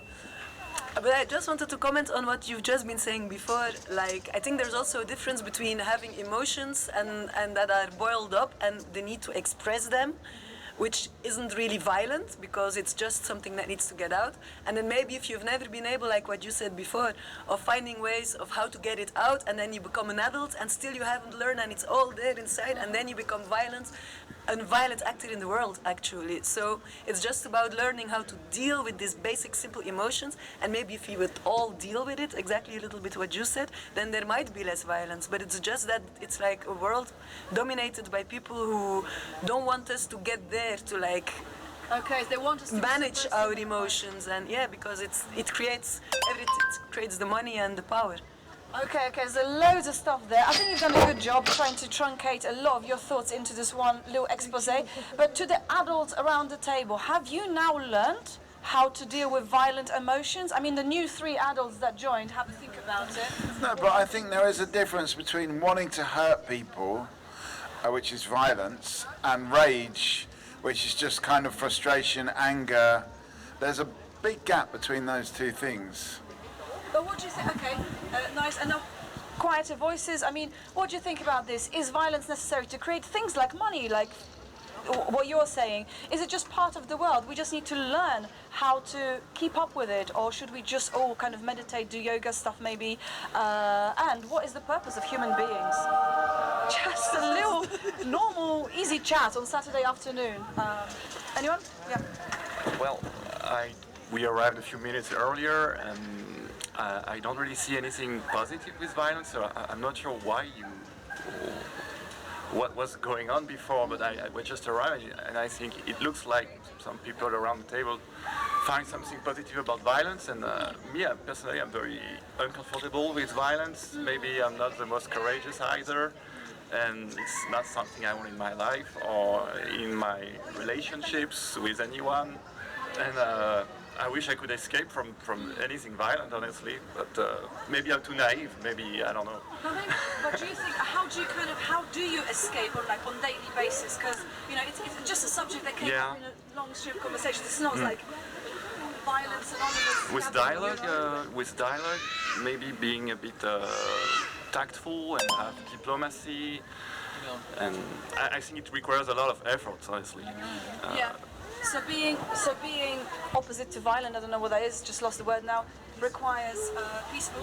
No, I just want to say, for me, dancing, it can be quite violent. I mean, I think the thing about, I like to do a lot of dancing, but there's a whole range of emotions you can express through dancing. It's not, as I said, it's not harmful, but some of the movements sometimes can be quite aggressive or kind of, just exploring very, sort of, maybe rageful is the word, but sort of like expressing that through movement, I think is very good, and I don't think there's anything wrong with it. Okay, so be a dancer, not a fighter. Yes? Why would you want to be extinct? Why would you want to be... What are the extinct, guys? Come on, sort it out. That's a great question. Somebody, Susan told something about taking something about taking something with violence. Well, my father tells us always not to fight, speak, because then he takes us and then he like don't fight because I'll pull your ear, kind of thing. But does that teach you a lesson? Yes, a bit, because like, why if somebody says no, you have to respect it. You cannot just be violent and take it's the consentement. Okay, but you're also bringing in the idea of respect, you know, talking back, consent, and respect. Maybe that's something that we haven't talked about. Timna and then Bob. I really loved your question, Orlando, because I was about to ask the people around the table, because I'm really curious, like, would you really like to extinct human being, or like us as a, and as a species, exactly, and I think it's kind of, it can be like a really, it is still a choice. And just on point of violence, I would just say that it comes for me personally back to the question how I want to treat other people. Yeah. Okay, so I mean, guys, we're talking about like the extinction of humans, as if we are just gathering here to talk about how to do it best. But I don't think this is what we're saying. But I'm just interested in, you know, what are we preserving as human beings, and why are we, if we don't want to be extinct, why are we allowing that to happen in the world to other, well, nature and other things? Like, what is it? And people, yes. Regarding extinction, from an ecological point of view, yes, I don't think we should be existing anymore. From a preservation point of view, I don't think we are a bit like spoiled children existing in this context, which again, extinction is necessary at some point. And from the violence, I wanted to say, like, you were talking about diplomacy or respect and consent, but what happens when that diplomacy is working against you, or when you're not being respected, you're not being, your consent is being overridden, then is violence justified? Does violence have to be constructive? Can it also be destructive for the sake of achieving something? Okay, so what about consent? What about our personal freedom? Are we just spoiled children at this day and age, 2026? And also, if we were the last specimen of human beings around this table, which museum should preserve us? which museum should we go to? There's just a few questions. Any quieter voice? Anything? I mean, this makes probably, I don't know how much sense that makes to you. Any thoughts? Okay, any thought? Back on violence. Sorry. To me, violence is a fight against personal emotions. It comes from emotions, and you have to handle with that as human beings. Do you have any kind of tips on how to fighting with your own emotion? Tell me more. What does that mean? For example, I have two young boys, and the only situation I get violence in the recent past is when their security is in danger. So I get angry, about to fight if necessary. And when I think about that, I said, okay, what example are you giving to your children? So think about that, and then control emotion, and then breathe, and then don't get violent. Talk, make it easy, and so it works. But it's a work for me to do that. So to fight against my emotion. Okay, so fighting against your own emotion. Yeah, we've got. He hasn't spoken yet, so I'll give him the mic. Okay. I'm sorry. This is a close friend, so I'm quite aligned with violence. We need to cope with it. This is within our genes. This is within us. Actually, inviting us to this table, from my point of view, you created violence. You created violence, inviting me, because I am having an inner discussion which is violent to me because I was not expected to have this discussion. How's the discussion going so far in your...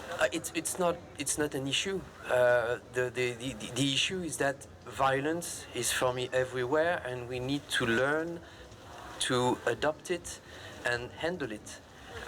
And it's not the first violence is never physical. It's the violence is just within our behavior, and we need to manage it.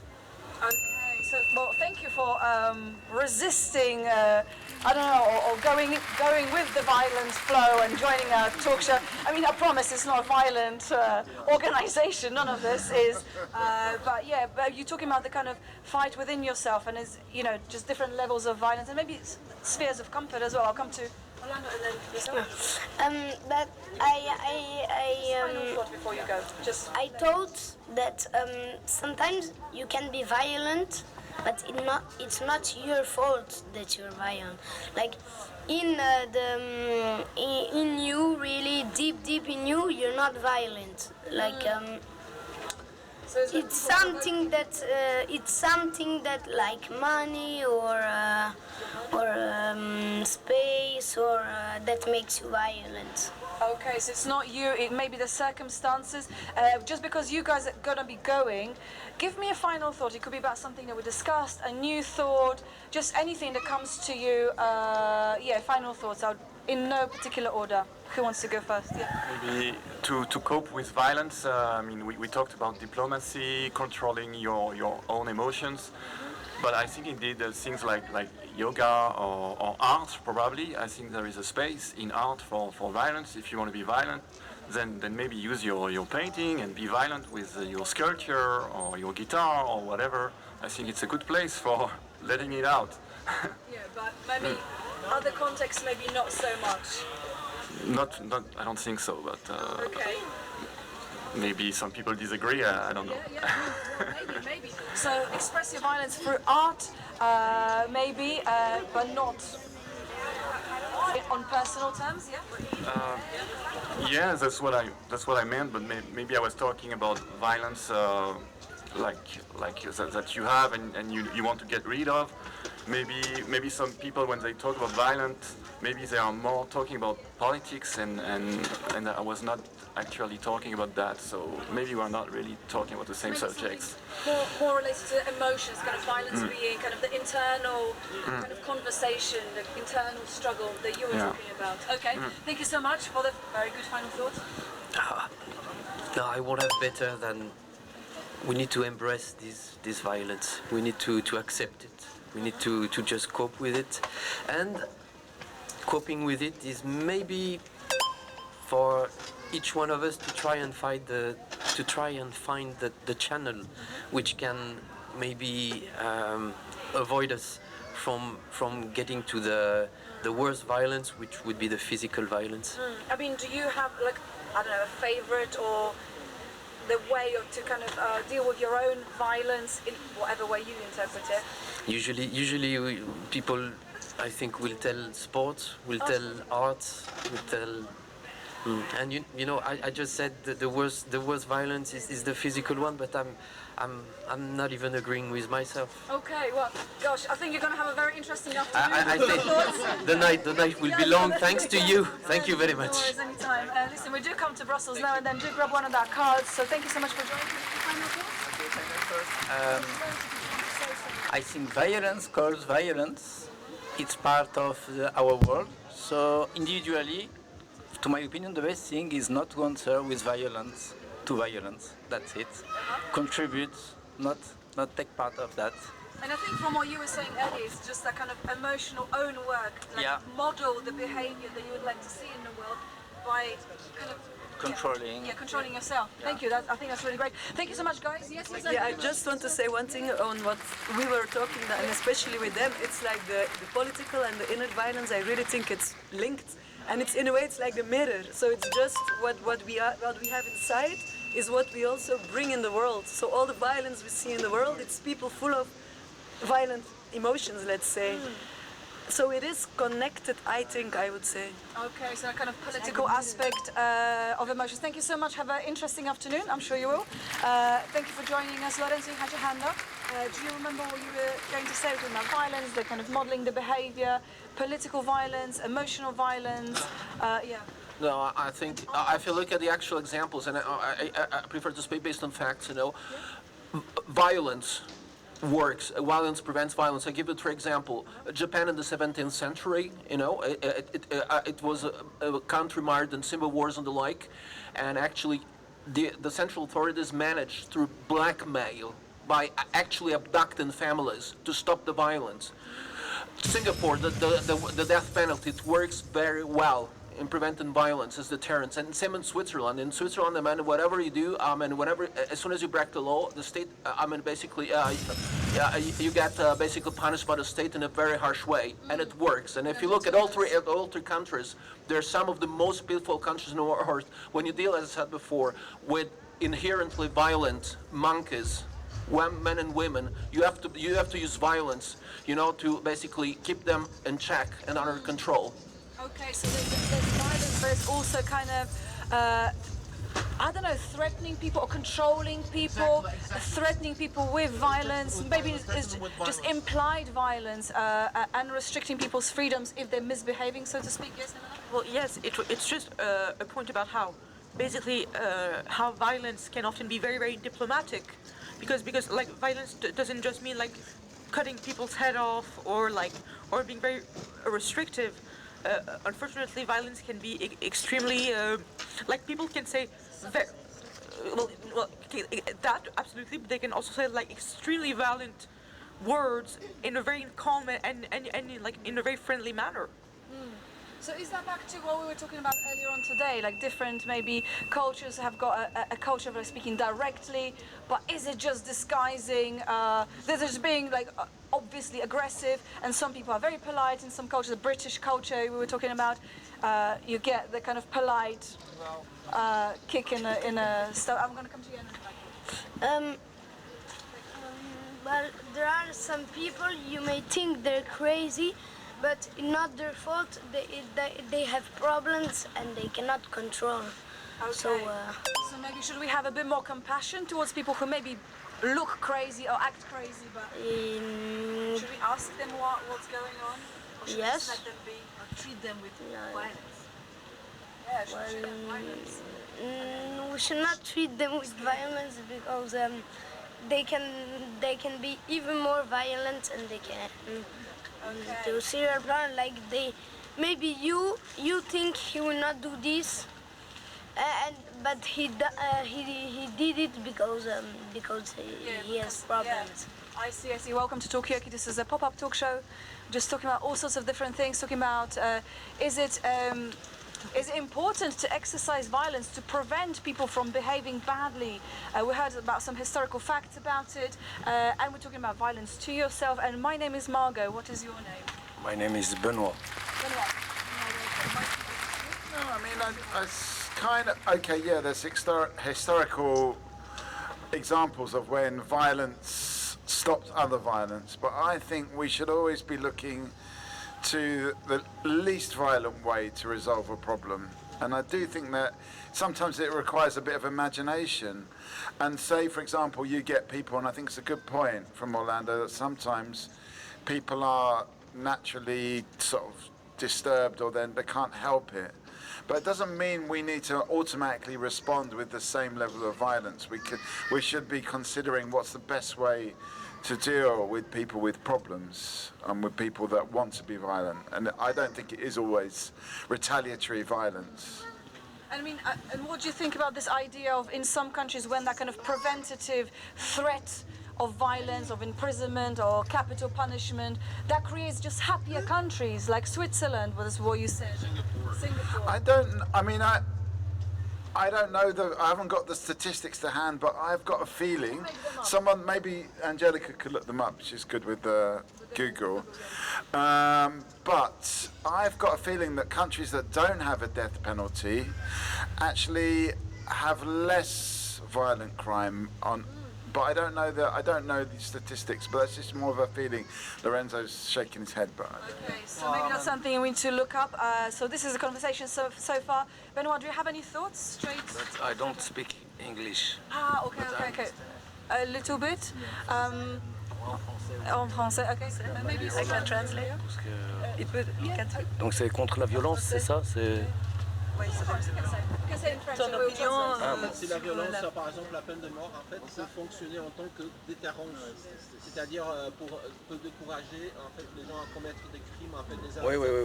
Sorry. Oh, okay. No.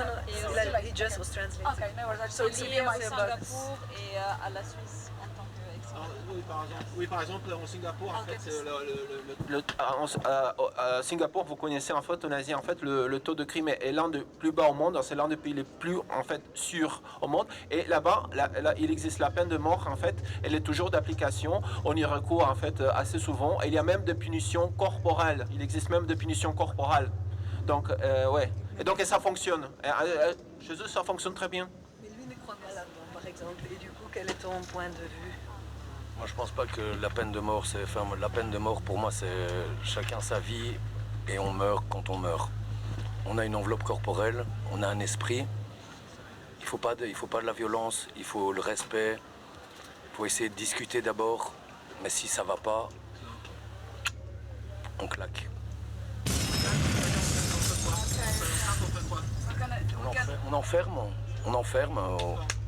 On enferme, c'est tout. On enferme. Okay, we're gonna get translation.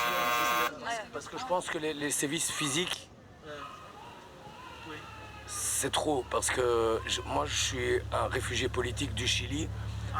Et quand il y avait Pinochet, toute ma famille, beaucoup de ma famille, on leur a fait mal pour rien. Donc, he said that he comes from Chile. Actually, he said he comes from Chile. His family, during the Pinochet's harsh dictatorship, we'll remember Pinochet. Their family actually was suffered punishment and violence by the state. And he said that, therefore, he said, we should try dialogue with someone. If someone is misbehaving, we should try dialogue. If that doesn't work, then let's basically lock him down. Let's lock him up. No capital punishment, and not only, and no physical punishments, because I mentioned, for example, Singapore, they also have corporal punishment, for example, flogging. Cane, by a cane, people get flogged by a cane. Yeah, exactly. So he says that's not the answer. Yeah. Thank you, Lorenzo, and thank you so much for sharing this. I really appreciate that, and I'm really sorry to hear this, but I think dialogue is what you're saying. Dialogue. And as far away from this kind of drastic solution is preferred method. Yes, Tima, and then Suzanne. Oui, je suis d'accord avec Benoît. En plus, je dirais aussi que avec la peine de mort, est-ce qu'on ne devrait pas aussi regarder quels sont nos points de départ quand est-ce qu'on est né? Parce que so basically what I'm saying is I'm asking if we're talking about death penalty, wouldn't we also have to look at what are our points of where do we start? Because we all start at so many different points. It's just like a question which kicked up in my head. Yeah. Okay, so do we know where we start from? What is our trajectory? Yes, Suzanne?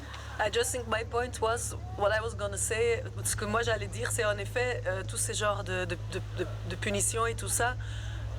Ça dépend beaucoup de qui a le pouvoir, et justement on parle beaucoup du pouvoir, et de plus en plus on voit que le pouvoir est entre les mains des gens qui vraiment ne le méritent pas, et ça l'a été beaucoup dans le passé aussi. Et dès que des gens regardaient partout autour de nous, donc c'est très dangereux de donner ce genre de pouvoir à des États ou à des soi-disant États. Et donc voilà quoi. Et du coup ça revient à la toute première question que toi tu as posée quand moi j'ai rejoint cette table, qui était en effet il faut qu'on réfléchisse parce que même la punition, même les mettre en prison, c'est pas des choses qui fonctionnent, ça fonctionne pas du tout. Regarde tous les jeunes gars qui commettent un petit crime ou qui commettent quoi que ce soit même, et c'est comme si dans les prisons ils se font aider ou ça va mieux, pas du tout. Donc c'est juste tout le système et partout dans le monde qui doit être réfléchi et remis en œuvre comme un peu tout, quoi. Mais en tout cas, je pense, c'est un peu comme on dit, il faut choisir comme système politique entre le communisme et le capitalisme. Comme si on peut pas choisir un trilliard d'autres options, quoi. Mais il faut juste qu'on puisse les imaginer. Mais c'est toujours un peu ça. Donc comment est-ce que, quand on parle de violence, dire que il y a vous voyez, des options très polarisées et connues, mais qui ne fonctionnent pas. Et il faut réfléchir. Okay, so this is a very interesting moment for me because I didn't speak any French. I did try, guys, for a year and a half, but obviously it didn't do too well. We are also coming to the final thoughts, and this is a real shame because we are having some really deep conversations. So I would like you to have a go at formulating your final thoughts, and of course, this conversation hopefully will continue in one way or another. But I will collect the final thoughts now, and we will be closing the session. And I'm sorry it's so abrupt, but that's just kind of well, it may be violent, but that's just how it is. But I would really love to hear your final thoughts, be it in English, be it in Polish, no takers, or in French. In French. Any language is fine, but yeah, just give us some thoughts. So Tim, now we're going to go around this way. Oh, actually. Je vais juste traduire, donc juste une pensée finale pour les derniers mots, ce qu'elle demande. Et je pense ma pensée finale, c'est juste, je sais qu'il y a beaucoup de choses qui ne vont pas sur cette planète, oui, qui ne vont pas. Je vais juste le dire comme ça, comme c'est ma pensée finale. Mais je trouve qu'on ne devrait pas essayer d'améliorer des choses, donc je dirais ma dernière phrase, soyons courageux et je pense que c'est tout. Merci à vous. Merci beaucoup Margot. En fait, oui, ma pensée va plutôt dans le même sens que celle de Timna parce que en fait, on a aussi parlé à un moment de quand on était enfant et de nos souvenirs d'enfants, etc. Et de ce... Moi, mon dernier mot sur la discussion assez rapide, mais c'était très intéressant. Il faut beaucoup plus de choses comme on fait maintenant. En fait, c'est des initiatives où on parle déjà. C'est ça le plus important pour qu'après on trouve une solution. Parce que les solutions drastiques, hard, un peu avec la violence, les enfermements, les peines physiques, ça va pas du tout. Ça change encore plus l'esprit de la mauvaise personne. Il devient encore plus méchant. Il devient pire. Parce que aucune personne dans le monde a le droit de faire mal à personne d'autre. C'est tout. Voilà. Merci. Merci a lot. Yeah, thank you for sharing that moment with us. Do you want to say again on the mic very quickly what you said? Because we didn't get that on the camera. Just the end, what? Just what did I say? Yeah, I enjoyed it, and for me, I've been like 1 hour on the table, and I like the fact that when it's these open, imaginary questions or like imagining a future, I'm really challenged, and I really need to start to dig and think, and I really love that fact. Like sometimes you get out of your comfort zone, and you need to think about, make your consciousness bigger actually. And expanding, and many other things that happen, like Benoit said, the fact that what we are doing here is just talking is the start for everything, and it's what we should be doing much more to get out of any problem we're facing, basically. Thank you so much. Any final thoughts? It could be in French, you know, anything in pensée finale. Si tu veux partager une pensée finale. Could be about anything. J'ai rien à dire. Okay. Well, don't worry. You've said something before, so it's okay. Moi, au début, quand je suis venue ici, je voyais cette tente et je savais pas c'était quoi. J'étais un peu timide de venir. Et en fait, sinon, après, je m'ennuyais, je savais plus quoi faire. Mais après, quand je suis venue ici, ça a changé ça a tout changé quand je suis venue ici et c'était très cool. J'aurais espéré qu'on pouvait parler beaucoup plus, mais voilà. Merci. Well, I think it was très cool, which is what I need to know with my basic French. Thank you so much. Thank you for making it so très cool. So, that's okay. Well, thank you for being here. Final thoughts, Lorenzo, in any language. So no, actually, yeah. I think it was interesting. Well, apart from the actual topics that we discussed, and it was interesting to see basically how you ran this event. Basically jumping from one topic to another. Making the most of the time we had available, and also taking into account the number of people sitting around the table, because in such at such an event and such a show, you should basically get every single participants to talk at least from time to time. And so it was I've been here yesterday, but yesterday, of course, it was I came at the very end. So today, that provided me with a much better opportunity to basically. See that happening, and it